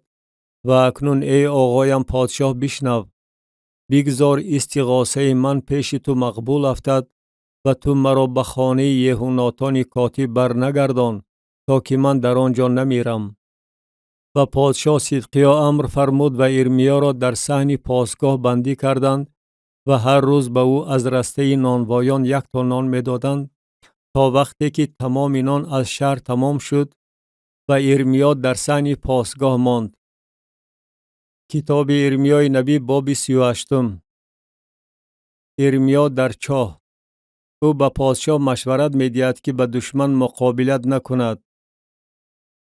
و شفطیا ابن متان و جدلیا ابن پشهور و یوخل ابن شلمیا و پشهور ابن ملکیا سخنان ارمیا را شنیدند که به تمام قوم رو آورده می گفت: خداوند چنین می گوید: کسی که در این شهر بماند از شمشیر، قحطی و وبا خواهد مرد و هر که نزد کلدانیان برود خواهد زیست و جانش برای وی غنیمت گردیده زنده خواهد ماند.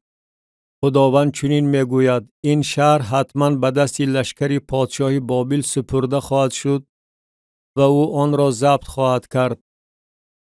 و میران به پادشاه گفتند: بگذار این شخص به قتل رسانیده شود، زیرا دستهای جنگاوران را که در این شهر باقی ماندند و دستهای تمام قوم را سست می کند، چون که چنین سخن را با آنها می گوید، زیرا این شخص برای این قوم آسایشتگی را نه بلکه مصیبت را می طلبد.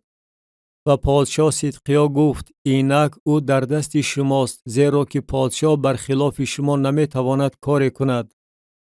و ارمیا را گرفته در چاه ملکیای پسر پادشاه که در صحن پاسگاه بود انداختند و ارمیا را با طناب فرود آوردند و در چاه آب نبود بلکه لوش بود و ارمیا در لوش غوطید. و عبدالملک حبشی که در خانه پادشاه خواجه سرای بود شنید که ارمیا را در چاه انداختند و پادشاه نزد دروازه بنیامین نشسته بود. و عبدالملک از خانه پادشاه بیرون آمد و به پادشاه رو آورده گفت: ای آقایم پادشاه، این آدمان با هرچی در حق ارمیای نبی کرده او را در چاه انداختند، شریرانه عمل نمودند و او آنجا از گرسنگی خواهد مرد، زیرا که در شهر دیگر نان نیست. و پادشاه به عبدالملک حبشی امر فرموده گفت: 30 نفر از اینجا همراه خود بگیر و ارمیای نبی را پیش از آن که بمیرد از چاه بیرون آور. و عبدالملک آدمان را همراه خود گرفت و در خانه پادشاه به تهخانه خزینه درآمد و از آنجا لته پاره ها و لباس های کهنه را گرفت و با طناب آنها را نزد ارمیا در چاه فرود آورد. و عبدالملک حبشی به ارمیا گفت: این لته پاره ها و لباس کهنه را زیر قلتقت از تگی طناب بمان. و ارمیا همین طور کرد. و ارمیا را با طناب کشیدند و او را از چاه بیرون آوردند و ارمیا در صحن پاسگاه ماند. و پادشاه صدقیا کس فرستاده ارمیای نبی را به واسطه درآمدگاه سیمی که در خانه خدا بود نزد خود آورانید. و پادشاه به ارمیا گفت: من از تو چیزی میپرسم، از من هیچ چیز را پنهان ندار. و ارمیا به صدقیا گفت: اگر به تو بگویم تو آخر مرا خواهی کشت و اگر مشورت به تو بدیم تو آخر مرا نخواهی شنید. و پادشاه صدقیا به طور نهانی به ارمیا قسم خورده گفت: به حیات خداوندی که برای ما این جان را آفریده است قسم که من تو را نخواهم کشت و به دست این آدمانی که طالب جان تو هستند نخواهم سپرد. و ارمیا به صدقیا گفت: خداوند خدای لشکرها خدای اسرائیل چنین میگوید: اگر تو نزد میران پادشاه بابل بیرون آیی جان تو زنده خواهد ماند و این شهر به آتش سوزانیده نخواهد شد و تو و اهل بیت تو خواهید زیست. و اگر نزد میران پادشاه بابل بیرون نآیی این شهر به دست کلدانیان سپرده خواهد شد و آنها آن را به آتش خواهند سوزانید و تو از دست آنها رها نخواهی شد. و پادشاه صدقیا به ارمیا گفت: من از یهودیانی که نزد کلدانیان گریختند می ترسم، مبادا مرا به دست آنها سپارند و آنها مرا تحقیر نمایند. و ارمیا گفت: نخواهند سپرد. در آنچه من به تو میگویم آواز خداوند را بشنو و برای تو نیکو خواهد بود و جانت زنده خواهد ماند. ولی اگر تو از بیرون آمدن سرتابی این است کلامی که خداوند به من ظاهر نمود. اینک همه زنانی که در خانه پادشاه یهودا باقی ماندند نزد میران پادشاه بابل برده خواهند شد و آنها خواهند گفت: دوستانت تو را اغوا انداخته بر تو غالب آمدند، پایهای تو در باطلاق غوطیده است، آنها عقب رفتند و همه زنانت و فرزندانت را نزد کلدانیان خواهند برآورد و تو از دست آنها خلاصی نخواهی یافت، زیرا که به دست پادشاه بابل خواهی افتاد و این شهر به آتش سوزانیده خواهد شد. و صدقیا به ارمیا گفت: بگذار هیچ کس از این سخنان واقف نشود و آنگاه تو نخواهی مرد. ولی اگر میران بشنوند که با تو گفتگو کردم و نزد تو آمده به تو بگویند لطفاً آنچه را که به پادشاه گفتی و آنچه را که پادشاه به تو گفت به ما بگوی، آن را از ما پنهان ندار تا که تو را به قتل نرسانیم. پس به آنها بگوی: من استغاثه خود را به حضور پادشاه بیان نمودم تا که مرا به خانه یهوناتان بر نگرداند که در آنجا بمیرم. و همه میران نزد ارمیا آمده از او پرسیدند و او بر طبق همه این سخنانی که پادشاه امر فرموده بود با آنها گفت و آنها دیگر چیزی نگفته او را به حال خود گذاشتند، چون که از مصاحبه او وقوف نیافتند. و ارمیا تا روز ضبط گردیدن یروشلیم در صحن پاسگاه ماند و یروشلیم ضبط گردید. کتاب ارمیای نبی باب 39. به طور قطعی به اسیری رفتن یهودا. صدقیا کور کرده به اسیری برده شد. در سال 9 صدقیا پادشاه یهودا در ماه 10 نبوکدنصر پادشاه بابل و تمام لشکر او نزد یروشلیم آمده آن را محاصره کردند. در سال 11 صدقیا در ماه 4 در روز 9 ماه حصار شهر رخنه کرده شد و همه میران پادشاه بابل آمده در دروازه میانه جایگیر شدند، چنانچه نرجل، سرایسر، سمجرنبو، سردار خواجه سرایان سرسکیم، سردار مجوسیان نرجل سرایسر و همه میران دیگر پادشاه بابل. و هنگامی که صدقیا پادشاه یهودا و همه جنگاوران آنها را دیدند گریخته با راه باغ پادشاه از دروازه‌ای که در میان دو حصار بود شبانه از شهر بیرون رفتند و او به راه بیابان برآمد. و لشکری کلدانیان آنها را تعقیب کردند و در چولی یریحو به صدقیا رسیده گرفتند و او را دستگیر نموده نزد نبوکدنصر پادشاه بابل به ریبلا که در زمین حمات است آوردند و در حق او حکم خود را اعلان کرد. و پادشاه بابل پسران صدقیا را در ریبلا در پیش نظر او قتل کرد و همه میران یهودا را پادشاه بابل به قتل رسانید. و چشمان صدقیا را کور کرد و او را زنجیربند نمود تا که او را به بابل برد. و خانه پادشاه و خانه های قوم را کلدانیان به آتش سوزانیدند و حصارهای یروشلیم را خراب کردند. و بقیه قوم را که در شهر مانده بودند و گریزپایان را که به طرف او گذشته بودند و بقیه قوم را که مانده بودند سردار پاسبانان شخصی او نبوزرعدان به بابل به اسیری برد. ولی بینوایان قوم را که هیچ چیز نداشتند سردار پاسبانان نبوزرعدان در زمین یهودا واگذاشت و همان روز به آنها تاکزارها و کشزارها داد.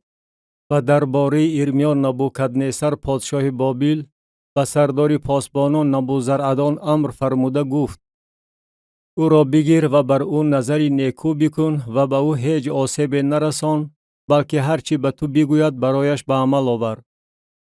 و سردار پاسبانان نبوزرعدان و سردار خواجه سرایان نبوشزبان و سردار مجوسیان نرجل سر ایسر و تمام اکابر پادشاه بابل کس فرستادند. و فرستاده ارمیا را از صحن پاسگاه گرفتند و او را و جدلیا ابن احیقام ابن شافان سپردند تا که به خانه‌اش برد و او در میان قوم ساکن شد. و بر ارمیا هنگامی که او در صحن پاسگاه محبوس بود کلام خداوند نازل شده گفت: برو و به عبدالملک حبشی بگوی خداوند لشکرها خدای اسرائیل چنین میگوید: اینک من سخنان خود را درباره این شهر به بدی اجرا می نمایم و نه به نیکی، و آنها در آن روز در پیش نظر تو به عمل خواهد آمد. ولی تو را در آن روز رها خواهم کرد میگوید خداوند، و به دستی کسانی که تو از آنها میترسی سپرده نخواهی شد.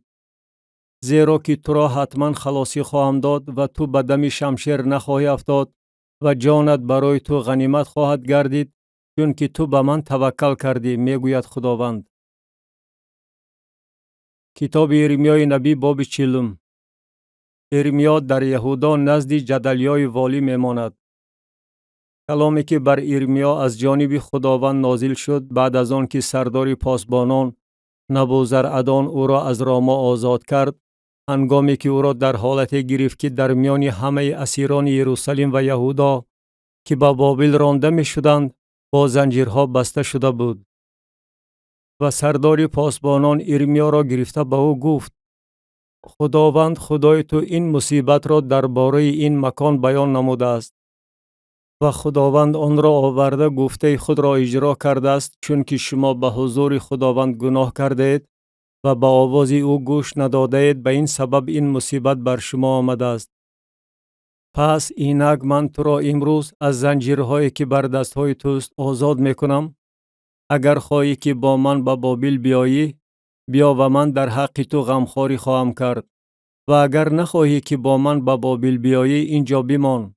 اینک تمام زمین پیش توست، هر کجا که بخواهی و هر کجا که به تو معقول باشد بروی با آنجا برو. و هنوز او جواب نگردانده بود که وی گفت: نزد جدلیا ابن احیقام ابن شافان که او را پادشاه بابل بر شهرهای یهودا والی تعیین نموده است برگرد و با او در میان قوم ساکن شو، یا هر کجا که به تو معقول باشد بروی برو. و سردار پاسبانان به او خوراکواری و انعام داده او را جواب داد. و ارمیا نزد جدلیا ابن احیقام به مصفا آمده با او در میان قومی که در مملکت باقی مانده بودند ساکن شد. و چون همه لشکرباشی هایی که در صحرا بودند خودشان و آدمانشان شنیدند که پادشاه بابل جدلیا ابن احیقام را در مملکت والی تعیین نموده است، و مردان و زنان و کودکان یعنی بینوایان مملکت را از بین آنهایی که به بابل برده نشدند به او سپرده است.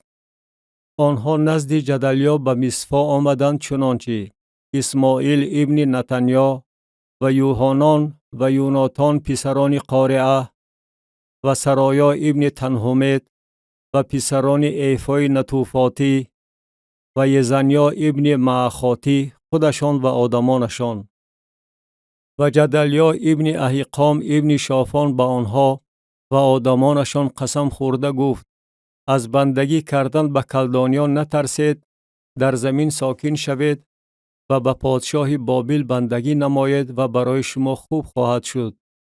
و من اینک در مصفا خواهم بود تا به حضور کلدانیانی که نزد ما می آیند بیستم، ولی شما شراب و میوجات و روغن جمع آورده در ظرفهای خود ذخیره کنید و در شهرهای خود که آنها را اشغال نمودید ساکن شوید. و چون همه یهودیانی که در موآب و در میان بنی عمون و در ادوم و در همه کشورها بودند شنیدند که پادشاه بابل یک قسم یهودا را واگذاشته است و بر آنها جدلیا ابن احیقام ابن شافان را والی تعیین نموده است، همه یهودیان از همه مکانهایی که پراکنده شده بودند برگشتند و به زمین یهودا نزد جدلیا به مصفا آمدند و شراب و میوجات بغایت زیاد جمع آوردند. و یوحنان ابن قارعه و همه لشکرباشی هایی که در صحرا بودند نزد جدلیا به مصفا آمدند و به او گفتند: آیا تو میدانی که به علیس پادشاه بنی عمون اسماعیل ابن نتنیا را فرستاده است تا که تو را بکشد؟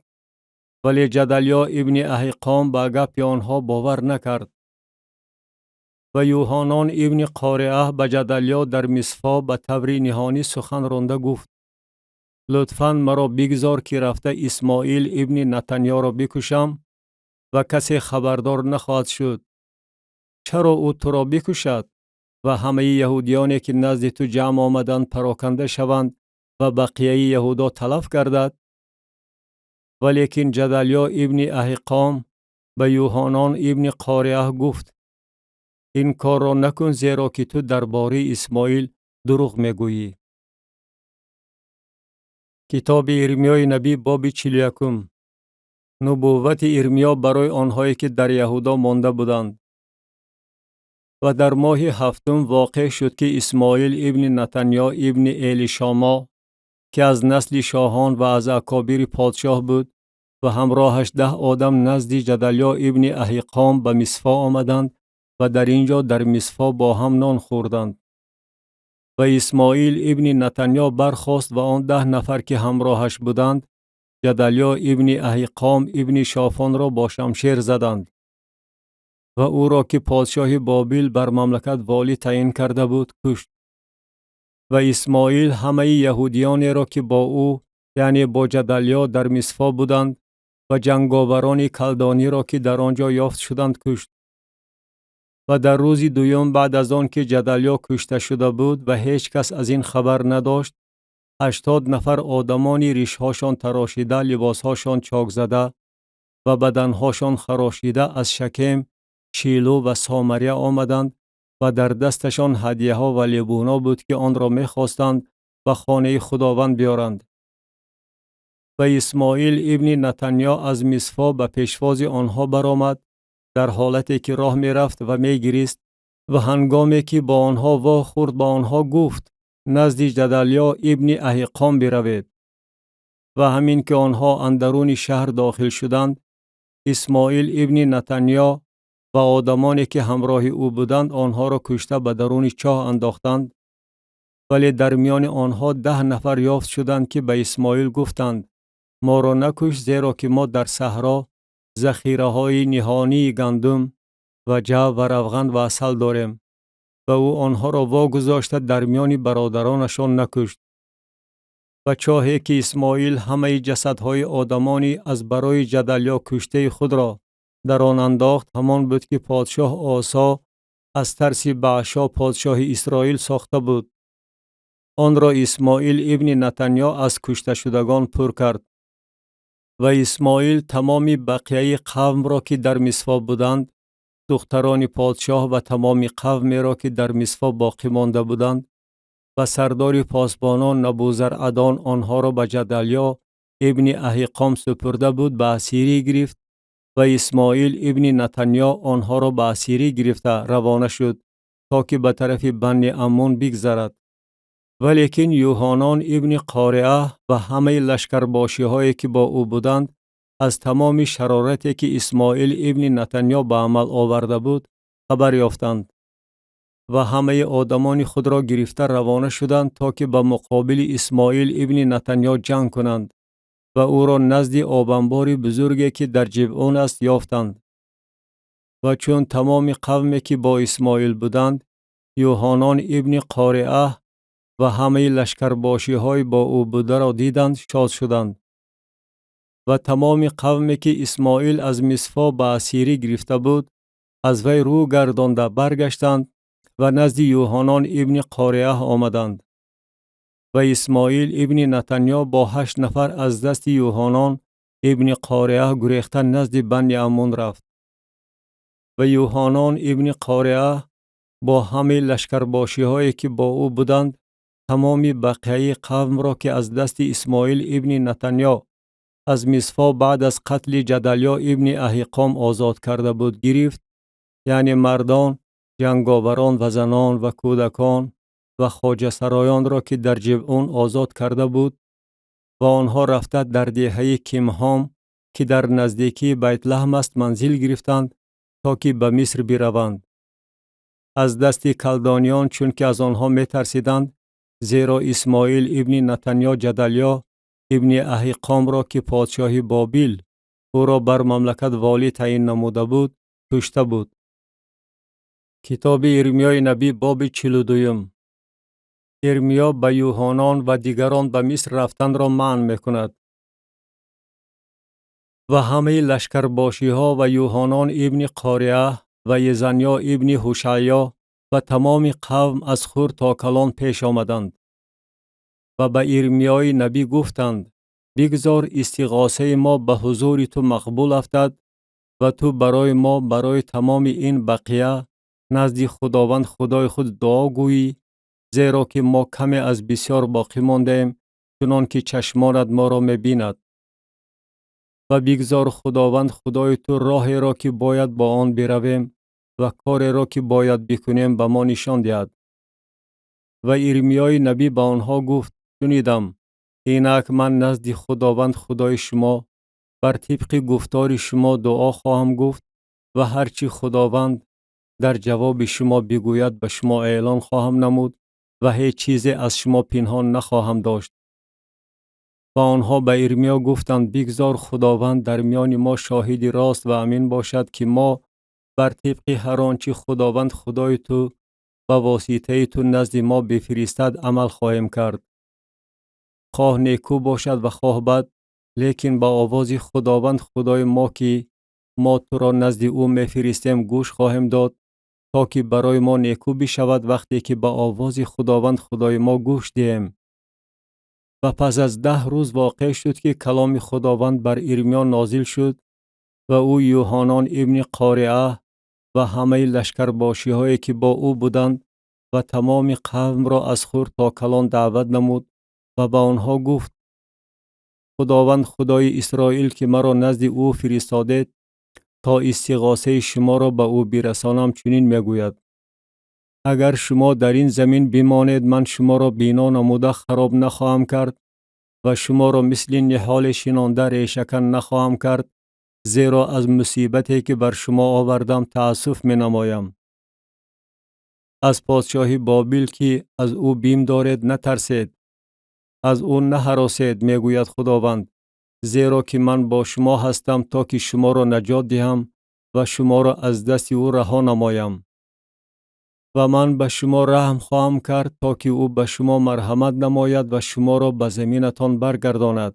ولی اگر شما گویید در این زمین نخواهیم ماند و به آواز خداوند خدای خود گوش نداده بگویید نه ما به زمین مصر خواهیم رفت که در آنجا روی جنگ را نخواهیم دید و صدای شاخ را نخواهیم شنید و از قحطی نان عذاب نخواهیم کشید و در آنجا خواهیم زیست.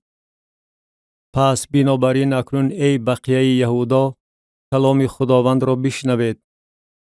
خداوند لشکرها خدای اسرائیل چنین میگوید: اگر شما برفتن به مصر عزم داشته باشید و رفته در آنجا ساکن می شده باشید، پس شمشیری که شما از آن می ترسید آنجا در زمین مصر شما را خواهد یافت و قحطی که شما از آن خواطر دارید آنجا در مصر شما را تعقیب خواهد کرد و در آنجا خواهید مرد.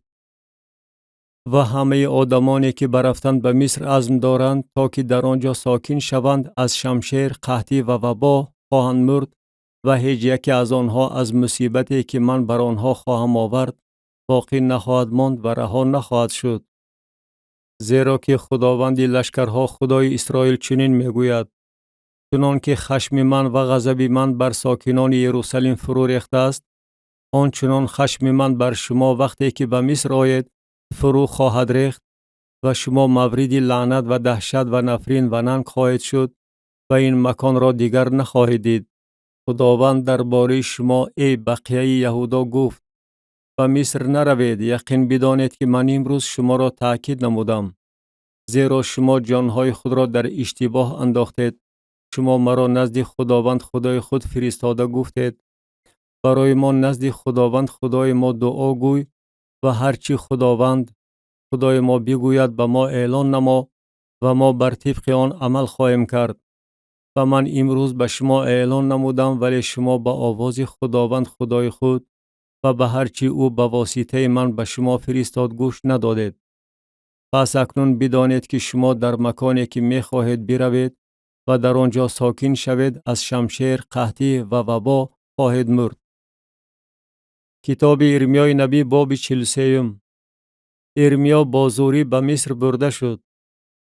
و چون ارمیا به تمام قوم گفتنی همه سخنان خداوند خدای آنها را که به واسطه او خداوند خدای آنها به آنها فرستاده بود، یعنی گفتنی همه آن سخنان را به انجام رسانید.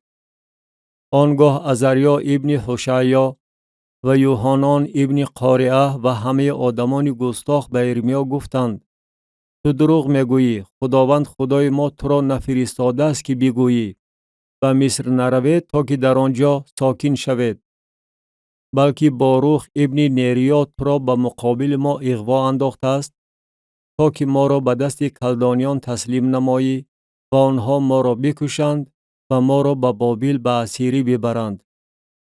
پس یوحنان ابن قارعه و همه لشکرباشی ها و تمام قوم با آواز خداوند گوش ندادند تا که در زمین یهودا بمانند، بلکه یوحنان ابن قارعه و همه لشکرباشی ها تمام بقیه یهودا را که از میان همه خلقهایی که در بینشان پراکنده شده بودند برگشته در زمین یهودا ساکن شده بودند، یعنی مردان و زنان و کودکان و دختران پادشاه و همه آنهایی را که سردار پاسبانان نبوزرعدان نزد جدلیا ابن احیقام ابن شافان باقی گذاشته بود و ارمیای نبی و باروخ ابن نیریا را گرفتند و به زمین مصر رفتند، زیرا که با آواز خداوند گوش ندادند و به تحفنهیس رسیدند. مثل درباره سنگ‌های پنهان. و کلام خداوند در تحفنهیس بر ارمیا نازل شده گفت: به دست خود سنگ‌های کلان بگیر و آنها را در گل خشتریزی که نزد دروازه خانه فرعون در تحفنهیس است در پیش نظر مردم یهودی پنهان کن و به آنها بگوی: خداوند لشکرها خدای اسرائیل چنین میگوید: اینک من فرستاده بنده خود نبوکدنصر پادشاه بابل را خواهم گرفت و تخت او را بر این سنگ‌هایی که من پنهان کردم خواهم گذاشت و او سراپرده خود را بر آنها خواهد برافراشت و آمده زمین مصر را ضربه خواهد زد. آن که محکوم به مرگ است به مرگ و آن که محکوم به اسیری است به اسیری و آن که محکوم به شمشیر است به شمشیر دچار خواهد شد. و در خانه های خدایان مصر آتش خواهم زد و او آنها را خواهد سوزانید و به اسیری خواهد برد و غنیمت زمین مصر را در بر خواهد کرد، چنان که چوپان لباس خود را در بر می کند و از آنجا به سلامتی بیرون خواهد رفت. و ستونهای بیت شمس را که در زمین مصر است خراب خواهد کرد و خانه های خدایان مصر را به آتش خواهد سوزانید. کتاب ارمیای نبی باب 44. مراجعت به آنهایی که در مصر ساکن شدند. کلامی که درباره همه یهودیانی که در زمین مصر سکونت داشتند، یعنی در مجدول و تحفنهس و نوح و زمین پتروس ساکن بودند، بر ارمیا نازل شده گفت: خداوند لشکرها خدای اسرائیل چنین میگوید: شما تمام مصیبتی را که من بر یروشلیم و بر همه شهرهای یهودا آوردم دیدید و اینک امروز خراب شده است و ساکن در آنها نیست. از سبب شرارتی که آنها به عمل آوردند تا مرا به غضب آورند، یعنی رفته برای خدایان دیگر بخور سوزانیدند و عبادت کردند که آنها را نه خودشان می شناختند، نه شما و نه پدران شما.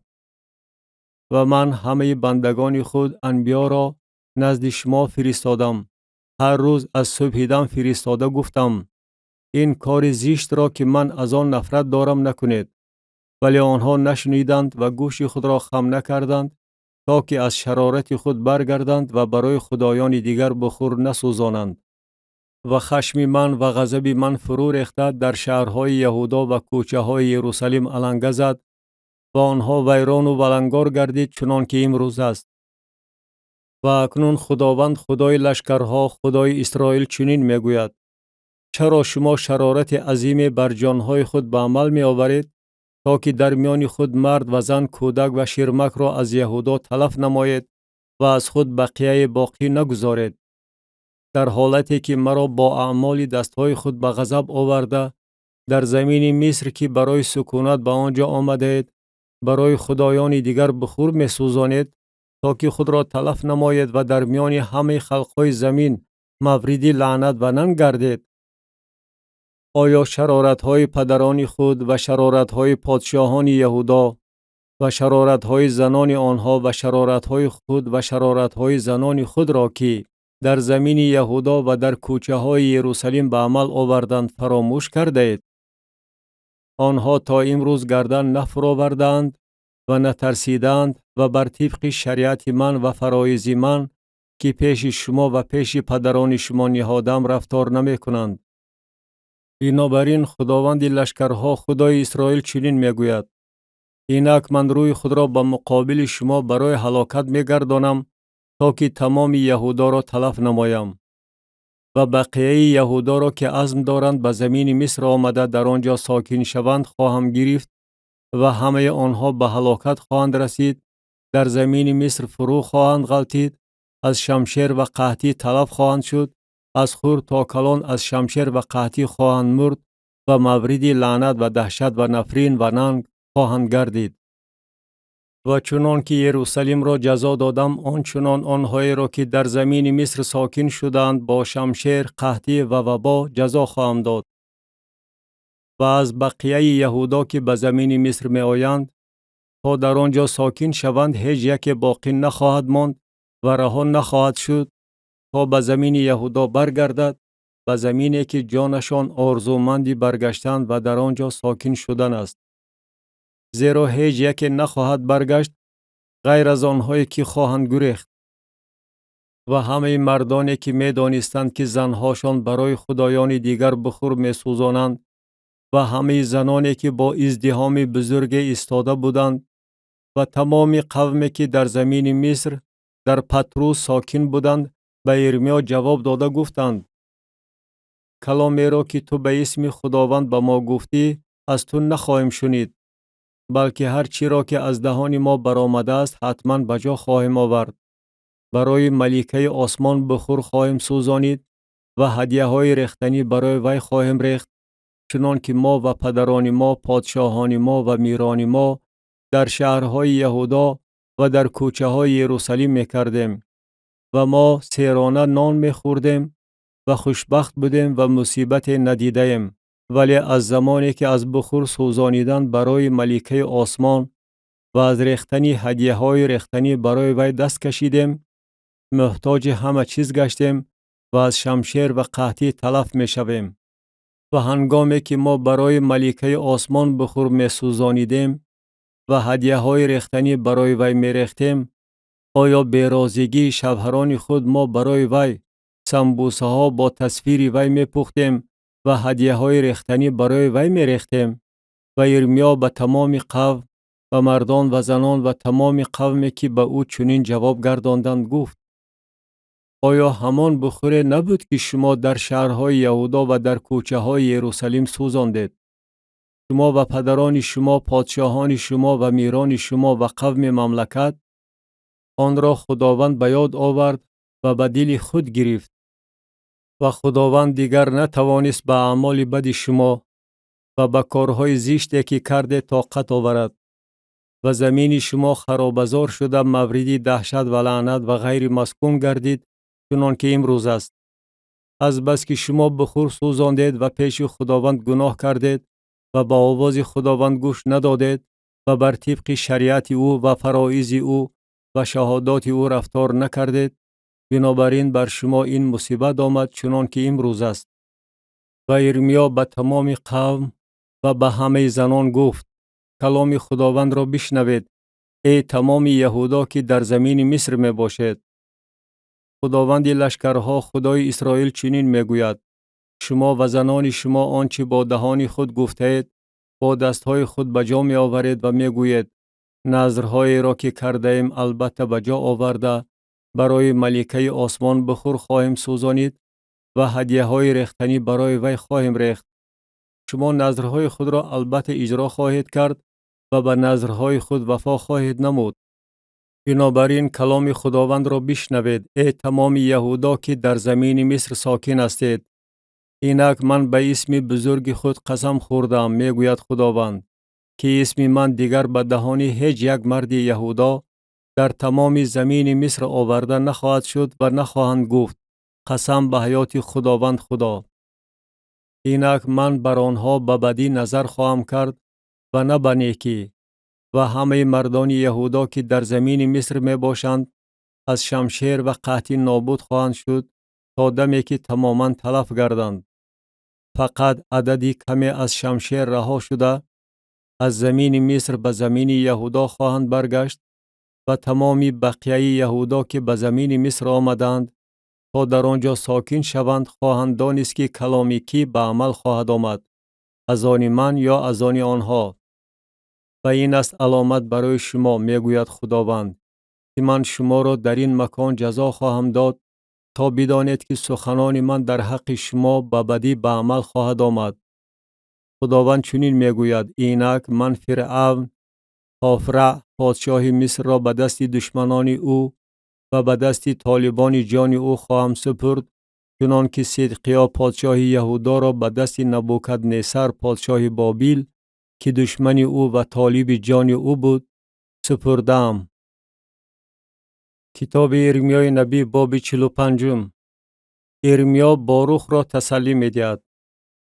کلامی که ارمیای نبی به باروخ ابن نریا گفت وقتی که او این سخنان را از دهان ارمیا در سال 4 یهویاقیم ابن یوشیا پادشاه یهودا در تومار کتابت می نوشت: خداوند خدای اسرائیل در حق تو ای باروخ چنین می گوید: تو گفته ای وای بر من، زیرا که خداوند بر درد من اندوه زم کرده است، از آه و واه خود لکات شدم و آرامی نیافتم. و او چنین بگوی: خداوند چنین میگوید: اینک آنچه بینا کردم من خراب می نمایم و آنچه مثل نحال شناندم من ریشه‌کن می کنم و تمام زمین چنین خواهد شد. و آیا تو برای خود چیزهای بزرگ طلب می کنی؟ طلب نکن، زیرا اینک من بر تمام بشر مصیبت خواهم آورد، میگوید خداوند، ولی جان تو را در هر مکانی که بروی برای تو غنیمت خواهم گذاشت. کتاب ارمیای نبی باب 46. نبوت ارمیا درباره خلقهای بتپرست. کلام خداوند که بر ارمیای نبی درباره خلقها نازل شد. درباره مصر، درباره لشکر فرعون نکوه پادشاه مصر که نزد نهر فرات در کرکمیش بودند و نبوکدنصر پادشاه بابل در سال 4 یهویاقیم ابن یوشیا پادشاه یهودا آنها را شکست داد. سپر و زیره را مهیا نموده برای جنگ پیش آید. اسپان را زین کرده سوار شوید ای سواران و در خودها حاضر باشید.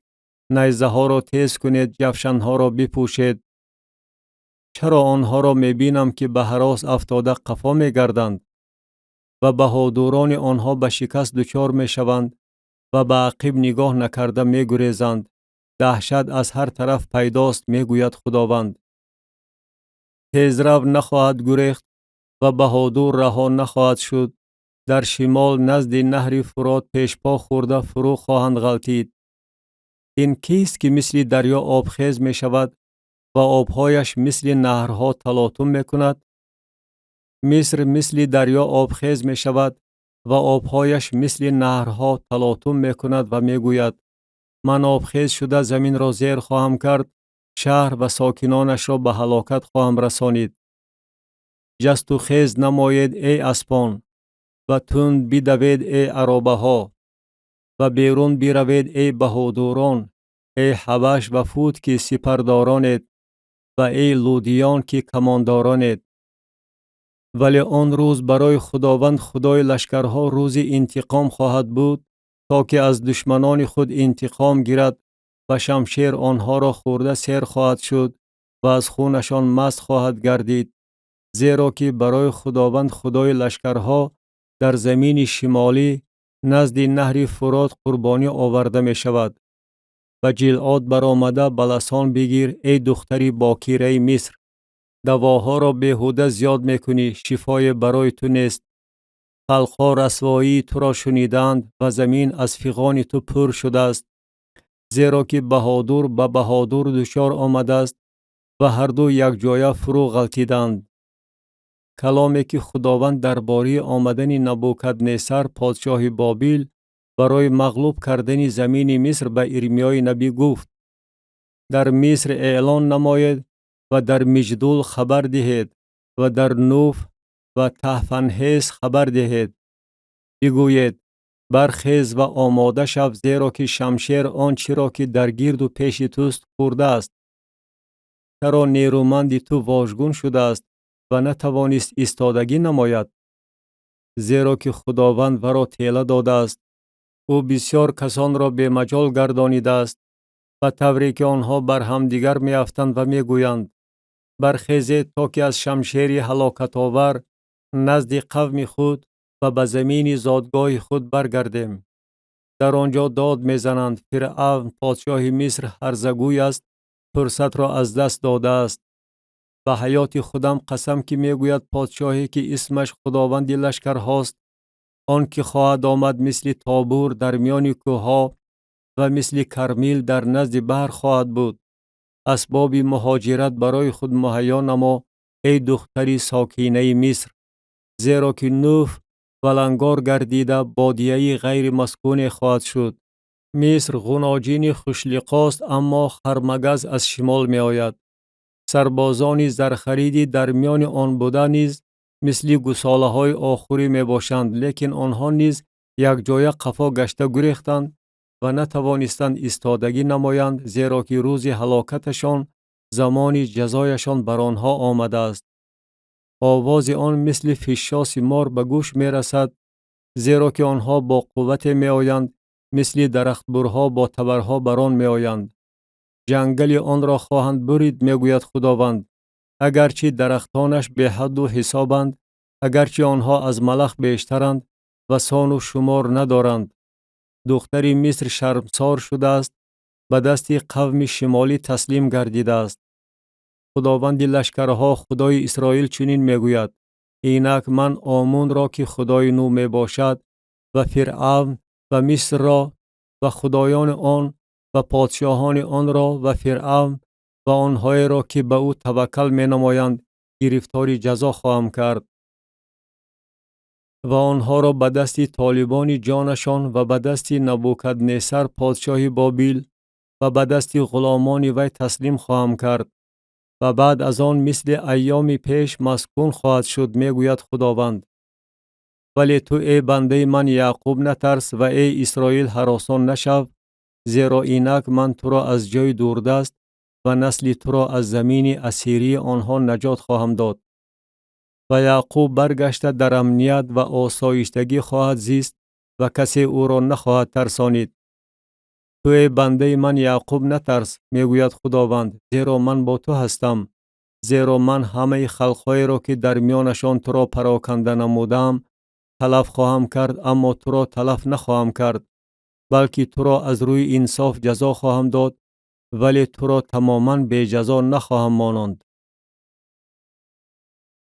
کتاب ارمیای نبی باب 47 درباره زمین فلیشتی و سور. کلام خداوند درباره فلیشتیان که بر ارمیای نبی نازل شد پیش از آن که فرعون غزه را مغلوب نماید.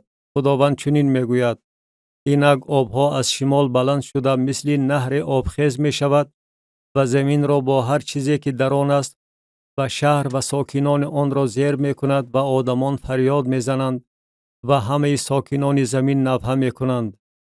از صدای سمهای اسپان پرزورش، از طراقات طرق عرابه هایش و غلغله چرخهایش پدران به فرزندان خود نظر نمی کنند، چون که دستهاشان سست شده است. به سبب روزی که فرا می رسد تا همه فلیشتیان به تالان و تاراج دچار گردیده، سور و سیدون از هر گونه یارمندی محروم شوند، زیرا خداوند فلیشتیان را که بقیه جزیره کفتور می باشند خانویران خواهد کرد. مردم غزه موی سر تراشیده ماتم گرفتند، اشقلون و بقیه وادی آنها تلف شدند. تا بکی بدن خود را خراشیده مجروح خواهی کرد. ای شمشیر خداوند، تا بکی آرام نخواهی شد. به غلاف خود برگشته باز ایست و آرام شو. اما چگونه وی آرام شود؟ در صورتی که خداوند به وی بر ضد اشقلون و بر ضد ساحل بحر امر فرموده است و را او به آنجا روانه کرده است. کتاب ارمیای نبی باب 48 درباره موآب. درباره موآب خداوند لشکرها خدای اسرائیل چنین میگوید: ای وای بر نبو، زیرا که آن ولنگار شده است. قریاتایم رسوا شده ضبط گردیده است. قلعه رسوا شده شکست خورده است. جلال موآب دیگر وجود ندارد. در هشبون در حق آن بدیها اندیشیدند. برویم و آن را محو نماییم تا که دیگر خلق نباشد. تو نیز ای مدمن ماتم خواهی گرفت. شمشیر تو را تعقیب خواهد کرد. صدای ناله از هورونیم به گوش می رسد. تاراج و شکست عظیم روی داده است. موآب به شکست دچار شده است. جوانان آن داد و فریاد می کنند. به فراز لوحید گریه کنان می برایند. و در فرودگاه هورونیم دشمنان فغان شکست را می شنوند. بگریزید، جانهای خود را خلاص کنید، تا که آنها مثل درخت عرعر در بادیه باشند. از بس که تو به اعمال خود و به گنجهای خود توکل کردی، تو نیز ضبط خواهی شد و کموش با یک جایگی کاهنان و میران خود به اسیری خواهد رفت و تاراجگر به هر شهر خواهد آمد و هیچ شهر رها نخواهد شد و وادی به هلاکت خواهد رسید و دشت ولنگار خواهد شد، چنان که خداوند گفته است. بالها به موآب دهید تا که پریده رود. شهرهای آن به بیابان مبدل خواهد شد و کسی نباشد که در آنها ساکن شود. ملعون باد کسی که کار خداوند را مصالحه کارانه به جا آورد و ملعون باد کسی که شمشیر خود را از خونریزی نگاه دارد. موآب از جوانی خود آسوده حال بود و بر درد خود می نشست و از ظرف به ظرف ریخته نشده است و به اسیری نرفته است، بنابراین طعمش در آن مانده است و نکهتش تغییر نیافته است. بنابراین اینک ایام فرا می رسد، می گوید خداوند، و من ریزندگان را می فرستم که او را بریزند و آنها ظرفهای او را خالی کرده مشکهایش را پاره پاره خواهند نمود. و موآب از باعث کموش خجل خواهد شد، چنان که خاندان اسرائیل از باعث بیتیل که پشت و پناهشان بود خجل شدند. چگونه شما میگویید ما بهادران و جنگاوران برای کارزار هستیم. موآب گرفتار تاراج گردیده به شهرهایش دشمن برآمده است و گزین جوانانش به قتلگاه فرآمدند. میگوید پادشاه که اسمش خداوند لشکرهاست. فرا رسیدن هلاکت موآب نزدیک است و مصیبتش بغایت میشتابد و حال او تأسف نماید ای همه همسایگان او و همه آنهایی که نام او را میدانید. بگویید عصای قدرت و چوب دست شفقت چگونه شکست خورده است. از کرسی کبریای خود فرود آمده در صحرای خشک بنشین ای دختری ساکینه دیبون. زیرا که تاراجگری موآب بر ضد تو برخاسته است و قلعه های تو را خراب می کند.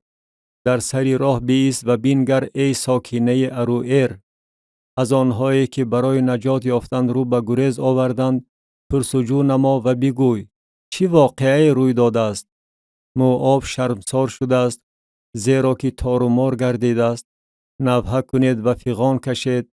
در ارنون اعلان نماید که موآب تالان و تاراج شده است و داوری بر زمین دشت رویه رسیده است، بر حلون و یحسا و میفاعت و بر دیبون و نبو و بیت دیبلاتیم و بر قریاتیم و بیت جامول و بیت میعون و بر قریوت و بصره و بر همه شهرهای دور و نزدیک زمین موآب.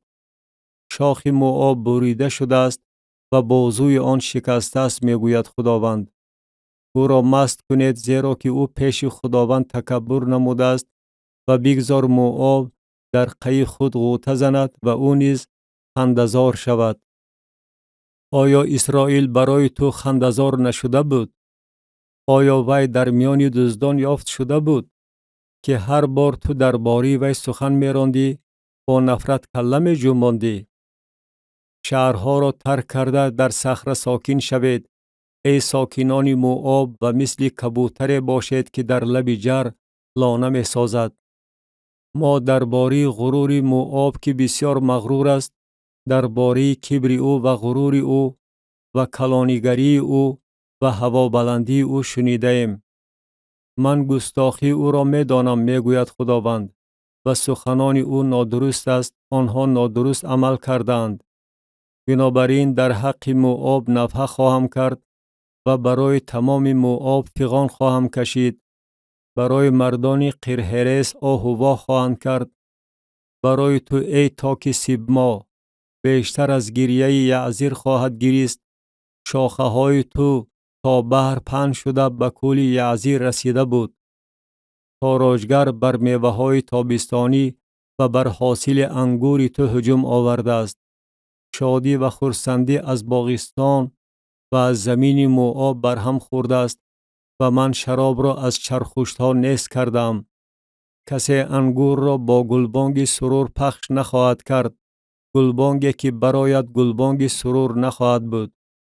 از فیغان هشبون که تا العاله می رسد آواز خود را تا یحس بلند خواهند کرد و از سوار تا هورونیم که اگلت شلیشیا می باشد زیرا که آبهای نیمریم نیز خشک خواهد شد.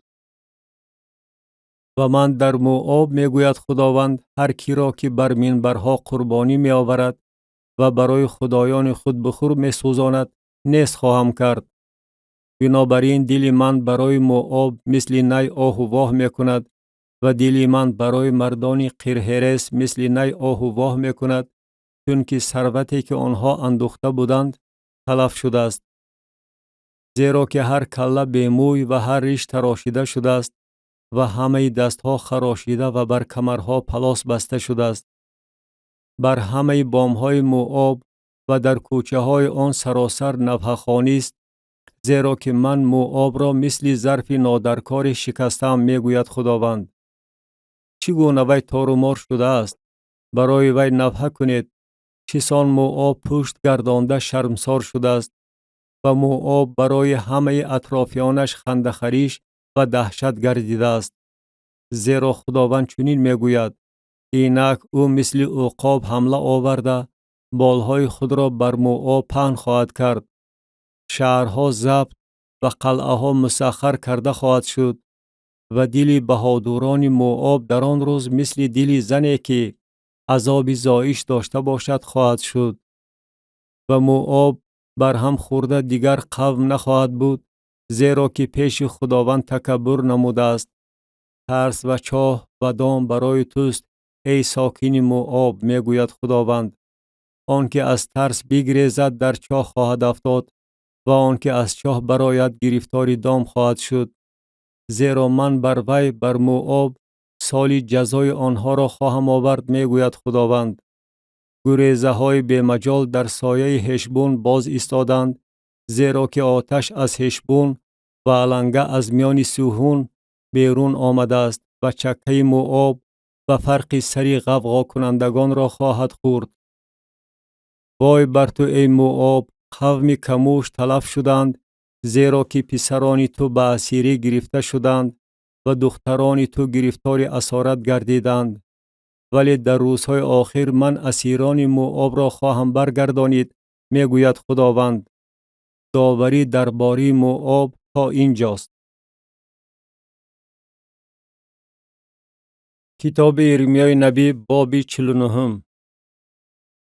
درباره بنی عمون و شهرهای آنها. درباره بنی عمون خداوند چنین میگوید: آیا اسرائیل پسران ندارد؟ آیا ورا وارث نیست؟ چرا ملکام جاد را تصرف نموده است و قوم او در شهرهای آن ساکن شدند؟ بنابراین اینک ایام فرا می رسد، میگوید خداوند، و من بانگ جنگ را در ربه بنی عمون خواهم شنوانید و آن به تلی ویرانه تبدیل خواهد یافت و قصبه هایش به آتش سوزانیده خواهد شد و اسرائیل تصرف کنندگان خود را تصرف خواهد کرد، میگوید خداوند. نوحه نما ای هشبون، زیرا که ای تالان و تاراج شده است. فریاد کنید ای قصبه های ربه، پلاس به کمر بسته ماتم گیرید و در میان قوره ها آواره شده گردید، زیرا که ملکان با یک جایگی کاهنان و میران خود به اسیری می رود. چرا از وادی های خود که وادی های برومند است فخر می نمایی؟ ای دختر مرتد که به گنج های خود امید بسته می گویی کیست که نزد من آید؟ اینک من بر تو از جانب همه اطرافیانت ترس و بیم خواهم آورد، میگوید خداوند خدای لشکرها. به هر یک به هر طرف پراکنده خواهد شد و کسی نخواهد بود که پراکنده شدگان را جمع آورد. ولی بعد از آن من اسیران بنی عمون را خواهم برگردانید، میگوید خداوند. درباره ادوم. درباره ادوم خداوند لشکرها چنین میگوید: آیا دیگر در تیمان حکمت نیست؟ آیا مشورت از صاحب فهمان نیست شده؟ حکمتشان بر هم خورده است. بگریزید، پشت گردانید، در مغاره ها پنهان شوید ای ساکنان ددان، زیرا هلاکت عیساو را بران خواهم آورد، هنگامی که آن را به جزا مستحق نمایم. اگر انگورچینان نزد تو آیند، آیا بعضی شنگل ها را باقی نمیگذارند؟ اگر دزدان شبانه بیایند، آیا فقط آن قدر که به آنها لازم باشد نمی دزدند؟ لیکن من عیساو را تماما لوچ کردم، جایهای نهانی او را آشکار نمودم و او نمی تواند پنهان شود. نسل او و برادران او و همسایگان او تار و مار گردیدند و او نیست شده است. یتیمان خود را ترک نما، من آنها را زنده نگاه خواهم داشت و بیوزنان تو بگذار به من توکل کنند. زیرا خداوند چنین میگوید: اینک اگر آنهای هم که نوشیدن جام نصیبشان نشده است، آن را حتما می نوشیده باشند، آیا تو بی جزا خواهی ماند؟ نه، بی جزا نخواهی ماند، بلکه حتما خواهی نوشید. زیرا به ذات خود قسم می خورم، میگوید خداوند، که بصره موردی دهشت و ننگ و خرابی و لعنت خواهد شد و همه شهرهایش به خرابزار ابدی تبدیل خواهد یافت. خبری از جانب خداوند شنیدم که قاصد نزد خلقها فرستاده شده است که میگوید: جمع شوید و بر وی تاخت آورید و برای جنگ برخیزید، زیرا اینک من تو را در میان خلقها از همه خرد، در میان آدمان منفور گردانیدم. ای که در شکافهای صخره ساکن هستی و قله تپه را اشغال نموده ای، هیبت تو و شرارت دل تو را فریفته کرده است. لیکن اگرچه تو لانه خود را مثل عقاب بلند ساخته ای، من تو را از آنجا فرود خواهم آورد، میگوید خداوند. و ادوم مورد دهشت خواهد شد و هر که از آن گذر کند از دیدن همه جراحت های آن متحیر شده پشتک خواهد زد. چنان که سدوم و عمورا و همسایه هاشان واژگون گردیده بودند، میگوید خداوند، آنچنان کسی در آنجا ساکن نخواهد شد و پسر آدم در آن زندگی نخواهد کرد. اینک او مثل شیر از جنگلیستان انبوه اردن و اقامتگاه مستحکم می براید، زیرا که من هر لحظه او را از آنجا خواهم گریزانید و هر که برگزیده شده باشد من او را بر آن تعیین خواهم کرد. زیرا کیست که مثل من باشد و کیست که برای من مهلت مقرر نماید و کیست آن چوپانی که بر ضد من تواند ایستادگی کند؟ بنابراین قرار خداوند را که درباره ادم قبول کرده است و تدبیرهای او را که درباره ساکنان تیمان اندیشیده است بشنوید. براستی خردترین رمبانان آنها را خواهند ربود، براستی او مسکنهای آنها را بر آنها ولنگار خواهد کرد. از صدای افتادن آنها زمین به لرزه خواهد آمد، آواز فریادشان در بحر قلزم شنیده خواهد شد. اینک او مثل عقاب پرواز نموده حمله خواهد آورد و بالهای خود را بر بصره پهن خواهد کرد و دل بهادران ادوم در آن روز مثل دل زنی که عذاب زایش داشته باشد خواهد شد. درباره دمشق حماد و ارپاد خجل شدند، زیرا که خبری بد را شنیده مایوس گردیدند. بحر به اضطراب آمده است، نمی تواند ساکت شود. دمشق از روح افتاده است، رو به گریز آورده است و آن را لرزه گرفته است. عذاب و دردها آن را مثل زنی که میزاید در بر گرفته است. چگونه این شهر نامدار، این پایتخت شادمانی ترک کرده شده است. به یقین جوانان آن در کوچه های آن خواهند افتاد و همه جنگاوران در آن روز تلف خواهند شد، میگوید خداوند لشکرها. و من در حصار دمشق آتش خواهم زد و قصرهای بن هدد را نیست خواهم کرد. درباره قیدار و مملکت‌های حاصور. درباره قیدار و درباره مملکت‌های حاصور که نبوکدنصر پادشاه بابل آنها را ضربه زده است، خداوند چنین میگوید: برخیزید، به قیدار هجوم آورید و پسران شرق را تاراج کنید. خیمه‌های آنها و رمه‌های آنها را خواهند گرفت، پرده‌های آنها و تمام اسباب و انجام آنها و شتران آنها را برای خود خواهند برد و آنها را از هر جانب به ترس و هراس خواهند انداخت. بگریزید، دورتر بروید، در مغاره‌ها پنهان شوید، ای ساکنان حاصور، میگوید خداوند. زیرا که نبوکدنصر پادشاه بابل در حق شما قرار قبول کرده است و بر ضد شما تدبیر اندیشیده است. برخیزید، به خلقی که در آسایشتگی و امنیت زندگی می کنند هجوم آورید، میگوید خداوند. آنها نه در دارند نه غلقه، در تنهایی سکونت دارند و شتران آنها تالان و تاراج کرده و انبوه چاروای آنها به غنیمت گرفته خواهد شد و آنها را که موی چکه خود را می تراشند به هر بادی که می وزد پراکنده خواهم کرد و هلاکت آنها را از هر جانب آنها خواهم آورد، میگوید خداوند. و حاصور مسکن شغالان خرابزار ابدی خواهد گردید، کسی در آنجا ساکن نخواهد شد و پسر آدم در آنجا زندگی نخواهد کرد. درباره اعلام.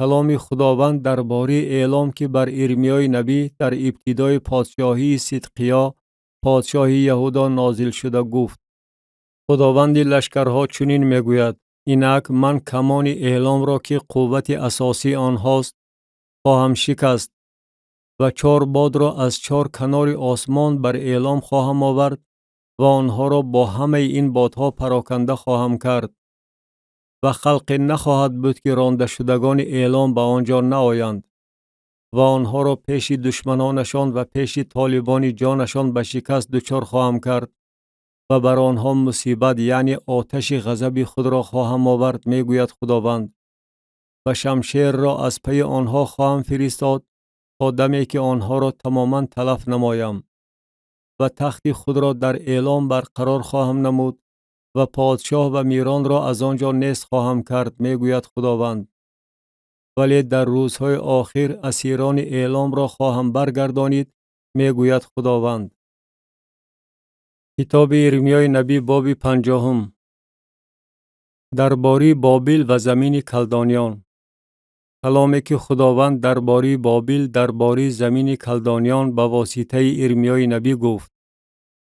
در میان خلقها بیان نماید و اعلان کنید و لیوای برداشته اعلان کنید پنهان ندارید بگویید بابل ضبط گردیده است، بیل شرمسار شده است. میرودخ شکست خورده است، صنمهایش رسوا شده است، بتهایش به شکست دچار آمده است. زیرا که خلق از شمال بر ضد آن برخاستند که زمین آن را بیابان خواهند گردانید و کسی در آن ساکن نخواهد شد. از انسان تا حیوان آن را ترک کرده خواهند رفت. در آن ایام و در آن زمان میگوید خداوند بنی اسرائیل خواهند آمد. آنها با یک جایگی بنی یهودا گریه کنان روانه خواهند شد و خداوند خدای خود را جستجو خواهند کرد. درباره سیان پرسجو خواهند نمود، روی خود را سوی راه آن نهاده خواهند گفت بیایید با عهد جاویدانی که فراموش نخواهد شد و خداوند پیوند شویم. قوم من رمه گمراهی بودند، طوفانانشان آنها را گمراه کرده بر کوهها بردند. آنها از کوه به تپه آواره شده گشته جای فراغت خود را فراموش کردند.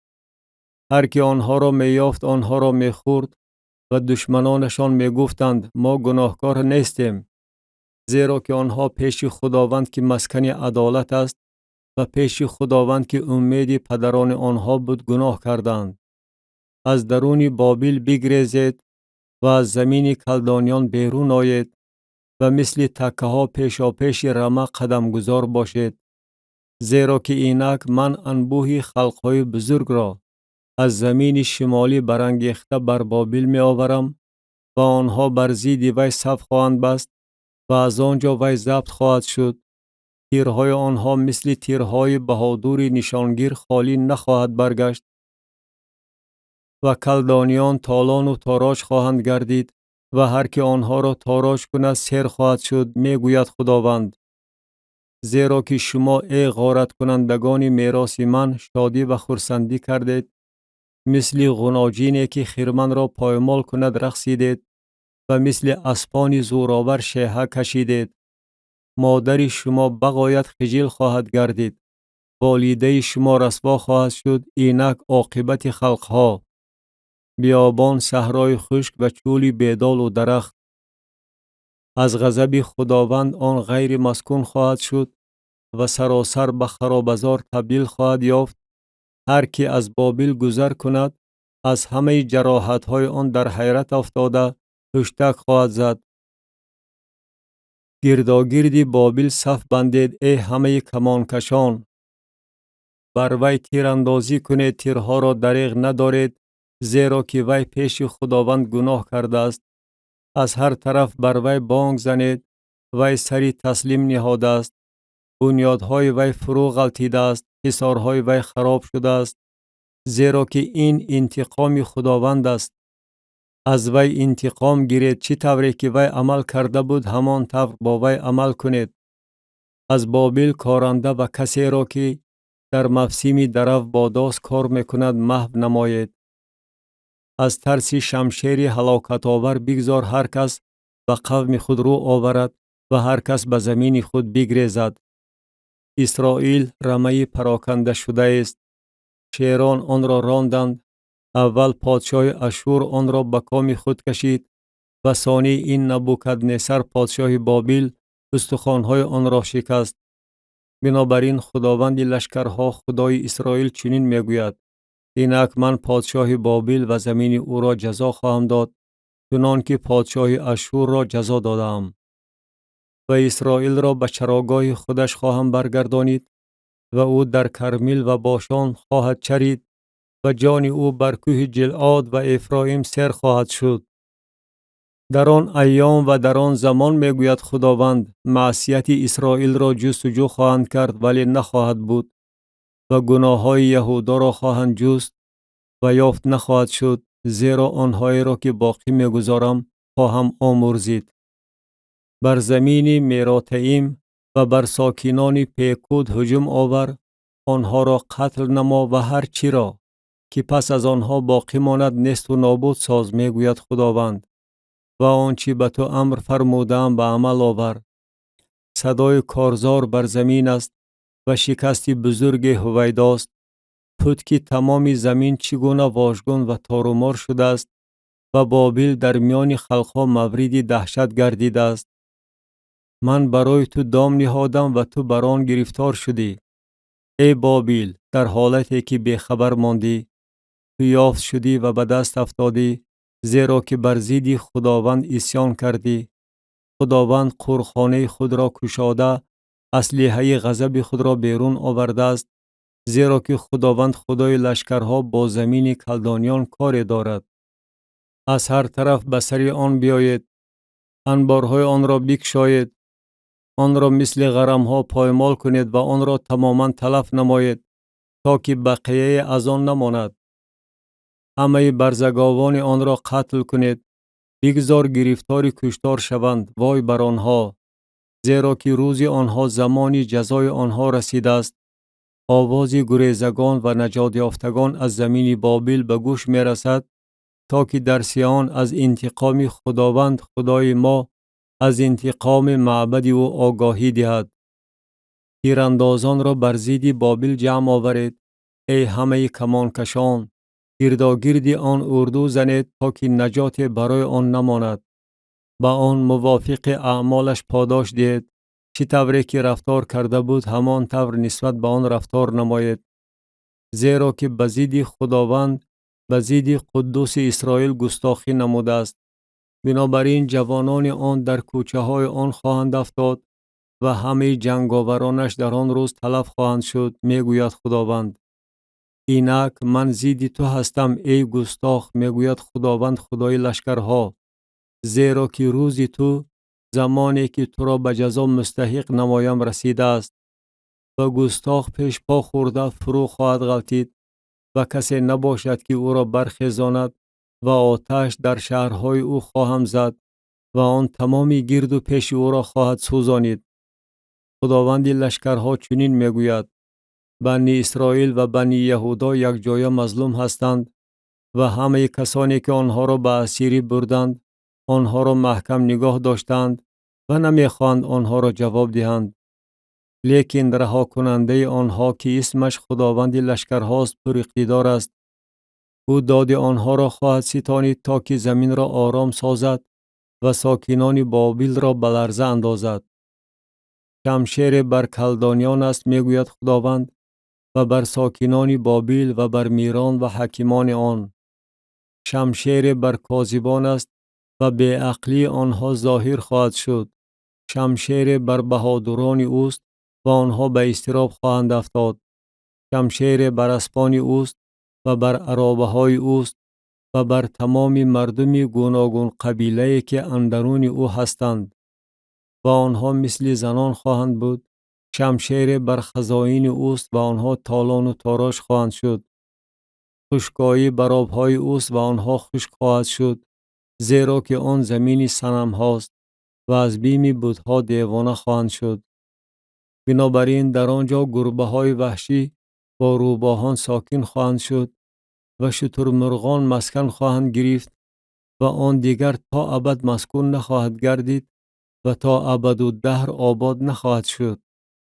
چنان که خدا سدوم و عمورا و همسایه هاشان را واژگون نمود، میگوید خداوند، آنچنان کسی در آنجا ساکن نخواهد شد و پسر آدم در آن زندگی نخواهد کرد. اینک قوم از شمال می آیند و خلق بزرگی و پادشاهان بسیار از اقصای زمین برمیخیزند.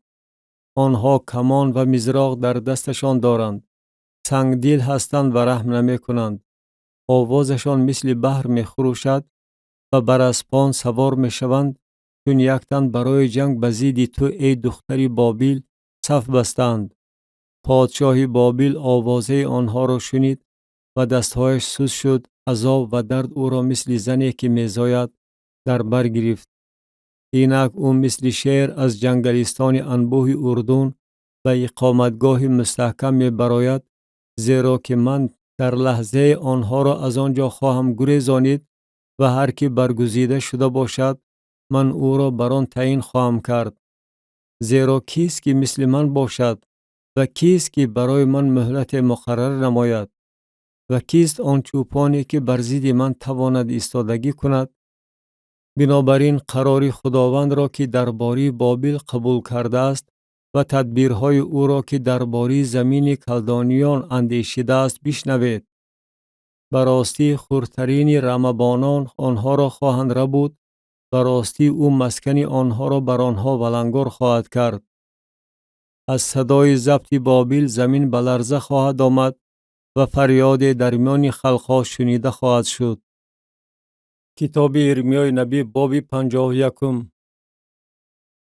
دوام نبوت درباره بابل و درباره برگردانیدن یهودیان از اسیری. خداوند چنین میگوید: اینک من بر بابل و بر ساکنان لوقامای بادی هلاکت آور برمیخیزانم و در بابل برباد دهندگان را میفرستم و آن را برباد خواهند داد و زمین آن را خالی خواهند کرد، زیرا که آنها در روز مصیبت آن را از هر طرف احاطه خواهند نمود. بگذار کمانکش کمانش را زه نکند و از زیرهش فخر ننماید و بر جوانان آن رحم نکنید، تمام لشکر آن را محو نمایید. بگذار مقتولان بر زمین کلدانیان و مجروحان بر کوچه های آن بیفتند.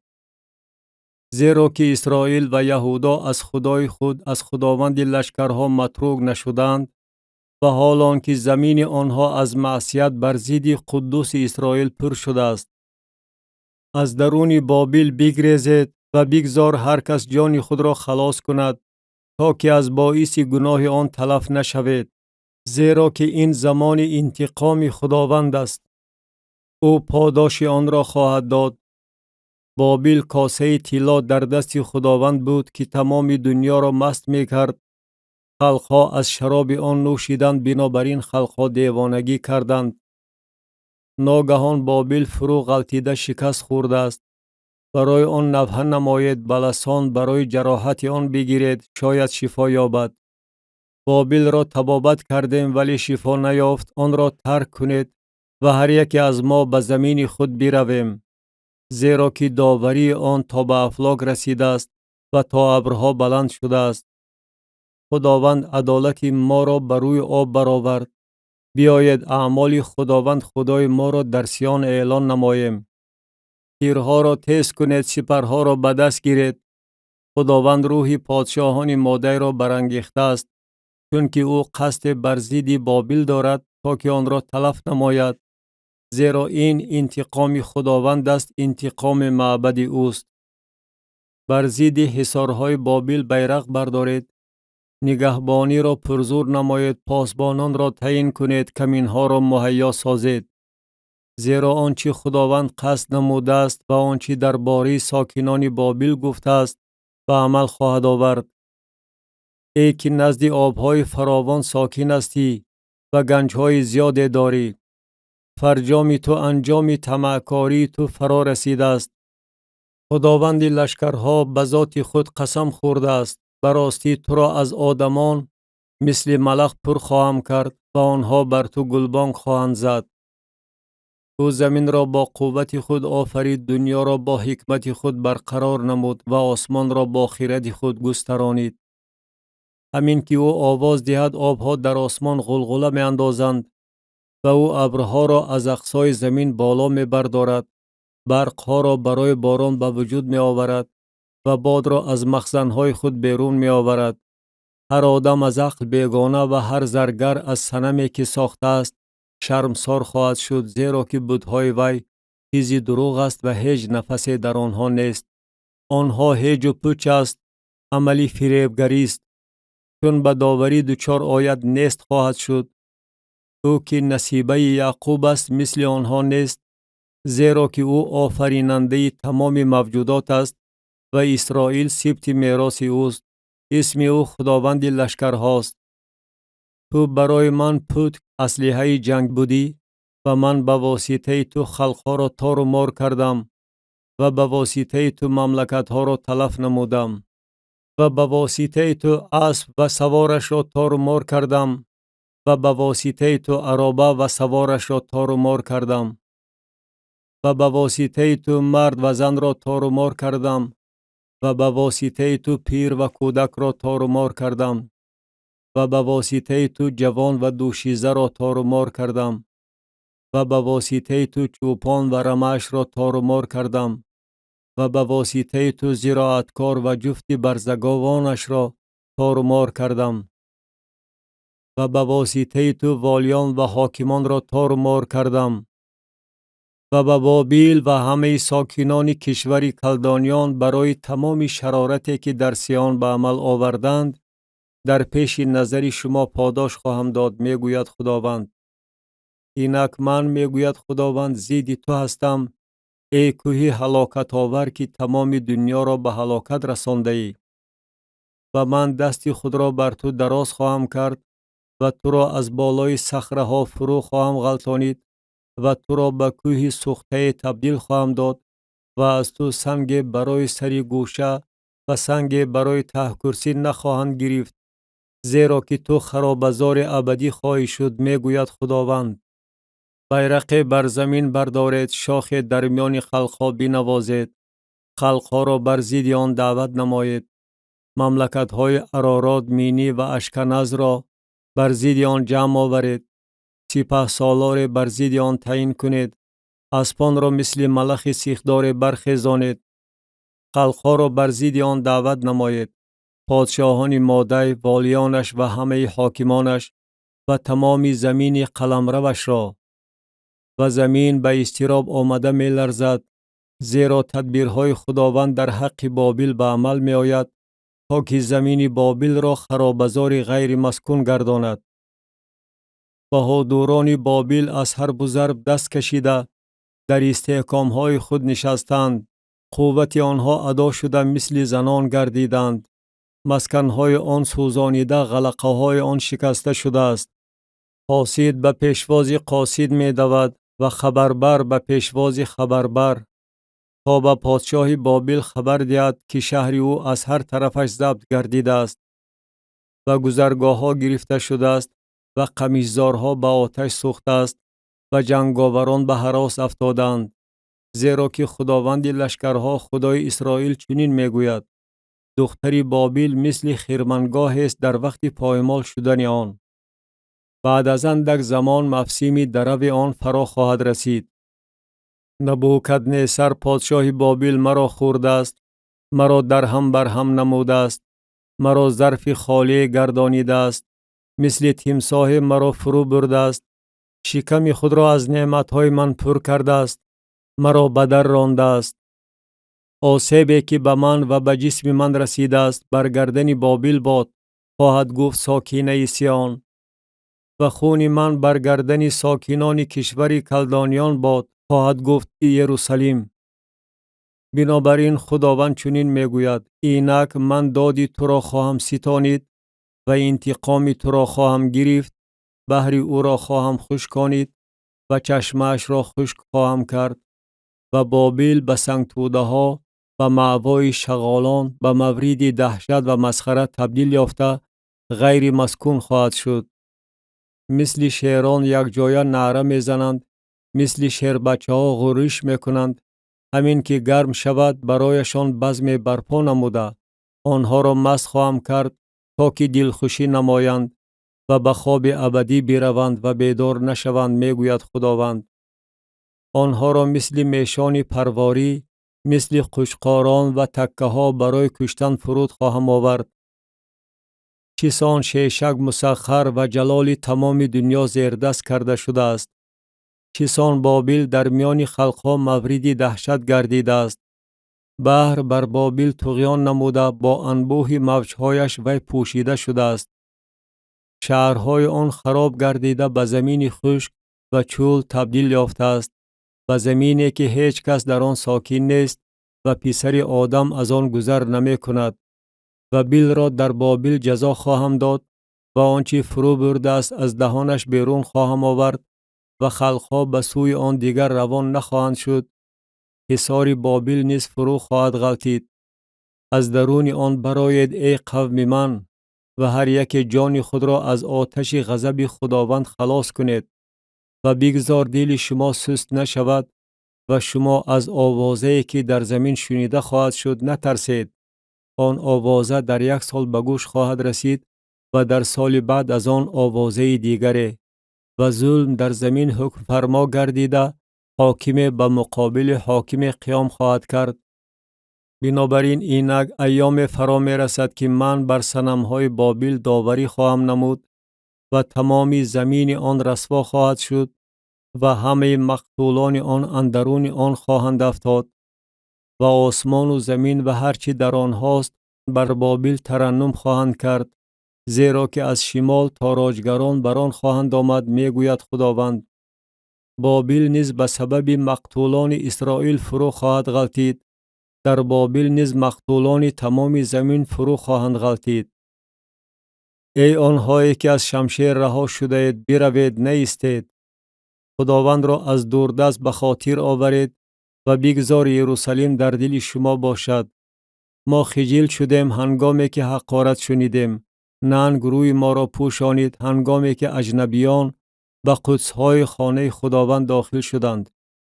بنابراین اینک ایام فرا می رسد، میگوید خداوند، که من بر صنم‌های آن داوری خواهم نمود و در تمام زمین آن مجروحان آه و ناله خواهند کرد.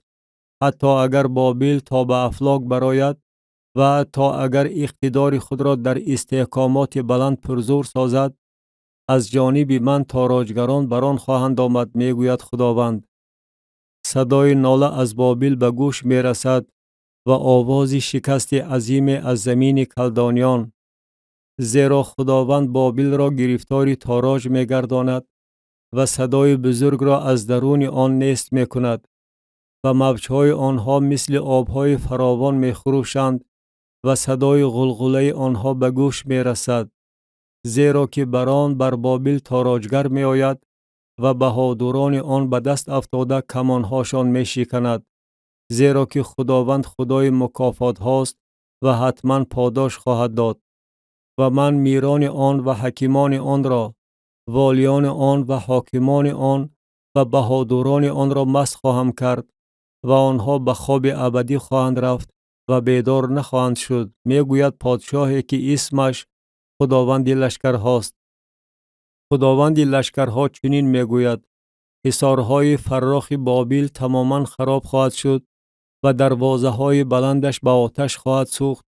قومها برابس مهنت کردند و قبیله ها از برای آتش خسته شدند. کلامی که ارمیای نبی به سرایا ابن نیریا ابن محسیا امر فرمود، هنگامی که وی با صدقیا پادشاه یهودا در سال 4 پادشاهی او به بابل می رفت و سرایا میری بار بود. و ارمیا تمام مصیبتی را که باید بر بابل بیاید در یک توماری کتابت بنوشت، یعنی همه این سخنان را که در باری بابل نوشته شده است. و ارمیا به سرایا گفت: هنگامی که به بابل داخل شوی، ببین و همه این سخنان را بخوان و بگوی: خداوندا، تو در باری این مکان گفته ای که آن را طور تلف خواهی کرد که در آن نه آدمی و نه چارپای ساکن نشود و آن به بیابان ابدی تبدیل یابد. و هنگامی که خواندن این تومار را به انجام رسانی، سنگ به آن ببند و آن را اندرون فرات بیانداز و بگوی: بابل از باعث مصیبتی که من بر آن خواهم آورد همین طور غرق خواهد شد و آنها خسته خواهند گردید. تا اینجاست سخنان ارمیا. کتاب ارمیای نبی باب 52. شرح مختصری واقعه ها. صدقیا 21 ساله بود که به پادشاهی شروع نمود و 11 سال پادشاهی کرد و نام مادر او حموتل بنت ارمیا از لبنا بود. و او آنچه در نظر خداوند بد بود به عمل آورد، مثل هر آنچه یهویاقیم به عمل آورده بود. زیرا به سبب غضب خداوند این در یروشلیم و یهودا واقع شد، به طوری که او آنها را از حضور خود رد کرد و صدقیا به پادشاه بابل عاصی شد.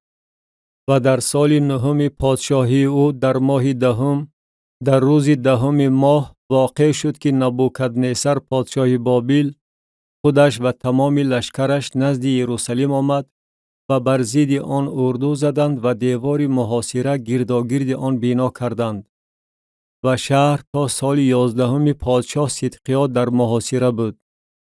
در ماه چهارم در روز نهم ماه قحطی در شهر پرزور شد و برای قوم زمین نان نبود و شهر رخنه کرده شد و همه جنگاوران گریختند و شبانه به واسطه دروازه‌ای که در میان دو حصار در نزدیکی باغ پادشاه بود از شهر برآمدند و در صورتی که کلدانیان گرداگرد شهر بودند با راه چول روانه شدند. و لشکر کلدانیان پادشاه را تعقیب کردند و در چول یریحو به صدقیا رسیده گرفتند و تمام لشکرش از پیش او پراکنده شده رفتند. و پادشاه را دستگیر کردند و او را نزد پادشاه بابل بر ریبلا که در زمین حمات است آوردند و در حق او حکم خود را اعلان کرد. و پادشاه بابل پسران صدقیا را در پیش نظر او قتل کرد و همه میران یهودا را نیز در ریبلا به قتل رسانید. و چشمان صدقیا را کور کرد و او را زنجیربند نمود و پادشاه بابل او را به بابل آورد و او را تا روز وفاتش در زندان انداخت. و در ماه پنجم در روز دهم ماه که سال 19 پادشاهی نبوکدنصر پادشاه بابل بود، سردار پاسبانان نبوزرعدان که به حضور پادشاه بابل می ایستاد به یروشلیم آمد و خانه خداوند و خانه پادشاه را سوزانید و همه خانه های یروشلیم و هر خانه بزرگان را به آتش سوزانید. و تمام لشکری کلدانیان که همراه سردار پاسبانان بودند همه حصارهای گرداگرد یروشلیم را خراب کردند.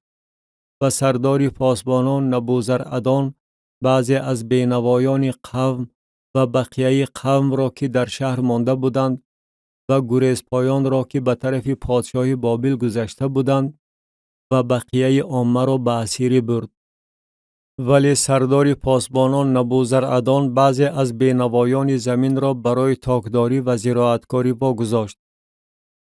و کلدانیان ستونهای مصر را که در خانه خداوند بود و پایه ها و آب انبار مصر را که در خانه خداوند بود شکستند و تمام مصر آنها را به بابل بردند.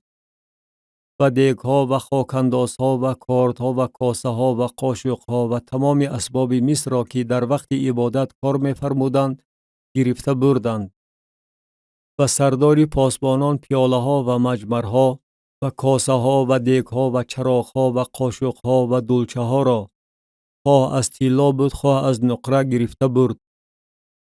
ستونها 2 تا، آب انبار 1 تا و برزگاوهای میسین 12 تا بود که زیر پایه ها بود و پادشاه سلیمان آنها را برای خانه خداوند ساخته بود.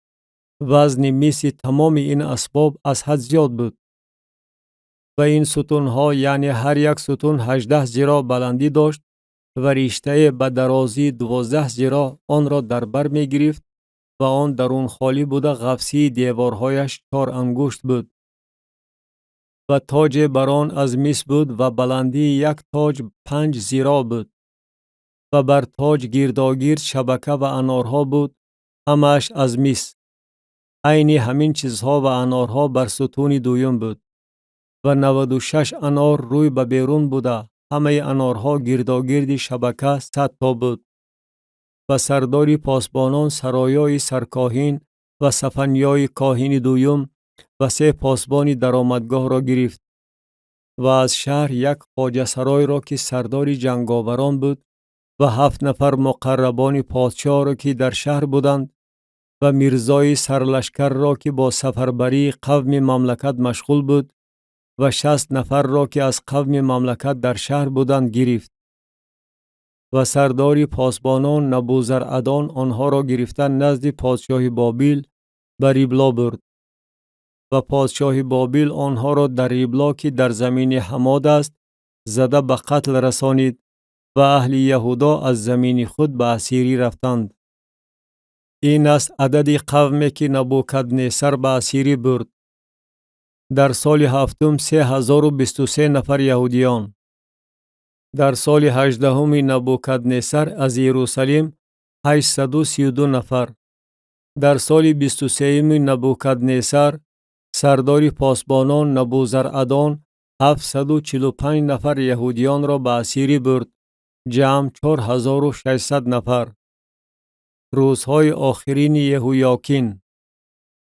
و در سال 37 اسیری یهویاکین پادشاه یهودا در ماه 12 در روز 25 ماه واقع شد که اویل میرودخ پادشاه بابل در سال اول پادشاهی خود یهویاکین پادشاه یهودا را سرافراز کرد و او را از زندان برآورد و به او سخنان نیک گفت و تخت او را از تخت پادشاهانی که با وی در بابل بودند بالاتر گذاشت و لباس زندانی او را عوض نمود و او همیشه تمام ایام عمرش به حضور وی نان می‌خورد و خوراک او خوراک دائمی به او از جانب پادشاه بابل روز به روز تا روز وفات او تمام ایام عمر او داده می‌شد.